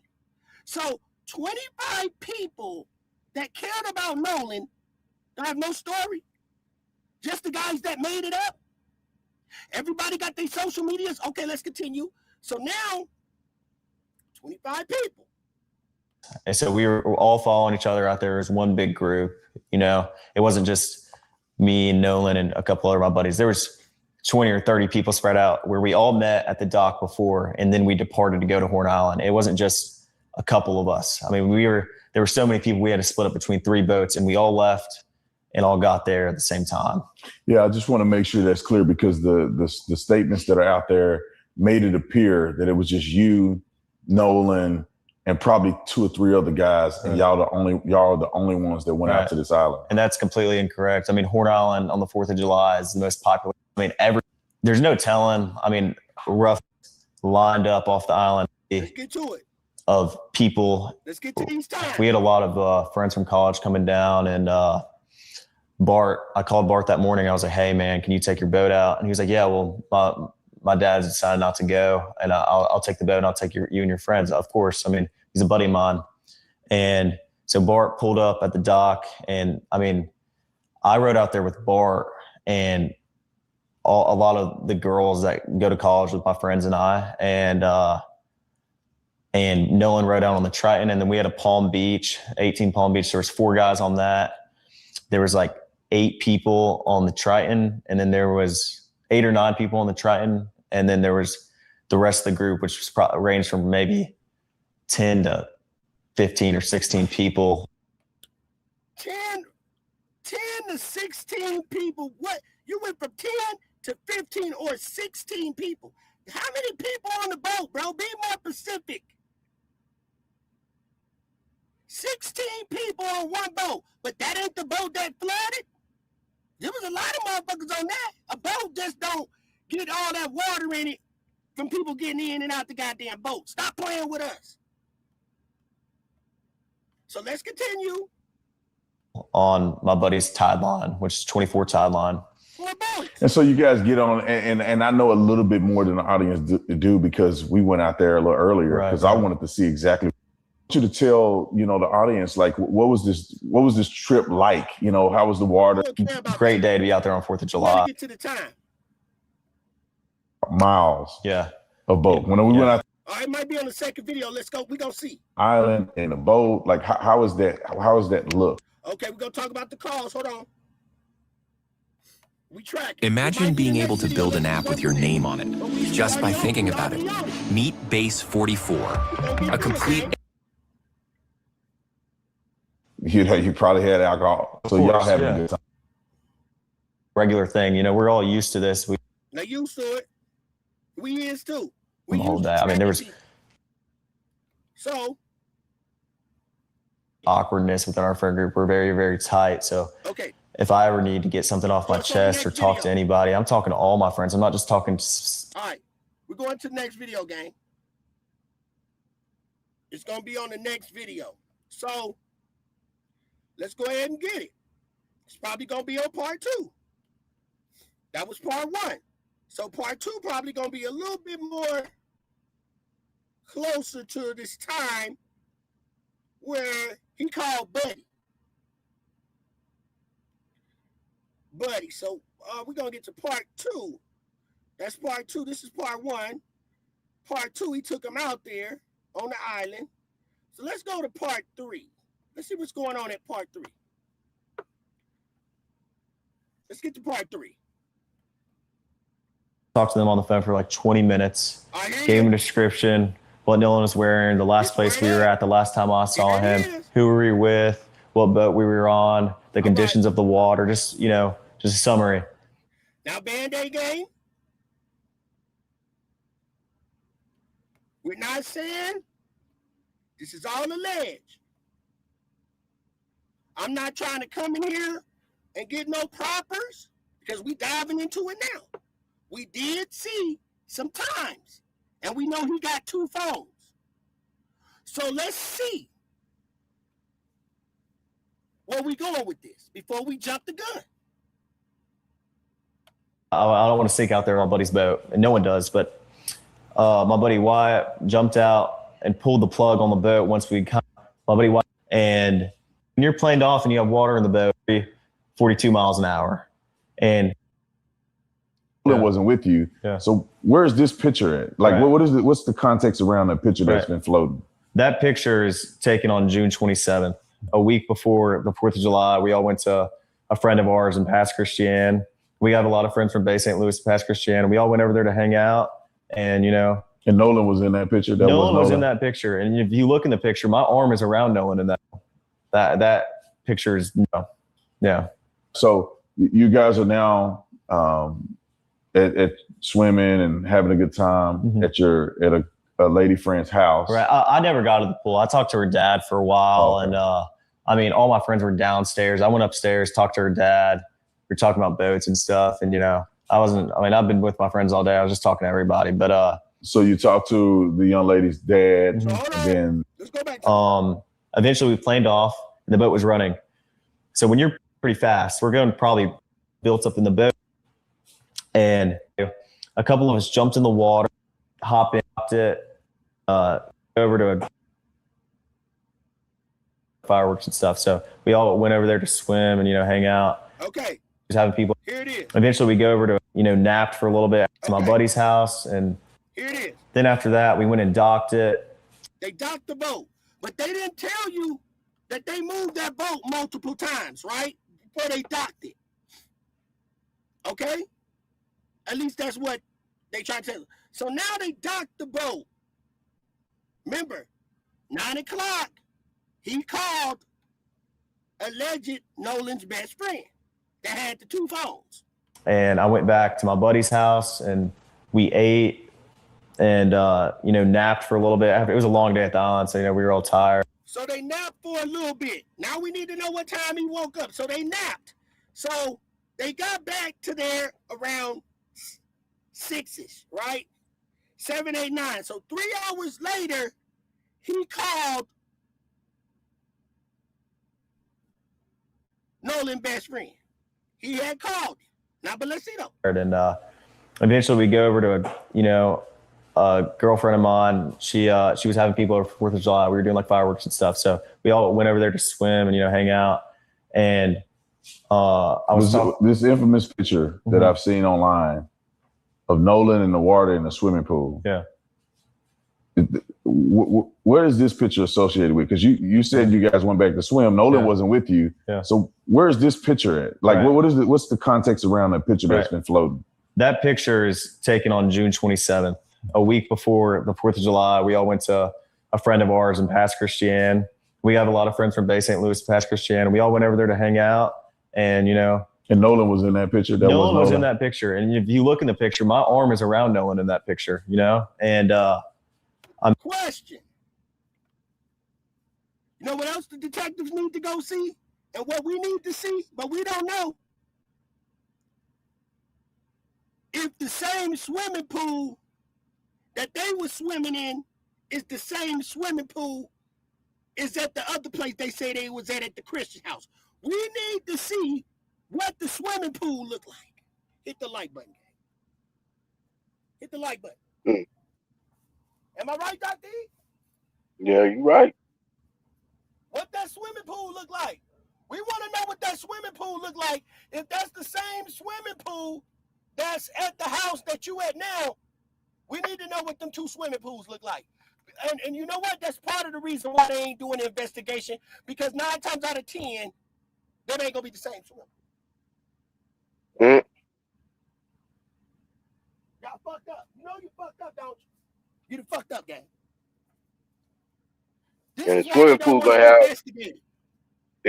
gonna have chlorine, and I think they mentioned inside the lungs where if he was in a pool, it'll have that inside. But by him being in the ocean water, it's gonna have salt in it. So that's why they took the lungs out. It's just too much information to be found out. So they took the lungs out. Dr. E. That makes sense. So ask yourself this question again, what they should have did, which started an investigation. When it goes to the investigation, they need to see, because he said a week before they was at some Christian house. Look y'all. Let's look. They said a week before. Look, on the 27th, a week before the 4th of July. we all went to a friend of ours in Pass Christian. In Pass Christian. In Pass Christian, they went swimming. So they need to get a picture of the pool at Pass Christian. We have a lot of friends from Bay St. Louis, Pass Christian. We all went over there to hang out and, And Nolan was in that picture. Nolan was in that picture. And if you look in the picture, my arm is around Nolan in that picture, And, that was a week before the 4th of July. So that picture is not associated within even the same. That was like a week before. So, yeah. So they went swimming. We need to see 2 swimming pools, right or wrong. Yeah. So that means we need to, that's how detective I am. I want to know what the 2 swimming, I want to know what the swimming pool that they at right now look like. And I need to see the swimming pool at the Christian house. So I can know where they was at for real. If Nolan was at. Yeah. And I got to add one more thing to this too. With all the racism talk, that kind of takes away the stereotype that all brothers can't swim, because obviously they doing a lot of swimming and a lot of water stuff. Right, and I know how to swim like a fish, and all my kids do. See? My mama, we know how to swim. My girl. So that's bullshit. There you go. Let's have to If put black that people out. didn't know how to swim, why is Africans over there jumping in the goddamn middle of the ocean catching fish with their goddamn hand? Bring it. Preach. If we don't know how to swim, why we been catching fish for years in Africa? How the hell we don't know how to swim? I'll wait. How we don't know how to swim? First of all, my family is from Mississippi. How my mama and all my aunties, all them know how to swim, uncles. They say my granddaddy used to take them and just throw their ass in the water. That's how they learn how to swim. That's my dad said how he learned how to swim. My granddaddy took them to the boat and threw their ass in the water. That was Mando. My mama and them learned how to swim. I'm about to drop the link.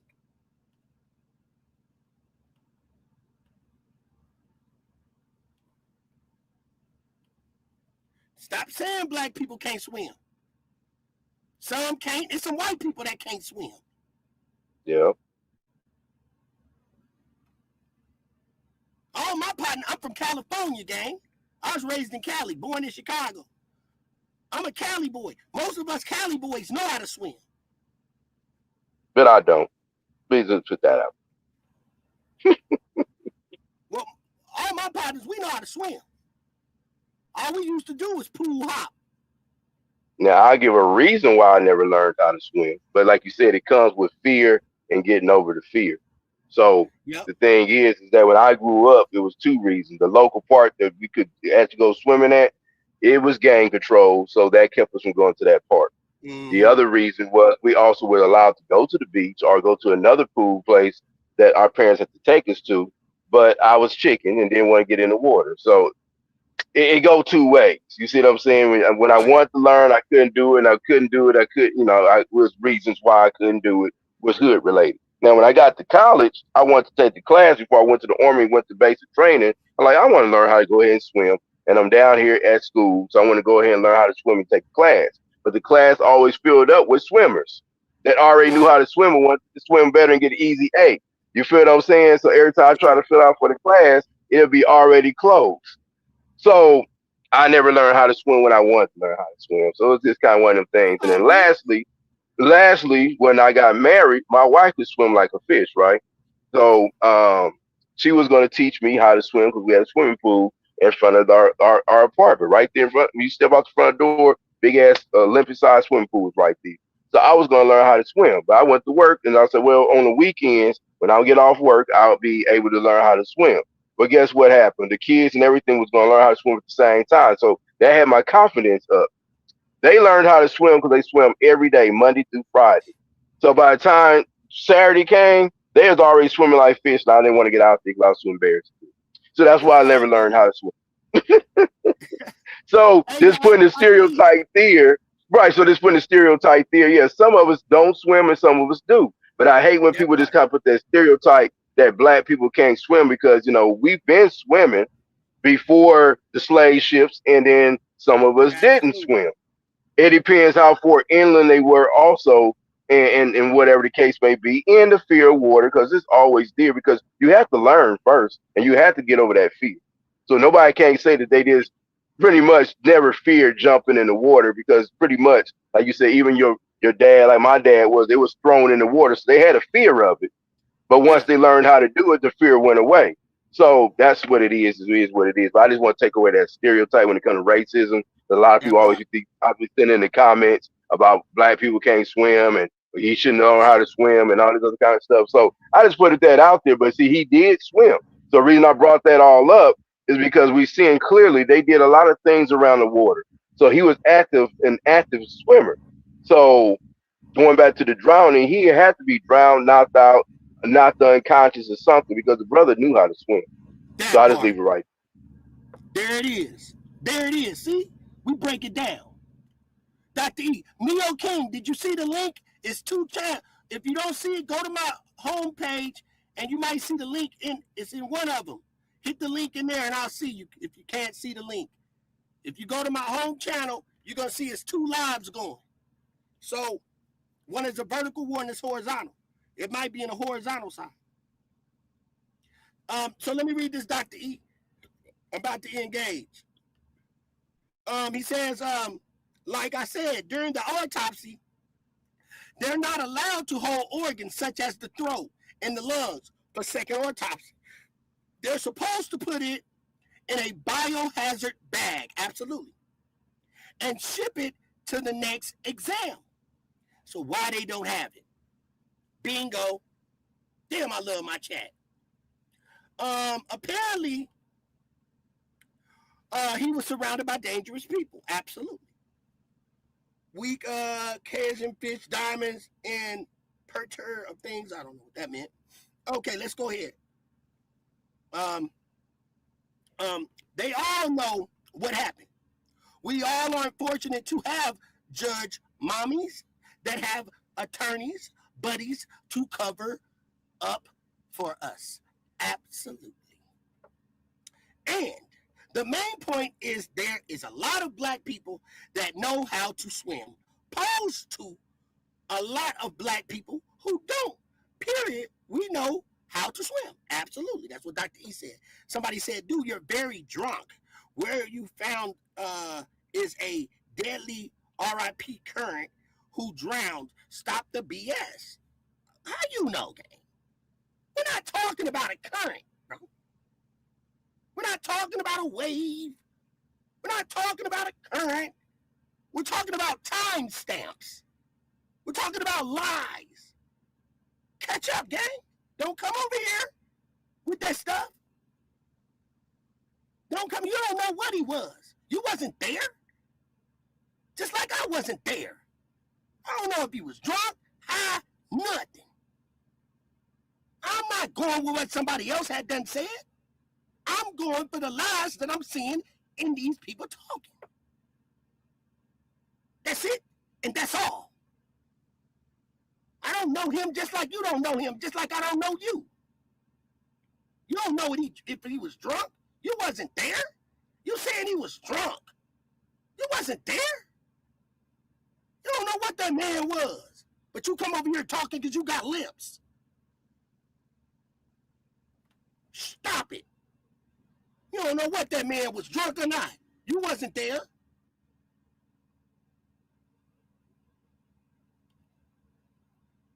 It says, okay, hold on. It says, okay, answer say, what's up, gang? What's up, gang? Can you hear me? We got Neo in the chat. Yep. What's Good up, evening. gang? Long time no see. You been knowing how I work. Yeah, man. I was jotting down some things over the last few weeks about this situation, and I was trying to look at the names and stuff. Okay. And I believe somebody pointed it out, and I thought about it too, but I just didn't say it to anybody about the multiple boats. Mm-hmm. I think somebody had two boats, and one of them was off the radar. Now, I'm just gonna say something real quick, and I don't know if y'all can make the connection. Y'all can cross-reference it if y'all want to. We definitely will. Listen to these names. Listen to these names. Bart Edmondson, Wyatt Prighton was the I think he had the one boat. Bart had the one boat. Now listen to these names I'm about to tell you. Katie Hudson Seymour, right? I'm gonna go to the next one. Morgan Seymour. I'm gonna go to the next one. Warren Hudson. I'm gonna say it again. Katie Hudson Seymour, Morgan Seymour, Warren Hudson. Do you think they're related? Of course. So Warren. But Katie has both their names though. But the middle name is Hudson and the last name is Seymour. So that would be Morgan and Warren. Gang. Wait a minute. Hey man, look it up. I mean, if you come back with that, you come back with that. But just look it up. I'm not saying that, you know. I'm definitely say that one more time for the chat. Mississippi has been involved with a lot of extreme content, a lot of extremist involvement. With that being said, I'm not discouraging what you're saying. What you're saying is right. But at the same time, we got to get to the scientific examination of what really has been going on. Right. So that's where we at. That's where we're trying to come to the conclusion of what really happened. What really? Philip, Go brother, ahead. what do you think? What do you think? Are we on point right now tonight? Are you enjoying what you're seeing tonight? For sure, most definitely. What you say, you're not right. You mean you're not wrong of what you're saying. And everybody got a right, to voice their opinion. So all I'm saying is, yeah, what's been going on right now? This is not just the first occurrence. It's been many of situations like this. It's not the first Absolutely. time. So what we are trying to figure out here is what really happened. You know what I'm saying? There is all speculation, but the all speculation, some of them is right at the end of the day. So we all just trying to figure out what really happened. We Can all I know what happened. We can I know give you the what we. rest of the name? I'm sorry. Can I give you the rest of the names? Oh yeah, for sure, for sure. All right. All right, I'm gonna start over again, but I'm gonna just go straight through it this time. Bart Edmondson, Wyatt Prighton. Now Bart had his own boat. Wyatt had the other boat, I believe, his dad or whatever. Katie Hudson Seymour, Morgan Seymour. I think that was Carter's brother. I gotta go to my other notes. I got Trayston Shepard. Apparently he got to the fight with the one dude and his dad sent him home. Warren Hudson. Now, I don't know how come, but they never talk about Jax Patalo and Eric Alcantara. Now, if I go back, I heard that it's not like an alibi to me that the fight happened between Trayston Shepard and Carter Hudson, who was Warren Hudson's younger brother, but they never talk about Carter Hudson. And then they said that Trayston's dad made him go home. And a girl, I did a little looking back. A girl named Anna Moore, leave her alone. She good money.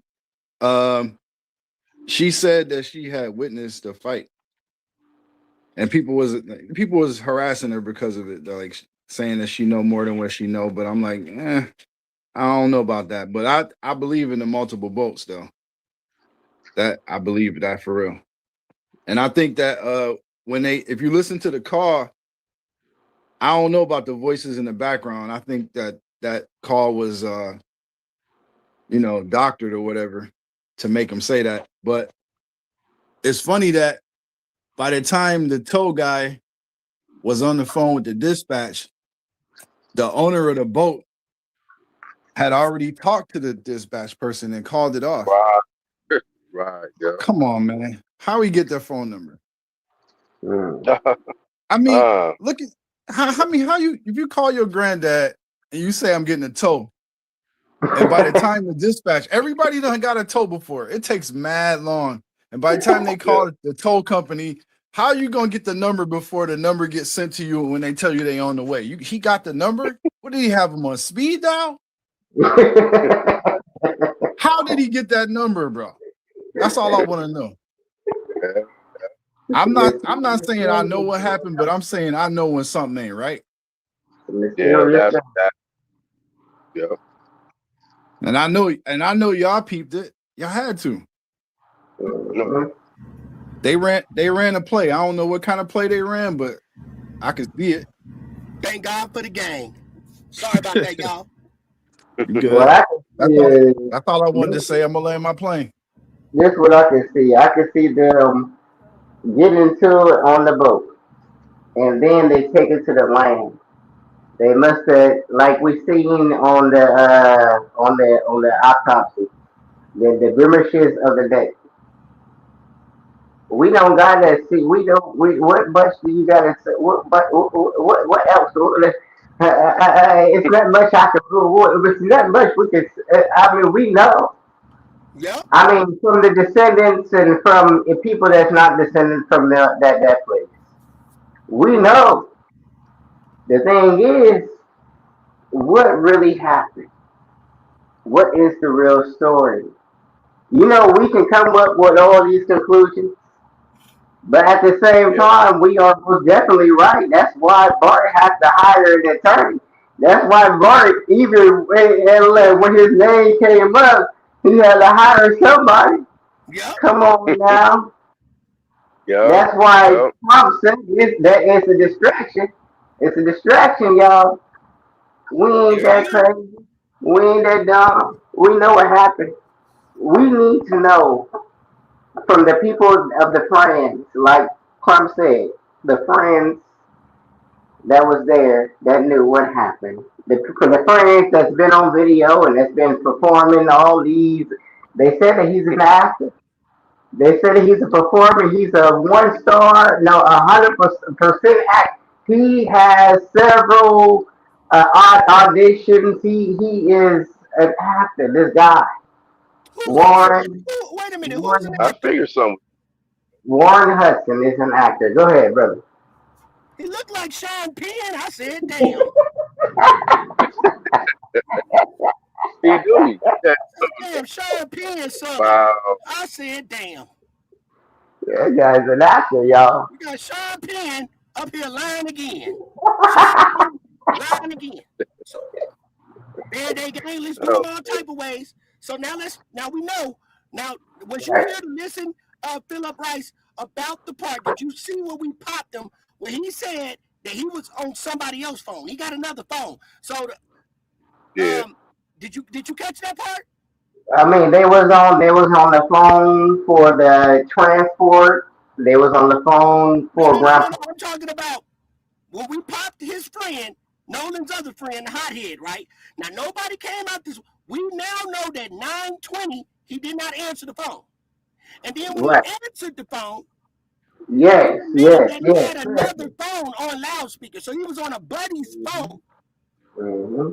So now we know he got a phone, and at 9:00, this is where we at now, Band-Aid Gang. He said at 9:00 he received a phone call from Warren, but he missed it. So then later his brother came and woke him up and said they're looking for Nolan, and that was around 11. So we know now that Warren was calling him at 9-something. He missed the call. So Warren is calling him. So that's what we're trying to find out and find that piece somewhere in here. Let's go, y'all. Warren had to track his spots. He had to track. Oh, I had to. Oh, brother. Oh, that's my friend. Oh, I love him. Oh, listen, bro. I have conversation with my wife, like my situation. I'm not going into detail, but at the same time, it's like, I know your brother, I know your family, I know everybody, but everybody conspiring against me at the same time. Everybody got a faulty story. Everybody's like, are you serious here? Yep. This is nothing that just happened. Yep. This is it's been going on, and Trump has the movement, and they pissed off because this is a trending situation, a cycle that has been going on, and we can create in many situations, Emmett Till and Aubrey. We can do all. It's the same thing going on in a different formation. But look at the girl, the girl. Let me say this, Philip, chat. Now, Roxy, I'm gonna say this, gang. Go watch the replay, gang. We told it. We broke the barrier today. We broke the barrier. We did what first of all, Nancy Grace and them didn't spot the picture of Nolan Wells like we did tonight. We brought the real second picture to Nolan Wells to the forefront. We the only ones that got that. And then second of all, let me ask y'all about this, because I thought about it, Band-Aid Gang, chat. This case right here, notice that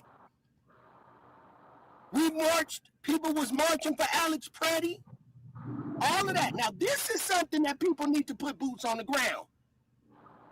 We ain't gonna talk about that. We ain't gonna get into it yet. God is gonna do it. I mean, yes, we gotta put it on the awareness for sure. I'm not saying what you're saying is wrong, but what I'm saying, Let me ask you a question. When do you think? We have not got any answers. Right now, we need to get on the ground and It's protest. happening. I'm a descendant from Mississippi. We all descendants in some way, portion, and in some fashion. And I want brother to talk. They haven't spoke on nothing yet. I want to give him a chance to speak on something so we can go keep on, keep this conversation going and alive. You ready? You ready? Philip? Oh yeah, I'm ready. All right, buckle up. Let's go. We're looking for 920. 920. What happened around here? Let's see what's going on. So you guys are now at swimming and having a good time at a lady friend's house. Right. I never got to the pool. I talked to her dad for a while, and I mean, all my friends were downstairs. I went upstairs, talked to her dad. We were talking about boats and stuff, and I've been with my friends all day. I was just talking to everybody, but so you talked to the young lady's dad, and then how long was it before you realized, or you guys realized that, well, where's Nolan at? I mean, I went back downstairs, and all my friends were just hanging out, and my buddy Wyatt had addressed, talking about Nolan, and I was like, well, where is Nolan? Have y'all heard from him? And he was like, no, we haven't. And I was like, okay, well, it's a little concerning. Like, I mean, I'm not freaking out or anything, but like, I'm trying to find out where Nolan is. So I texted Javon, and I was like, hey, and also a couple other buddies that I had at the island. So now, he texted Javon. But he had called Nolan's best friend. I keep forgetting that boy name. What's his name? Trev. What's the other guy? Tracer, right? Huh? Tracer.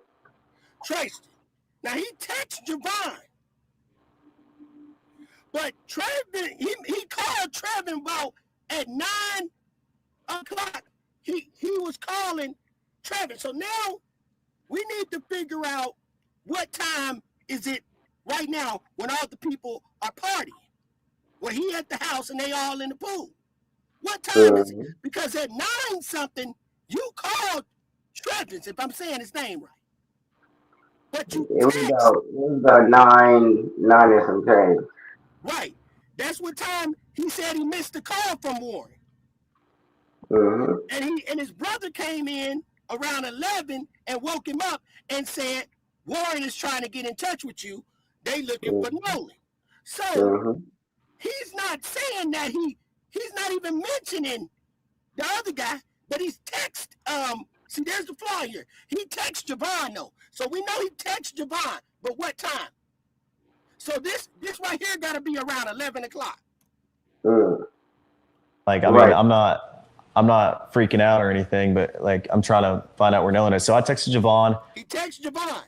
Why are you texting Javon and you didn't call Javon like you had called Tristan? Yeah, and nobody else, right? You text Javon. What you need to be calling live and direct. Why are you texting him? You need to be calling 911. Right. That poor guy. I was ready to say, but why you call 911? Yep. It's not time for a text, gang. He need to be calling Called Javon. See, now we got to figure out. He texts Javon. And maybe, let's just say this is at 11 o'clock. So this seems like, because Javon said, yeah, you're right. Yeah, you're right. To Javon, Okay, so Javon said they was all on a speakerphone. But Javon said that he was on a buddy's phone. So what buddy phone did Javon have? And why he didn't use his own phone? That's what we confused at. So now we figuring out Javon got somebody else's phone. He don't want to talk on his phone, but he got a buddy phone, but he was at home alone. I'm gonna let you play it, but we're gonna talk about it. Go ahead. Okay, so we know Javon is at the house. We're gonna talk about it. Just waking up with a buddy's phone. Okay, so Javon got a buddy's phone, and they all on the loudspeaker. So we thinking that he's at the house at this time. But he's not mentioning off the top that he tried to call Trevon. He's not saying, I tried to call Javon. He said, I found out where Nolan is, so I text Javon. Now look. And I was like, hey, and also a couple other buddies that I had at the island. I was like, hey, have y'all seen Nolan? Did he ride in with y'all? And all the buddies were like, no. Well, I texted Javon, and I was like, hey, can you send me Miss Christine's number? Because I haven't heard from Nolan. And if she hasn't heard from Nolan, then I'm calling the Coast Guard. So, here's the thing. So he's the one said about the Coast Guard. He was going to call. Mentioning calling Javon. You're not even mentioning giving him a call at 9. You haven't even mentioned that you called him at 11 yet. You ain't even called the mama. You even told the mama you called that Coast Guard. Like, what? Go ahead, brother. Right. So you called the Coast Guard.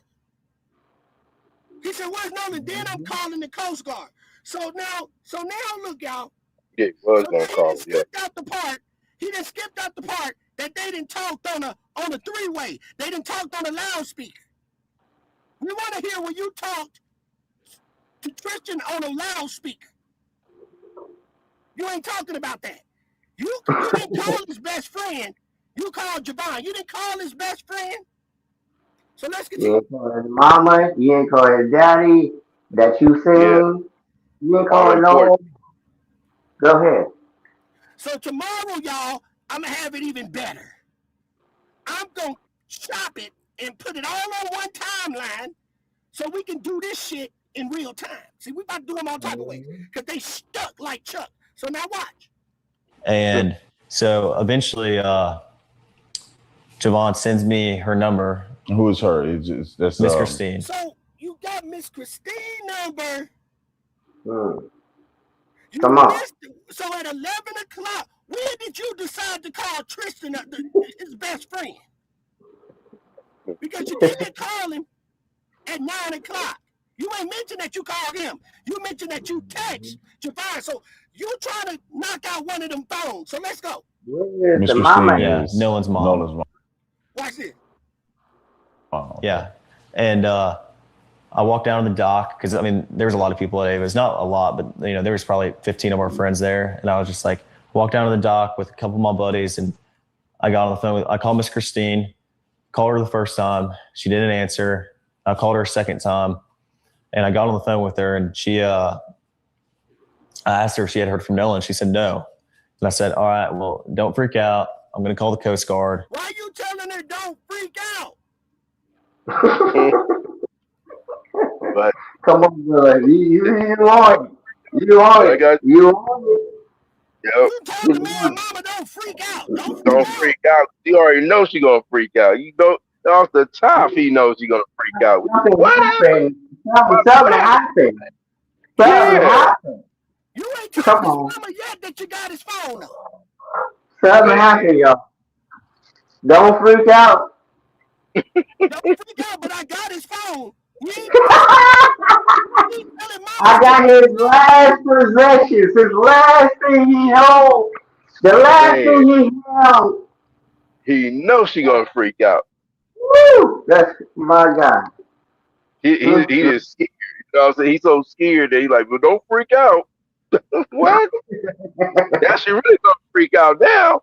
You know, you told her not to. That means that's already put her on a red flag. Like, oh shit. You know. Let's see, Band-Aid Gang. How long is he going? Now we need to be tracking.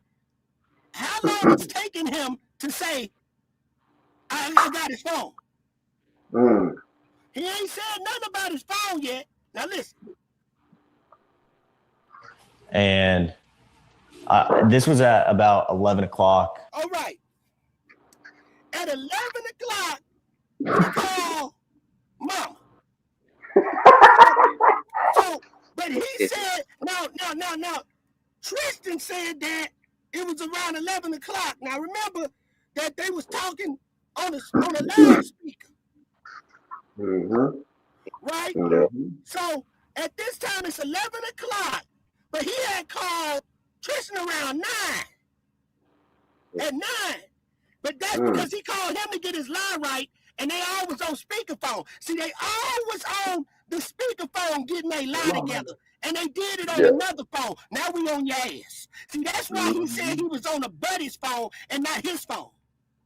Buddy. Oh, Now, buddy. Oh, buddy. he was on a buddy's phone and they all was on loudspeaker getting their lie together. Yeah, that makes sense now, and all that definitely makes sense.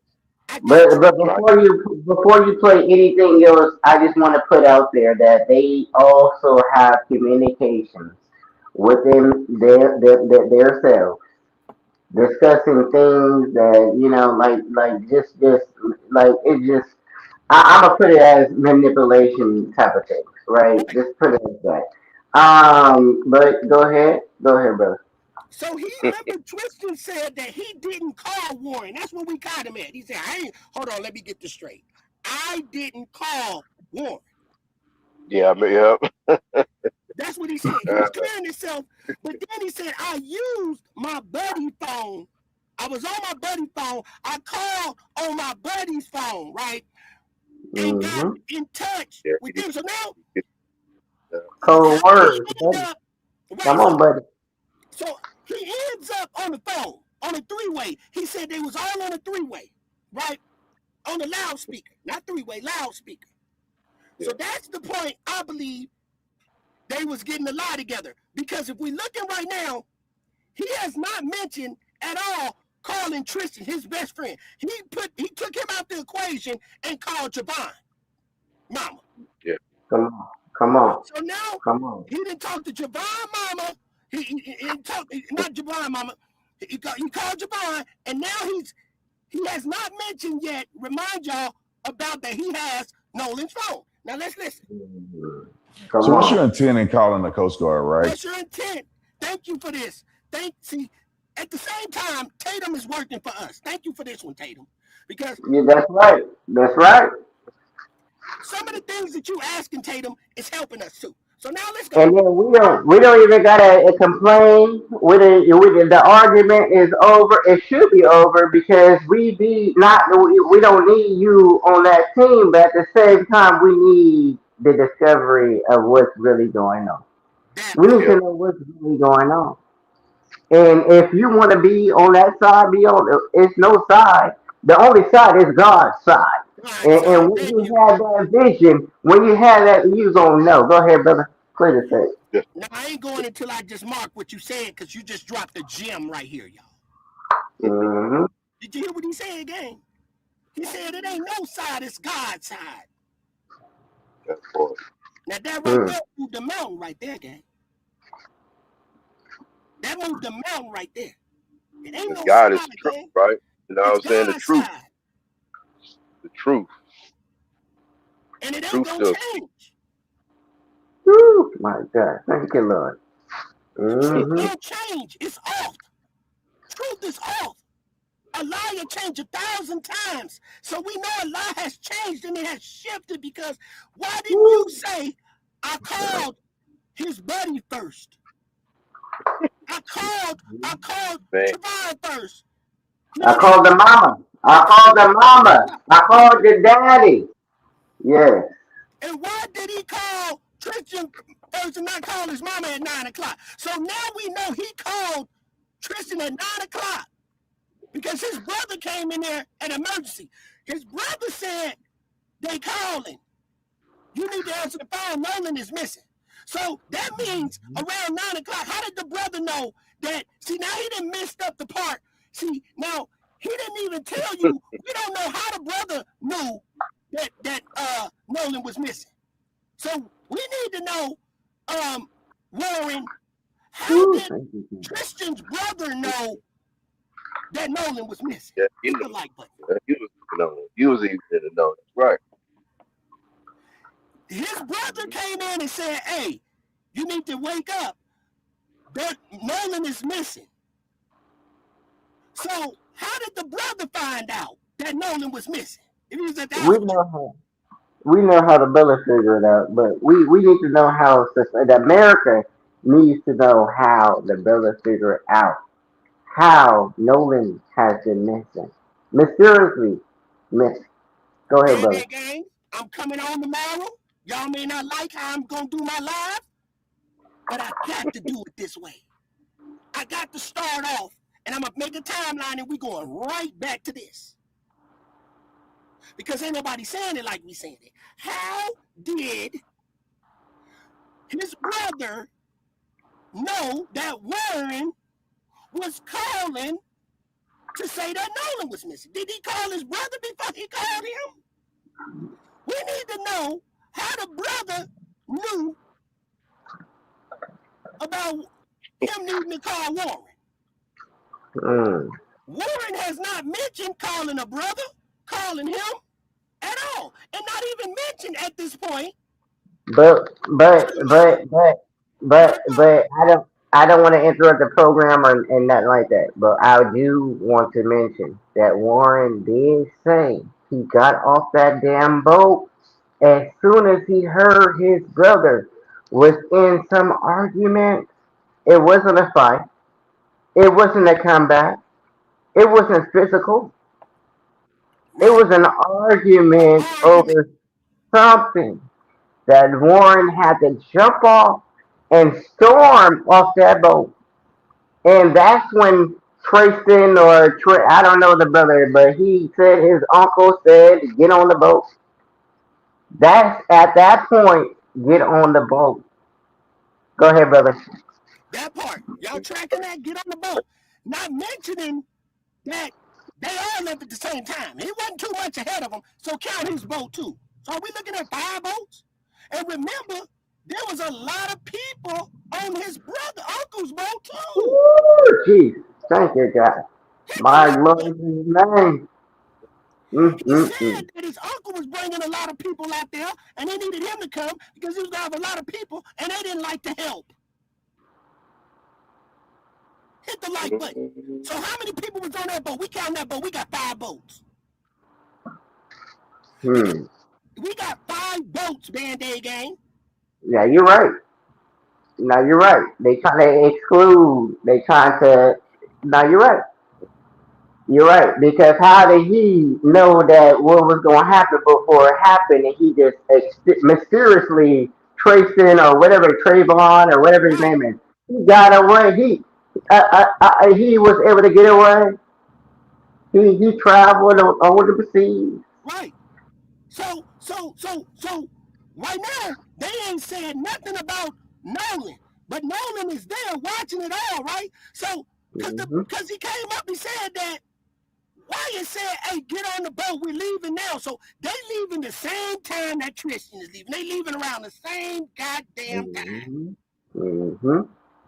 Yep. And you telling me that Nolan said, with all of this going on, he just dead mouth looking and just said, "No, I'm just out here." He alive, and he kicking, and he's fighting for his phone. He's fighting for his life. Yes, that's his homies. So you mean to tell me with all this going on, and Nolan sitting right in front of the boat with what y'all say, that girl, and he's seeing all y'all anteing up, getting ready to leave. He came with y'all, and all of a sudden, he just gonna say, "I'm gonna stay here with her. Keep my phone on the boat. I'm gonna stay here with her." No, because she was on the boat with y'all too. She was in that entourage. She was on the boat too. That's how Nolan got with her in the first place. She came Remember, they got with that. y'all, Go ahead. and she left with y'all. Hit the And then they got this audio saying, "Come with me. I'ma stop by this house, Ava house, and I'ma be right behind you guys." And she sounded like she was fucking scared, like something happened or was going to happen. She was terrified, terrified. She was terrified. She was in fear. Let's continue to track. I swear to God, gang. Tomorrow, Yes. I'm going to have this in chronological order and piece by piece. So the new people, because there's always going to be new people, we're going to break this all the way down. I'm going to put it on the timeline, and I'm going to edit it so everybody can catch it, and we can do them all type of ways. So now, he has not mentioned at this point nothing about the phone. He didn't call the Coast Guard. Now listen. Because right now, Nolan could be with a chick. He could be with somebody else. Right. He could have gone back with somebody else. What made you concerned enough that you felt like you couldn't weigh it out anymore? You had to call the Coast Guard. Well, I mean, like I said, my friends and I have been on the water our whole life. Stuff happens. You never said nothing about like you said. Never said it before. So now listen. People die all the time. I know people that have died. People die all the time. We mentioned that earlier, man. Right. Where this happened? Tell me the event. Come on, contact FBI. Go ahead, brother. So people has died all the time on that island, right? And they get away with it. And they still, and nobody says nothing. They keep it like that because it's the sacred ground, the ritual grounds for them. They can go out and drink. The officers, they don't got to patrol it. But in this, I'm just being real, gang. This is why I mean, they've been getting away with it for so long. In the South, in some parts of the world that we live in the USA, we are capable of shooting wildlife, of doing danger to wildlife. We are able to do what we need to do. But at the same time, also there is martial arts, there is, a lot of, movement within that in football and in sports and stuff like that. So you have more capabilities and do not know your strength. And also you have a rage sometimes to where, and this is, not talking about black people, I'm talking about, white people, because, black people, we know our strength. Sometimes we do, sometimes we do not. It's the same educational dynamic of a white person. But at the same time, it's not the privilege is not the same. And the laws is not the same. It does not govern. It does not protect a black person. So it's a different situation with that. I could say what I just said, but it's a whole different dictionary beyond it. Go ahead, brother. Right. That's almost like me and Dr. E both are truck drivers, right? We both drive trucks. Me and Dr. E are truck drivers. So we go across the United States and we get a chance to see a lot of stuff that people don't see, right? Me and Dr. E share a lot of stories with each other. I've seen a lot of top secret bases. I go by Area 51. We've seen it all. So there's things I could tell you that you wouldn't even imagine that we've seen. So we know what goes on. So here's the thing. What about when we going through Atlanta, Dr. E, going like, you're going towards South Carolina. You're going towards South Carolina on the 20, right? And you look to the right, and you look at all them little nice houses sitting off the dock. And then when you go on them back roads, they got the same thing. Them expensive houses sitting on the docks, and the boats sitting right there, and they be getting effed up right there. But don't nobody mess with them. The law, nothing. They don't get a rash for doing that. They actually patrol that area. I understand what you're saying. Yeah, man, what you're saying is right. But the police are summoned to patrol that area. It don't matter. It don't matter if there's homeless people sleeping on the ground. Hey, they are summoned to patrol. I don't care if it's an hour, 2 hours. They have to come by that area to make sure that it is okay. That part. Go ahead. The question is, they don't do it. Not in the bigger cities. No, I mean we see it all the day. But in the towns, in the country, you're not going to see that because it's not the majority of the people that's supposed to belong. That what they say is belong there. They do not belong. So they have certain laws to kick you out, to evict you, to be on the street, to put you in CPS custody, put you under jail, put you under restraint.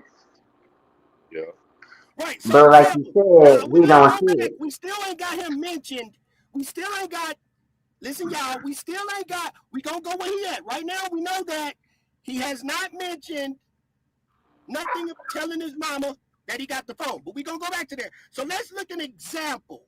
Okay, look, I just want to keep building off of what we said.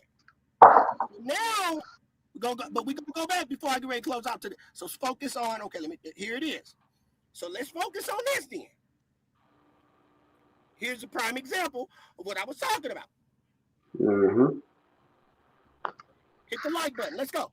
So we are heading into the weekend, and as always, every Friday at 6, our Walt Grayson has a story for us as he focuses on Mississippi. Now, we're traveling about as far south as you can go in Mississippi and still be on dry land.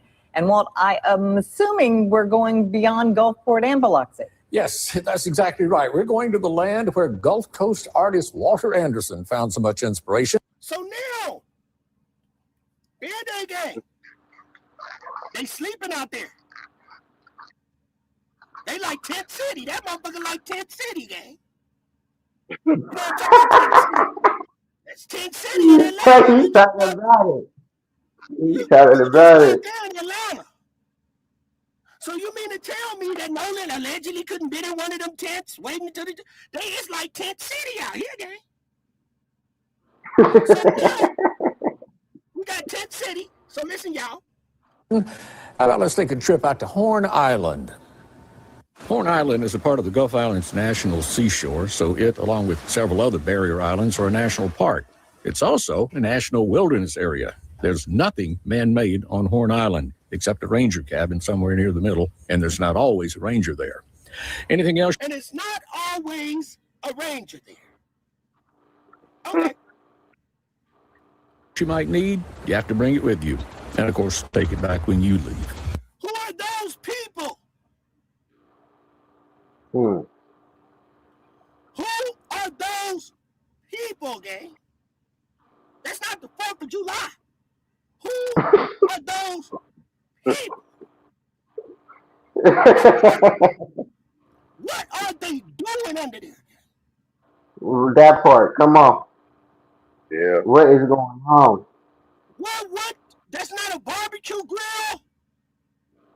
There's no Even if it was, what is going on? That part. Okay, they went out there and they got some sticks and stones and they made a tent. Now let's continue, gang. I see that. Horn Island is several miles long, but less than a mile wide at its widest point. And to the north is the Mississippi Sound. The water in the Why he go out there in that little boat? Okay, just a question. beaches there look about like they do on the Gulf Coast. But to the south is the Gulf of Mexico, and the water and beaches there look more like what you're used to in Florida, sugar white sand and turquoise water. Well, it's like that on a sunny day. Now, when a storm is brewing, the sea turns leaden gray. The waves are angry, and it's a powerful place just to stand and watch. There's a symmetry to a lot of nature on Horn Island, so I can see where Walter Anderson gets the idea for the repeated rhythms and patterns that we see in so much of his work. And the pine trees on Horn really do look like the ones Anderson renders in his watercolors. I thought they were caricatures until I... See right there, them trees right there with that told you to don't go back. When you seen that tree, when your spider senses is 100, you like, nah, bro, that don't, you know, who they hanging on that tree, gang? What goes on there at night? So let's continue. Saw the real pines, but that's what they look like. Sort of like spindly pines of Rome in Italy. Artists still come out to Horn Island for inspiration, alone sometimes, as members of groups a lot. Gang, this ain't the 4th of July. Them people out there sleeping, gang. Did the guards go out there? Did they go out there and check them tents? These people out there sleeping, gang. What going on? What making them stay there at night? Is that a cult? What's going on, gang? They may stay overnight or a week or more. He said they stay overnight or a week or more. They stand over there for a week or more. What they stand over there for? The day breaks silently with a whisper on the breeze and uncertainty in the air. It may be gray or it may be sunny, but each kind of weather brings out its own personality and traits on the island. At nighttime, you make of it what... Wait a minute. At nighttime, this is what's going on. It's daytime now. in the daytime game, I want to know, ain't none of these people Hawaiian. Ain't none of these people indigenous. That part. So we want to know What you want? A luau? A ritual dance around the fire? They said a ritual dance around the fire. These people are crazy. They're insane. What is the ritual? We know the ritual. But I They can keep, tell you what the ritual keep their was. power. They keep their power intact. Go ahead, brother. Because the original man that came there, he came on a boat. And I'm going to dig him up. We dug him up a little bit. But he was seeing all type of spirits on the island. That's what he was saying. Yeah. He had all Come kind of on. spirits. He used to make pottery. He was making pottery on that boat. And he was drawing pictures of like souls going up in the sky, those trees that y'all looking at. So it was kind of weird. So I was like, we're gonna dig more into him, but they're having a ritual. So what do they know about him? So apparently they know something about him because this is what they were doing. Fire, an unveiling of the day's artistic work. Even firing pottery at night takes on a special flavor. Even firing pottery at night. That's what that man did. He came out there and he did pottery, but did they let us know what else he was celebrating out there when he was drawing them pictures? Them looking demonic ass pictures that he was drawing, talking about the island come alive at night. And now we got these people out here making pottery, living out there at night. I said, damn. It is suspect. Was it to that man? To Jesus. Go ahead, y'all.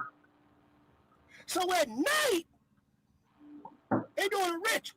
On Horn Island. Now, I'll admit, I'm not that much of an outdoorsman. I mean, my idea of roughing it's when the air conditioner. What they eating right there, gang? He said my idea of roughness in the air conditioner. I know that's what is they eating, bro? All right, in the hotel room keeps waking me up when it cycles on and off. But if I were an artist, especially one who specialized in capturing nature and realizing it in my work, I'd be on Horn Island tonight. Well, you can go to Horn Island, Google it, or the Gulf Islands National Seashore, get more information about going out to Horn Island. But it really is just you and nature and whatever you brought in your backpack when you go. And whatever you brought in your backpack, drugs, you can do whatever the hell you want to. Police ain't gonna come out there and mess with you, gang. You gotta put it out there. They ain't gonna mess with you because black people ain't got boats and they scared to swim. So this is just You right. Go ahead, brother. That's what they say. That stereotype, we already clarified that though. That's a stereotype. But you can go out there and do what the hell you want to. You ain't being watched. You can go out there and have sex in the open. You can do a ritual and nobody gonna mess with you. So you can go out here and do what you want.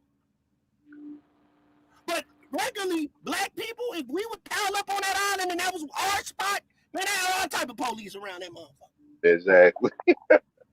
That makes sense if there's a lot of us, but if it's not, that's not happening. I mean, you can do everything you just said and explain. You can do anyway. So yeah, go ahead, brother.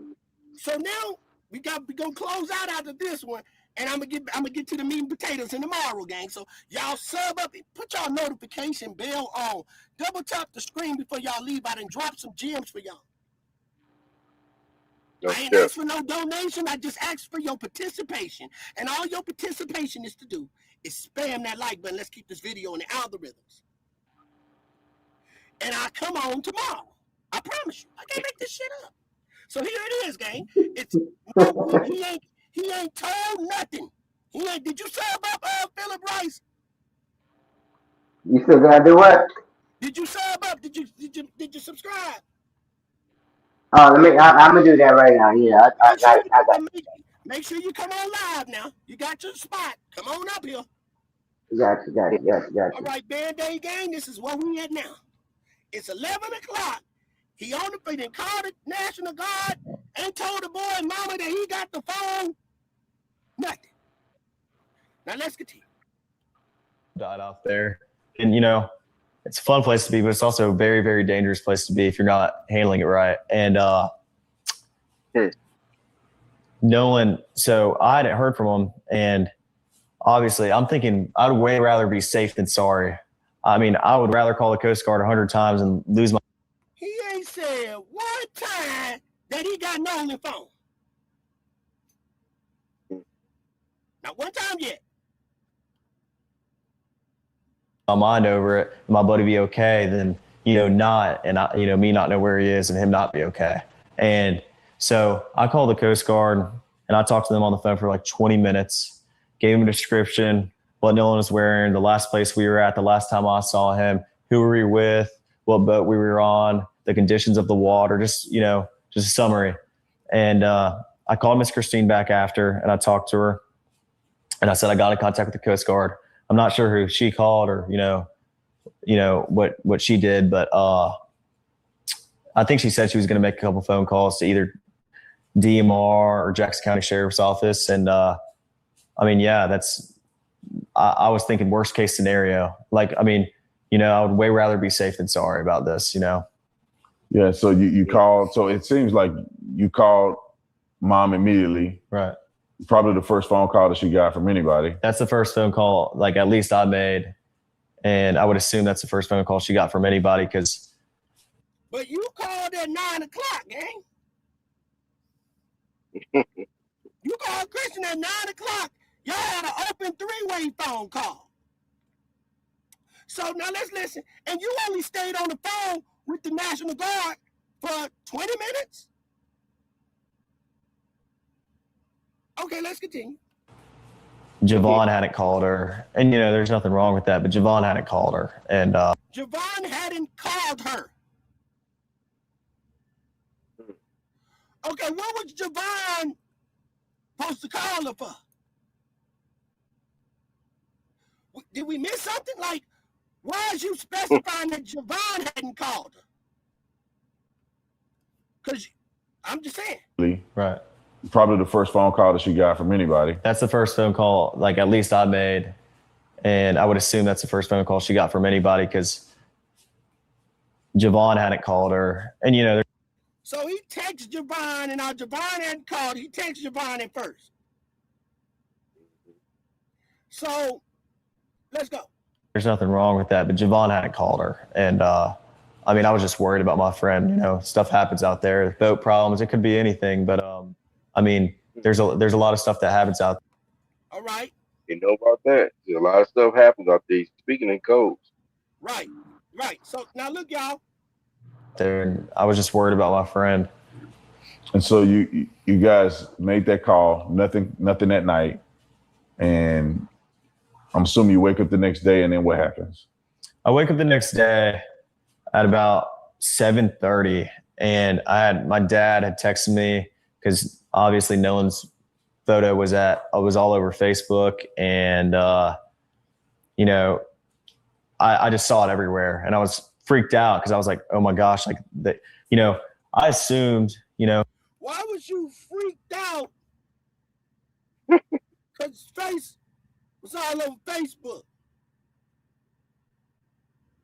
Nolan's just, we had been drinking all day and that he's just sleeping somewhere and, that he's okay.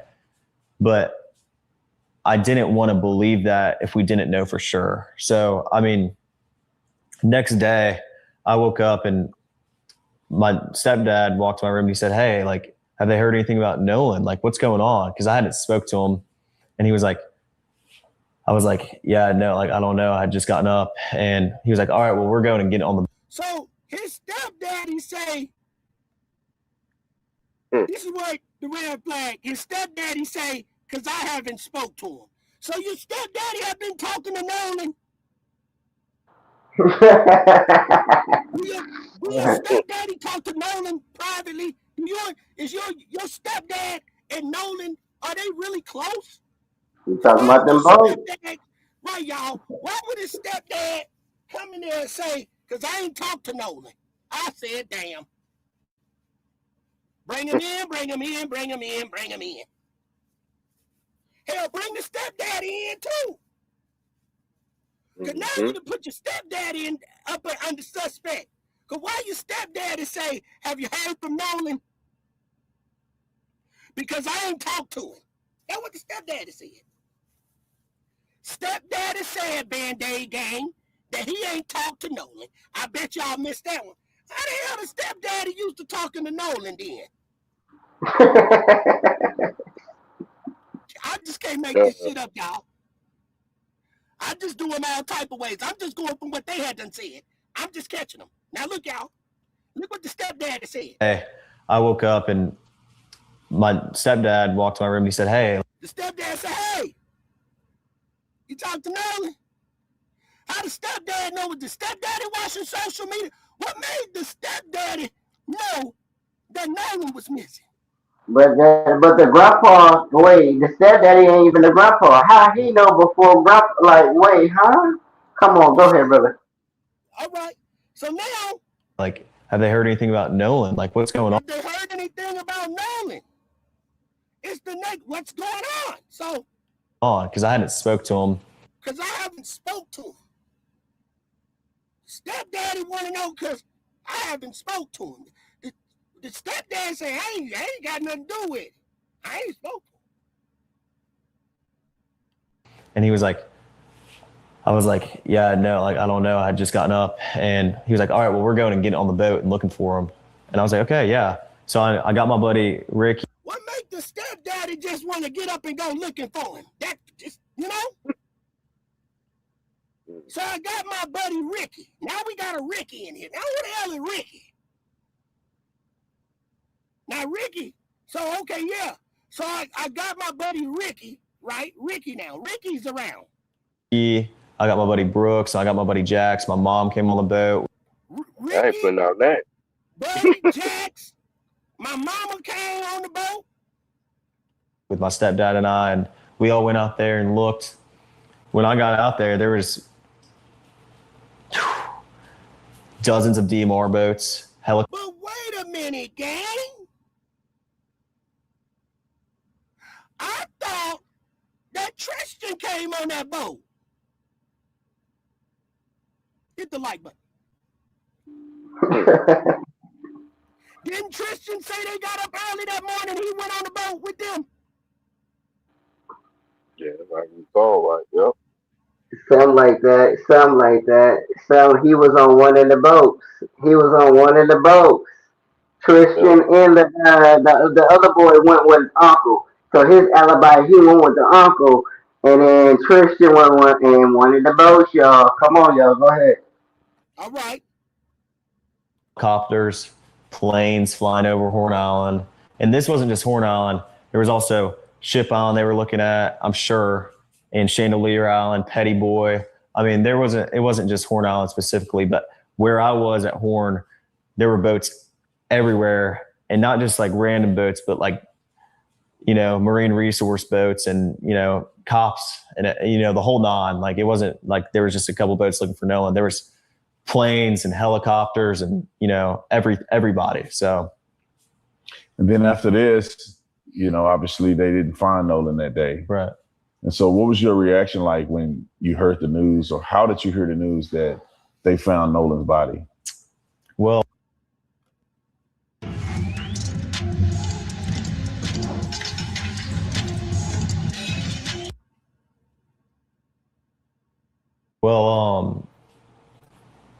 the next day, it got to be about 1 o'clock on July 5th. And I was like, my mind started to turn. I was like, man. 1 o'clock on the 5th of July. 1 o'clock. You know, if he's not awake, yeah, like, where is he? Like, you know, like I got very, very worried. And,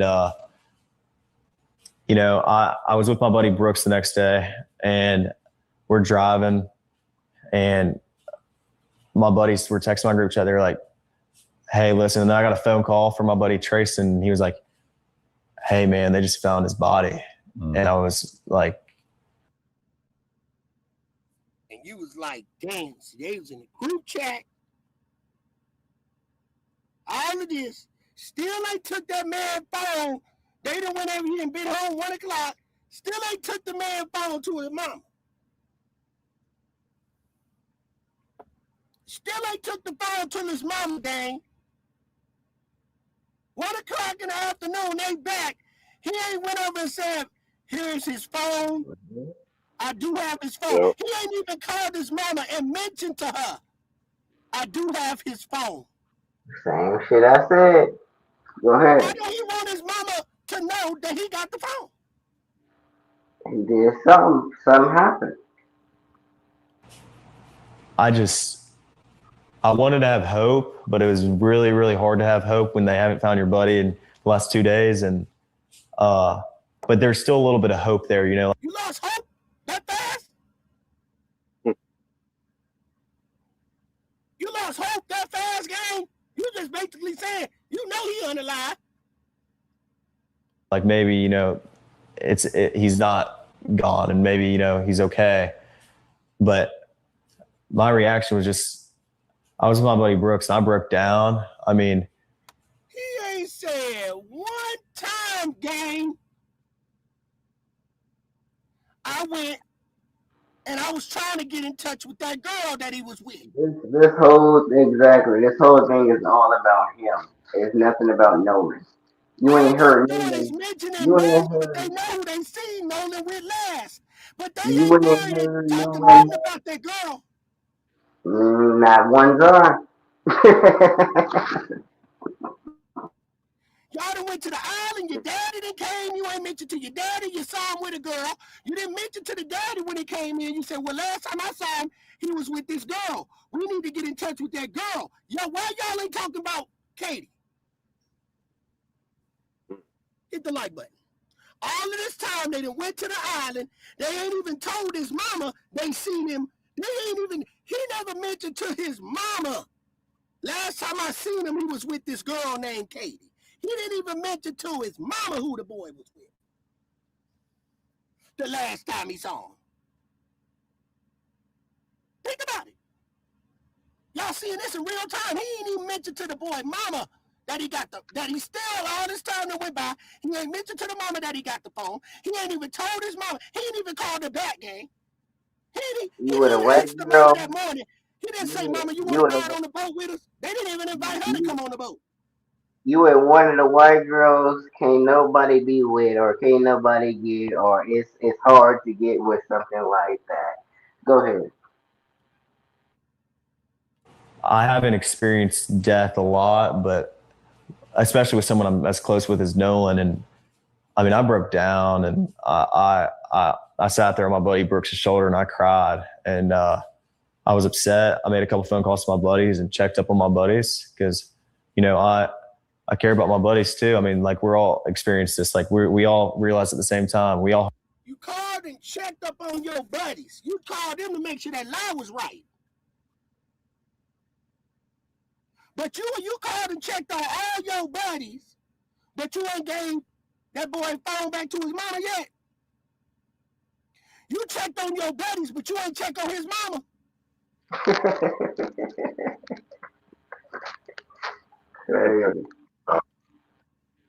That's crazy work, bro. You checked on all your buddies, but you ain't checked on Nolan's mama and gave that phone up yet. Now, we almost through this whole conversation, gang, and you ain't mentioned that phone yet.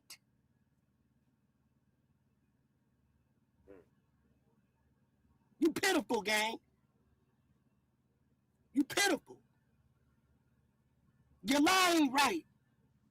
You ain't even mentioned that girl. You called all your buddies, and you ain't get on the phone with none of them buddies that you called, and you ain't telling this man over here that we were trying to get in touch with Katie, because that's the last person we seen him with. We She didn't find that anonymous. back. She anonymous. The report says she anonymous. Go ahead, gang. Let's continue, gang. Heard the news at the same time, like, you know, he's gone. And so it was really, really hard on me. I mean, I've never experienced something like this and it was traumatic. I mean, I could tell you where and when I was there, when I got that phone call, you know, where I was. And I just remember, like, it was insane. Like, I can't even put into words how upset I was, you know, and how upset my friends were. So, and then comes the stories and backlash. Look Comes what the the caption said. Caption said he snorted. Nearly. friends were. So, and then comes the Watch this. Snort. That nigga snorted. See the caption said he on cocaine. Did y'all hear him sniff? So, and then comes the stories and backlash and the craziness. And you guys are now hearing that you're responsible for it. You did it. You killed Nolan. So what was the next step? Did you guys ever engage with police or? Yeah. So the first time I talked to the police was July 7th. I talked to the lead investigator and I told him my whole story, top to bottom. July 7th, the first time he talked to the police. No, he didn't. He talked to him the next day at 1 o'clock at night. And we got Now look at the video. Oh boy, Warren, he sniffed before Coon what's his name? Trubston? I don't know what's the guy's name. Tristan Trups. I don't know the guy, the officer, the ex. Anyways, Warren sniffed before he even gave that ideology of anything going on past that. Go ahead on. Right. So I'm gonna bring this last video up. See, y'all keep making me cook. Okay. All right. So I'm gonna find it right here. So he lied. He said he talked to the police on the 7th, right, gang? I beg to differ. I bet you he lying. Because I know you lying. Because I got you. I got you. Yeah, I'm going to do you all type of ways. And tomorrow I'm going to put it all on the timeline and I'm going to drag the hell out of your ass. With the truth. I'm going to drag him. I'm going to make him come out. I'm going to make him come out. Band-Aid gang, I promise you that. I'm going to make him come out. Because I got you. I'm going to pull it out. He said on the 7th. That's what you said, gang. You said on the 7th. You said on the 7th that you had talked to the police on the 7th. You lying. You lying. We finna find out. Let me find out. Hold on, I got it. Hold on. Let me find out. Hold on. Let me find out. Hey, let me find out. I'm about to find out right now. He said 7 o'clock. On the 7th, he called him. That's what you said, gang. That's what you said. So we gotta hold you accountable. We gonna hold court in the street. Yeah. Let's get him. Let's see if it's on this one. Because I got an archive for your ass. Let's go. 3 votes in their group that day: Palm Beach, the Triton, and the Tideline. By the way, if you like my work, you can support me in my bio, because by the end of this video, I'll be dropping never before seen evidence. Anyway, back to the timeline. Warren said they got there at 10:30, even though the GPS said that they dropped their waypoint at 11:19. He said the Tidecraft, the Palm Beach, and the Triton were all like anchored up next to each other. At 3 o'clock, he gets into a fight with some stranger who didn't like the way that he was talking to his girlfriend, because, I mean, look at the way he was talking in this interview. I don't blame them. And they had a fist fight. His uncle was like, "We're getting the hell out of here." I remember at one point in time, I look over and I see my uncle, and my uncle's yelling at me to get in the boat. I stopped fighting. As soon as me and him made eye contact, I got an uncle. I got in the boat. Then Warren says that his brother was also involved in the same fight. They'll come up to me and say, "Hey, your brother just got in a fight." And obviously, I have a younger brother, and that's what she was talking about, and I was freaked out. So I walked over to the beach, and I didn't walk over. I ran over. I made a beeline, talked to anybody, put my drink down, and walked over there. And my brother was kind of angry, and there's a lot going on, but someone was getting pulled away. I don't know who it was. And my brother was like, "Oh, I just got in a fight." And this guy punched me in the face, and I punched him right back. Then I went to the ground. My brother put him in an armbar. And Nolan involved in this? Absolutely not. When I was over there, there was a bunch of younger guys like my brother's age, and I mean, no, I never saw Nolan over there. Absolutely not. And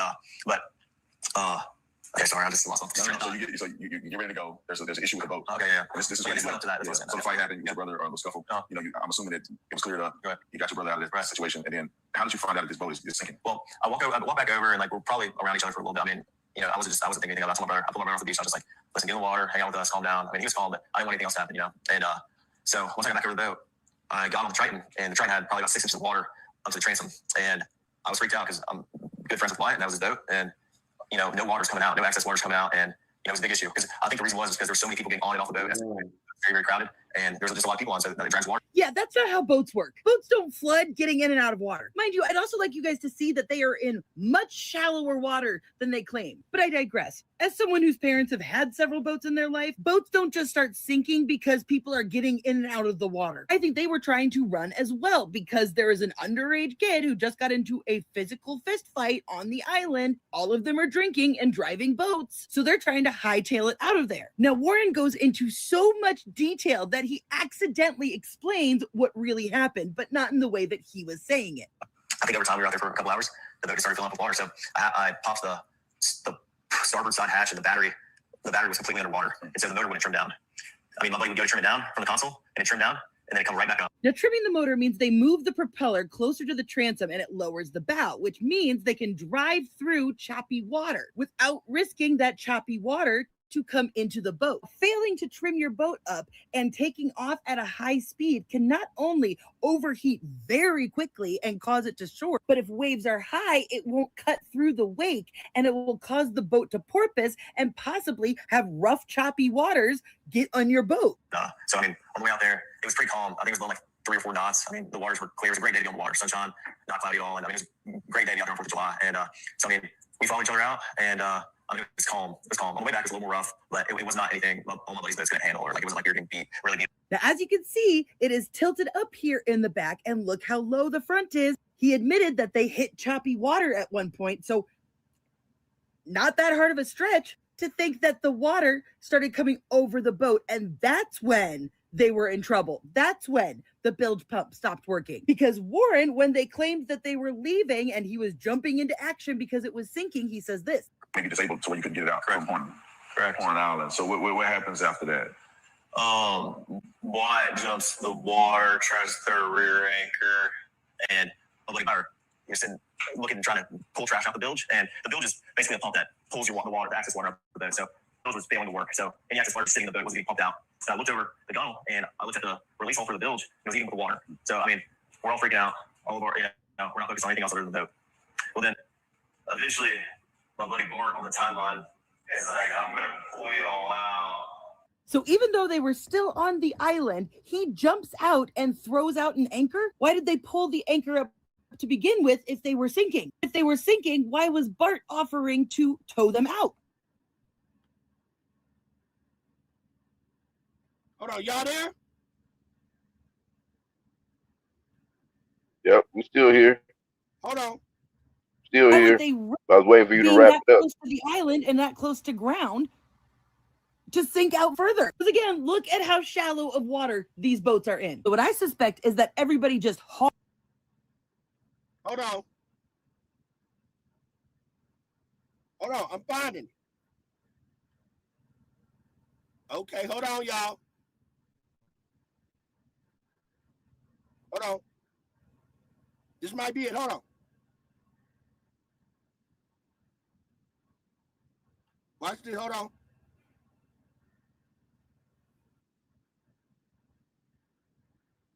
Watch this. I'm almost there. I'm on my other page. Hold on. I'm getting it. I'm finna pop him. I got to.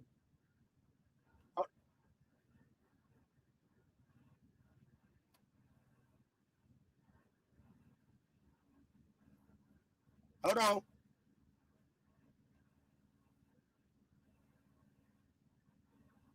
I'm finna get it. Hold on.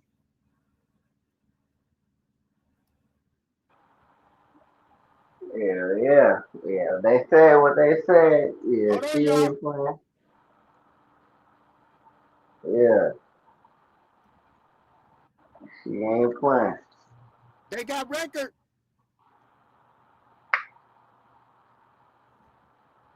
They got. Okay. Okay, so let's go.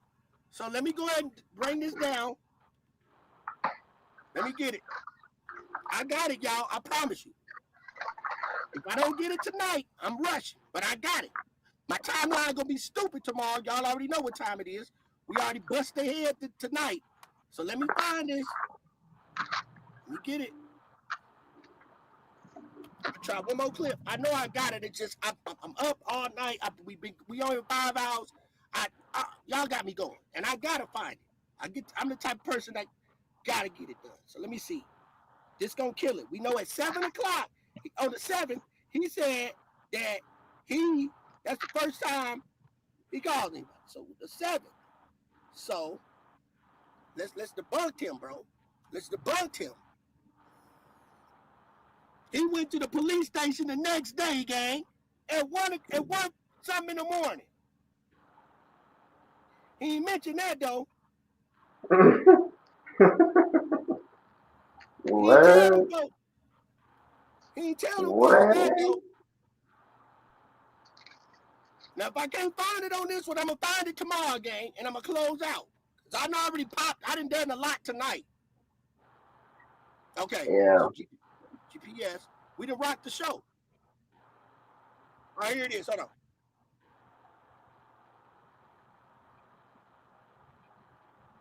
Figured it all out, and I've got proof.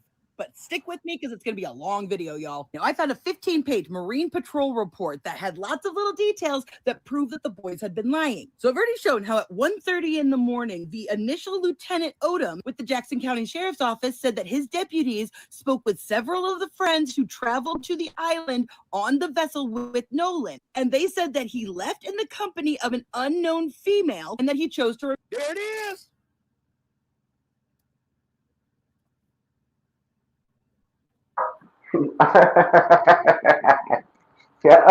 The unknown female, yo. Did I mention unknown? The unknown female. We got him, gang. And wait till I set up the timeline tomorrow. Boy, I'ma dig it in. But all of a sudden, her name is Katie to him. I don't know what. What? Thank you for What? All of a sudden, I don't know. I don't know. It was the thin blue air or the thin blue sky. Bingo. Her name is Katie. He said on the 7th is the first time he went and talked to the police, gang. Nah. But look, Nah. here it is. Pop them again.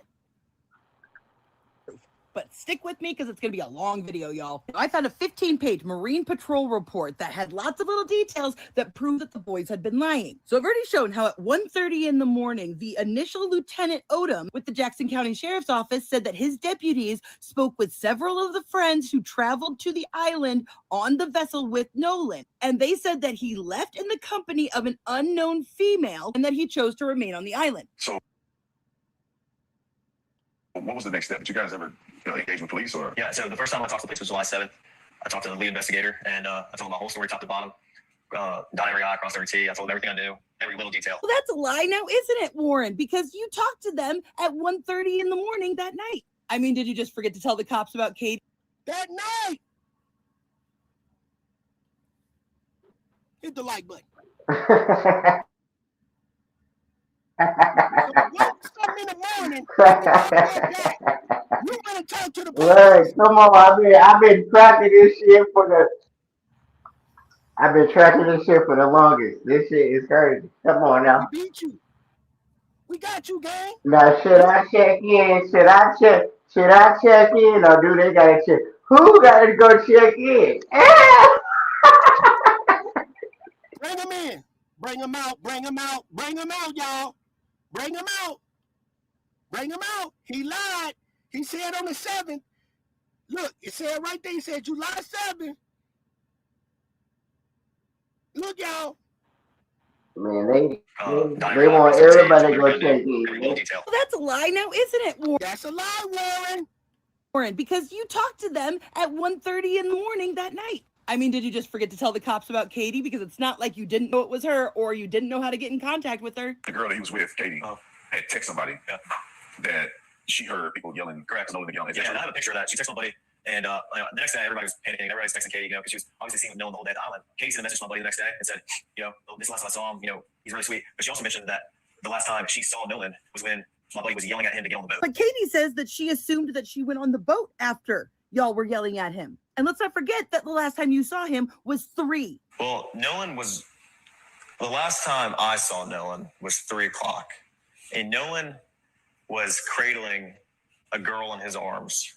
And yet for some reason around noon, the name of another girl who hadn't even seen Nolan in a year was given to the patrol to go interview, saying that she was with that group, not Katie. They also gave the name of a couple of other friends who they weren't able to get. Because Katie, they scared that Katie, again, they're scared. The reason why they switched the name and now it was that girl is because they know Katie came back with them. Katie was with them, gang. Katie was with them, gang. And whatever happened to Nolan on that boat, when that fight, whatever that happened,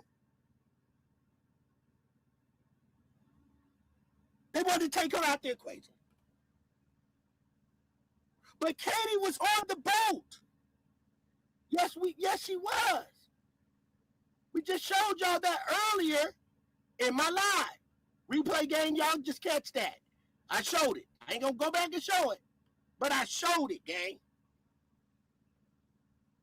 We got her on the boat. Go check the replay. It's a lot of gems I put out. And again, we beat you. With that being said, y'all, I'm C-Dub, Mr. I ain't said a word. But you know what I'm saying? And I said, damn. And I'm with Dr. E. Diamond. Good morning, good night. And I'm with the real angel. We are called We Beat You Band-Aid Gang. And this is what we do. We expose. Truth ain't gonna change. We done brought it to you. We brought you this right here. One more time. Before we leave, y'all running around here looking at Nolan's backside. We ain't looking at his backside.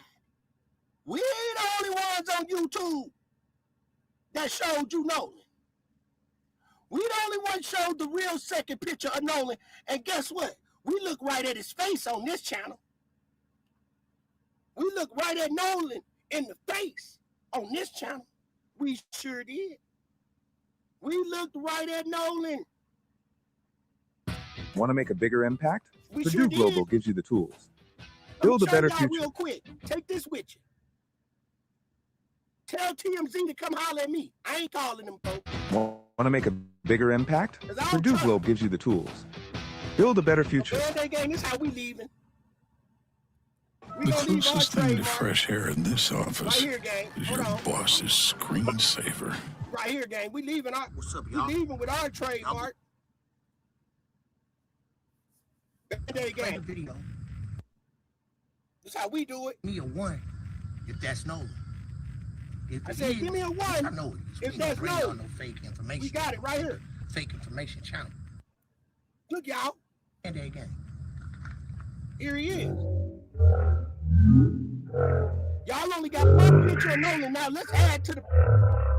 Yeah. We're gonna leave with this one. And we closing out. There he is, y'all. The only picture you gonna see of Nolan, we got it. We found it. They tried to goddamn slide it out. And this was on TMZ. We did better than TMZ. There he is, right there, gang. With the same sunglasses. Hit the like button, gang. I ain't new to it, I'm true to it. There he is. There's Nolan, right there. Same hairstyle, same sunglasses like you seen on the boat. There he is. We did that. That's our work. That's our work. And TMZ done put it out there a million times and played. I got this off the TMZ stuff that TMZ had put it out there, the new pictures and the video. I just slowed it down and I popped him and I caught him. Why they didn't catch it? Only video they showing y'all is the backside of him. That's our work. There's Nolan right there, gang. There it is. Ain't nobody got no other picture but one. We got it right there. There he is. Nolan Wells. The front side, not the back side of him. There we go. Right there. That's our work. And I do it again. I do it again. I expose him again. Now when I make the timeline tomorrow, I'm going to make it stick. Because now the man got 2 cell phones. We're going to talk about them, what that other cell phone and why he had that call. We're gonna dig it in. We're going to make them find us. They ain't found us yet off this. They're going to take my work. But I made sure I put my little edit on it, the Band-Aid. They'll find a way to try to get that off. But we know that's our work. That's Band-Aid gang work right there, gang. There's Nolan Wells right there, gang. And TMZ, y'all gonna y'all done put the video out and y'all done analyze it? And you want me to call a hotline if you got any information, dial this number. I ain't calling them people. So I can have the Dixie Mafia over in my house, burning the cross in the yard. I said, damn, we beat you once again. Now I'm gonna put the pressure on you. See, now I'm gonna put the pressure. Y'all ain't now I'm gonna line my live up. Yeah, I'm gonna do you all type of way. I'm gonna line it up, and I'm gonna drop a gem on y'all tomorrow. Yeah. I promise you that. I'm gonna keep talking my talk and walking my walk until we hit the algorithms. Double tap the screen to keep our videos in the algorithm. Thank you so much. Thank you so much for, I want to say it right, lady. Thank you so much for the jewels. I appreciate you. Thank you so much. Thank you so much. That's the type of stuff that keep me motivated right there. And I'm going to keep saying it until they finally hit us in the algorithm. So it's mandatory that y'all keep classy, lady. Thank you, baby. Thank you so much. We right here. Make sure y'all sub up. Because y'all ain't going to get it no other way. Because I ain't playing with them. I'm going to knock the rubber out the elastic in their drawers. It's going to be all type of... I'm going to have them madder than 10 white people. Now tell them we winning over here. And don't nobody do it like I do it. Y'all better go look at my track record. Go down my live timeline and see what I done did. They took my monetize away. I just got it back because we was dragging them. I stopped talking about Donald Trump. I said, let me leave him alone. Then they gave it back. They told me to just delete some of my videos. I ain't do nothing but expose them. I'm not playing over here. Now, this one I can talk about. And everything is alleged. Do your own research. Under Act 107. But this is all alleged. Let's keep it like that because I got to say it. Do your own research. There's Nolan Wells. I pray for that boy family. Lord, watch over that family because they're in a dangerous place. Yes, I do the Mo 3 too. They done set the trial back. But ask them I'm the one that broke the young Dolph. Tell them I'm the one that brought the 4 people in the cookie shop. You better ask them about me. I'm the one that found it. We, Dr. Emem, we brought 4 people in that cookie shop. We the ones that had Raven on our channel. I'm the one that popped Raven, exposed Raven, the young Dolph. We did. Band-Aid gang. Long live Dolph. This is what I do. Thank y'all for joining me tonight, y'all. Stay blessed, never stressed. Be happy you're above the ground instead of under it. I know it get hard out here, but we all going through the same thing, y'all, together. And it's called life. Thank y'all for joining us tonight. Stay prayed up, drink a lot of water. Believe in the Most High. And never give up. Thank y'all very much. Peace and love to everybody. Hope y'all have a wonderful Saturday. We will be right back at you. I'm going to organize this. If I ever miss a live a day, I will be on the next day. I'm a truck driver, so I might drive late or whatever the case may be. Then I'm coming on the next day. I let them cook.